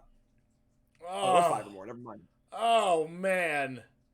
Well, what wasn't I counting? I missed. There's 2 off. There was only 4 life, right? Wasn't it? Isn't it 5 for an Angel? Well, there's 2 Soul Wardens on board. 1 thing came down. That's 2 life. Am I miscounting? Yeah, I thought it was 4. I guess I. There's 4 life. Wait, is it 4 life or 5 for a Splendid Angel? I think it's actually 5 on the Angel. It's 5 on the Angel. It's power when it's life length, and because I was gonna think the speaker could have come in and just thrown itself away to make a 4/4 flyer. Oh, the Soul Warden came down that same turn, so they gained a life off that. Oh, I guess Soul Warden. Got it. All right. Well, I mean, this is probably over now. Yeah, it was nice while it lasted, but that was a really good company, and as we said, we really can't let this deck get going here, and it is currently going, and is going hard. Yeah. Wow. All right. That first game was looking real good there. The mulligan to 6 was looking good, but that was a tough one. Wow. Tough one. So the good news is that a little more removal can come in here in Ram Through. So and also Crawl Harpooner is pretty sweet too. So there are now more ways for the green deck to actually kill things. I think that gonna cut all 4 copies of Growth Chamber Guardian and cut Barkhide Troll. Interesting. I'm a little surprised to see Ronus still on the deck. I'm not a big fan of Ronus at all. I think the card is often very bad. There are times where it's good, but it just sits there a lot, occasionally. Well, there's a decent amount of removal in this green-white deck. There's the 4 Skyclaves. After board, there's 4 Skyclave, 4 Declaration in Stone, 2 Baffling End. That's a lot. We did see that Ronus is turned on very easily with Growth Chamber Guardian. And when Growth Chamber Guardian becomes a 4/4, or gets a counter on it, it just fetches another one. So it's easier to keep the Ronus on that way. But we saw all the Growth Chamber Guardians not in the deck post-board here. Right. And so the density of things to turn on Ronus is pretty low. So I'm not really happy with these Ronuses here. Scavenging is not great either because a lot of things aren't going to die. Most removal is on the white side is going to be exiling removal. And missing a 3rd land here. This is not a great hand. Pack Leader's great. Shambler's okay, but I'm pretty happy with the mulligan here. I think it's a very disciplined mulligan. Ranger class, very good. We have 2 1-drops castable. Werewolf Pack Leader put back because we only have 1 green source. I like this hand on a mulligan, but we do need to draw 1 more green source to get the most out of our cards here. Especially with the second Pack Leader drawn. Having turn 1 Pearl Collector is very important. Unfortunately, this turn 1 Soul Warden is also pretty important. There only is 1 1-drop in this Angels deck, and there only is 1 2-drop either. I'm sorry, there's also Speaker of the Heavens, but this is Bishop of Wayne. Wow. This is the dream. This is the dream, yeah. Yeah, so now the Collector can go to 3 here, and we can see an attack, and then Pack Leader maybe next turn can draw a card or 2, but, if Zim has the ideal draw here, this game's going to be over pretty quickly. And so far, turn 1 and 2 have been perfect. Both get in here. I like this attack. They have to double block the 2/2, and then the Soul Warden dies, I guess. I don't necessarily love this attack, but, what kind of position... this is a really bad position if you're Echo anyway. I think you're very, very happy to trade your 2/2 for a Soul Warden. So I think the attack's great. All right, Soul Warden doesn't block here. That might mean that Sfim doesn't have too many ways to gain life. Yeah, it's also just like, I mean, you're actually taking more damage by blocking with the Warden to kill the 2/2, so you can take an extra point off Pill Collector. Yeah. And it's just 2 damage, you know. It's not that big of a deal, really. It's actually only 1 damage because of how the blocking would work out. So well, yeah, especially when you can go from 2 to 60 in 2 turns. What's up? Especially when you can go from 2 to 60 life in 2 turns. You don't really care about taking 1 damage. Exactly. You know, we want to keep your engine piece intact. So a little bit of a pause here. I mean, turn 3 is a very important turn for this deck. A lot of powerful 3-drops. You know, perhaps considering a Skyclave. Could be considering a 3/3 Angel, even though like they would consider not playing that, I guess. Well, the Angel would be great here. No, the Angel would gain what, 5 life? So it's not Resplendent Angel. Yeah, the Resplendent Angel will be 1 short. Wouldn't the Cleric give it 4 life for being an Angel, and then Soul Warden giving the extra life gain? You're right. I'm thinking of the Valkyrie instead. I was thinking we gained 3, not 4. You're right. So it would have been very, very good there. Yes. Yeah, this is looking pretty bad. That's a lot of big butts. This is like this 1, 2, 3 is with no interaction on Echo's side is not spelling great things for Echo for sure. Yeah, for sure. Definitely. You know, we see Ronus here not really doing much. I mean, you can definitely see an attack with the pack leader and the Pellet Collector just trying to draw a card off pack leader. You know, finding a Blizzard Brawl here. There's actually a good amount of kill spells available to our green player between Blizzard Brawl and Ram Through. So I think I like an attack here, and the board needs to improve for our mono green player to win this game. So gonna play Ronus. That will pump Pellet Collector, but I'm sort of feeling like Pellet Collector's not enough here. You know, this next turn can be so devastatingly bad. Especially if they go like untap, company, play 2 more Angels, win the game. Yeah. Oh my gosh, the dream curve happens in game 2 after we already won game 1. I mean, it wasn't, as far as companies go, it could have been much worse, but things are probably a little too far gone here anyway. 36 life. There's not much more to say, unfortunately. 36 life, and you're playing a mono green deck that thrives off of killing your opponent faster than most decks do. Yeah. Not looking pretty good here, especially when almost every one of Sfim's cards gain life as well, already on the board with 3 cards in hand. It feels like what has to happen here is an attack, and I think that the avenue to victory for our mono green player is to draw a Ram Through or Blizzard Brawl and be able to kill the. I guess it would have to be Brawl. It can't be Ram Through to kill the Valkyrie and shrink down the board after blocks. So, if, for example, if these blocks like this exactly. So, it wasn't drawn, but if a Brawl had been drawn here to kill the Valkyrie, that shrinks the Bishop. It shrinks the Youthful Valkyrie. Kind of wipes the board actually. So there was an avenue there. On that draw off pack leader to kind of take this game back and wrangle control back a little bit, but was not drawn. And second Bishop is whew. Yeah, we're gonna see if oh no Jim can make triple no here. Triple digits. Taking the Ronus, attacking for a lot at 41 life.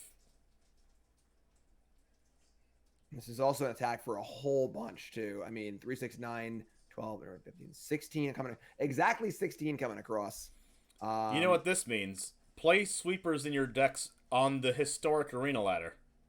Yeah, this is tough. Because the problem is that once the pack leader blocks, the game is no longer winnable, I don't think. You know, there's a second pack leader, I guess, but, like, I don't know.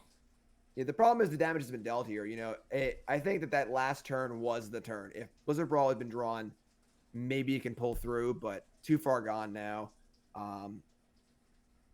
I suppose same idea. You know, if you tag up both here, you draw a card of pack leader. Once again, if it's Blizzard Brawl, you can shrink down the Valkyrie. But now the problem is you're so low on life that the random spirit tokens from these Bishop of Wings are just going to kill you. So, real tough place to be. I mean, this would be a great place to be if it wasn't against like a horde of huge angels. Right.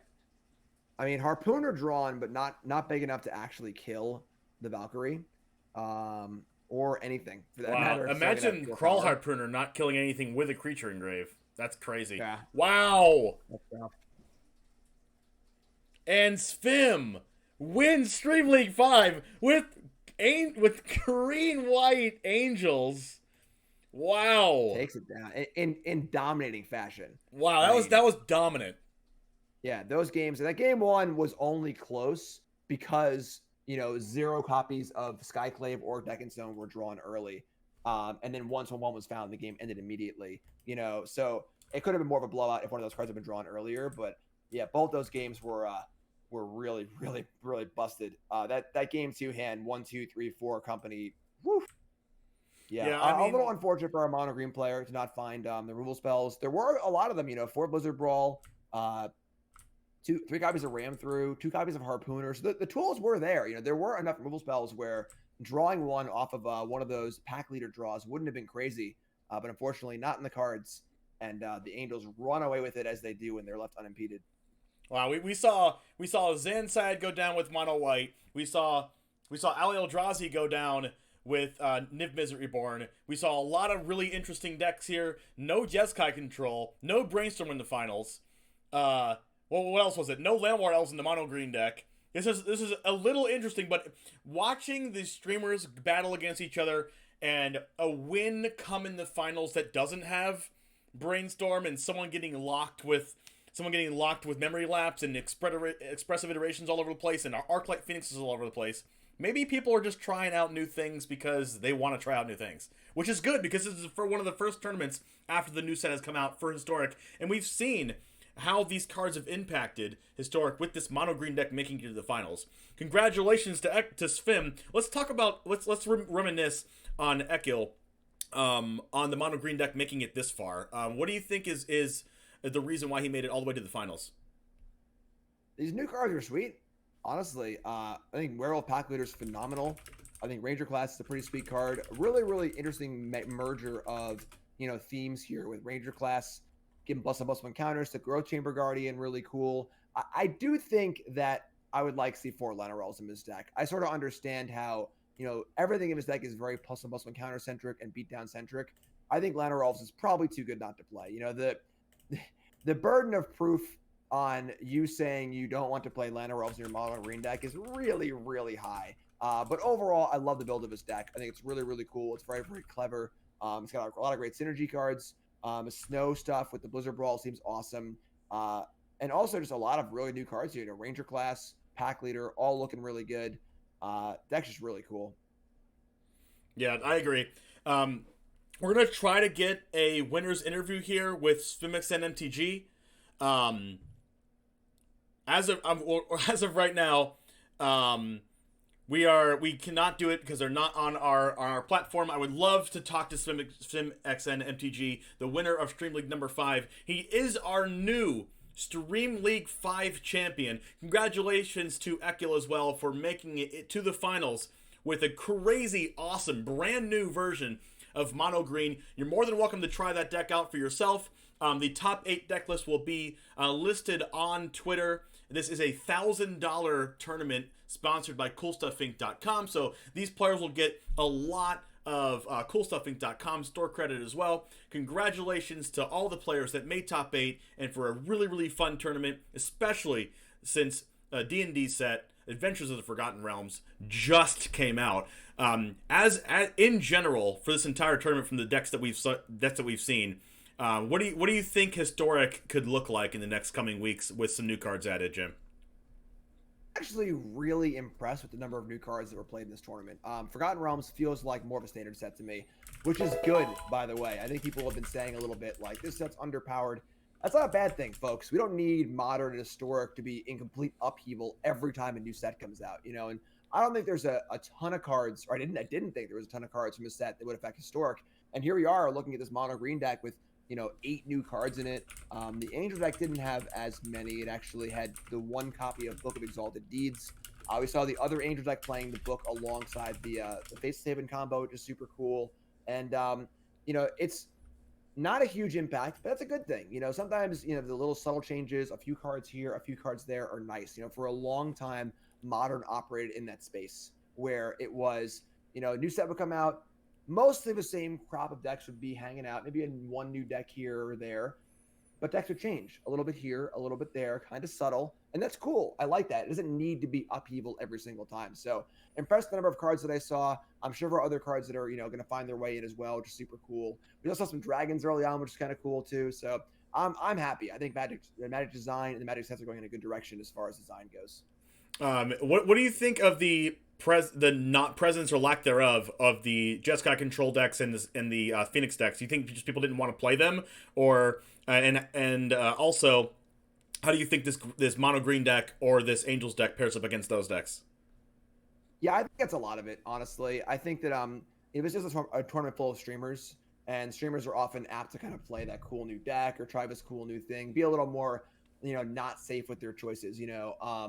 A more, grizzled tournament player who's looking just to win the tournament no matter what at all costs might have, played Phoenix Jeskai. So I think there's always an amount of, you see this in the ladder, you see this in tournaments of just wanting to try out the new cards either way. So I think it's a bit of that. The results of this tournament are not saying that like Arc-Light Phoenix isn't good anymore. Yeah. It still is, but I think that's mostly it. Mostly just a desire to want to try new things and see how the new cards play out. Out of the cards that we've seen, out of the new cards from Adventures in Forgotten Realms, what cards are you most excited to play with, or have already played with, or if you're playing competitively in Historic? In Standard or Historic? Historic. I don't think there's a ton. I am very impressed with that Wolf, the Werewolf Pack Leader. It's just a really solid card on rate, and sort of does everything you'd want your aggressive creature to do. A 3/3 for 3 or for 2 it's there.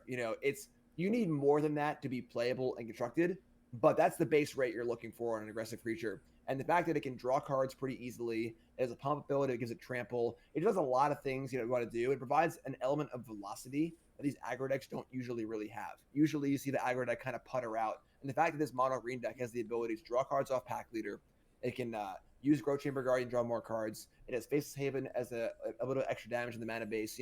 That's a lot of things happening, as well as the Rogue class. Ranger class, going up to the 3rd chapter and being able to play Frenzy up the top too. So this is like an aggro deck that's not afraid to flood. There's plenty of things to do with your mana, plenty of cards to draw, and that element's really useful. Also, we've seen like that 2 mana 3/3 rate that you were talking about. Pack Leader just takes the cake on those. There's a couple other cards that are in the game, being a 2 mana creature, having that 3/3. And have additional extra upside, like Zertog Goblin. Not really playable enough in Gruul. Not better than Voltaic Brawler. It's a 2 mana that can be a 3/3, but also can be a 2/2 with haste. We also have a card that's also played in the same deck that Ekil was playing as a Barkhide Troll. It's also a 2 mana 3/3 with a 1/1 counter, but you can remove the 1/1 counter to give it hexproof, which is also an upside. But the fact that Pack Leader is a 3/3 that also draws cards, that also becomes bigger and gains trample, it just takes the cake for the best 2 mana 3/3 here in the format. Yeah, and it doesn't ask much either. Attacking with 6 power is kind of what you're trying to do anyway. Yeah. So fail state, it's a good sized creature. Upside, you're beating down and drawing cards, which is great. Yep. Well, congratulations once again to Sphimex and MTG for making the Hall of Fame of Stream League, winning Stream League 5, joining the ranks of Mythic Matt that won Stream League 1, Crows that won Stream League 2, Exit 93 that won Stream League 3, and Elliot Dragon that won Stream League 4 with mono black aggro. Taking the win here with Green White Angels with Collected Company and main deck 3 copies of Deck and Stone. Congratulations once again to Sphimex and MTG, and we'll see you in Stream League 6 coming soon in about a month or two. And thank you once again, Jim Davis and CoolStuffInc.com for sponsoring this amazing tournament, and we'll see you next time.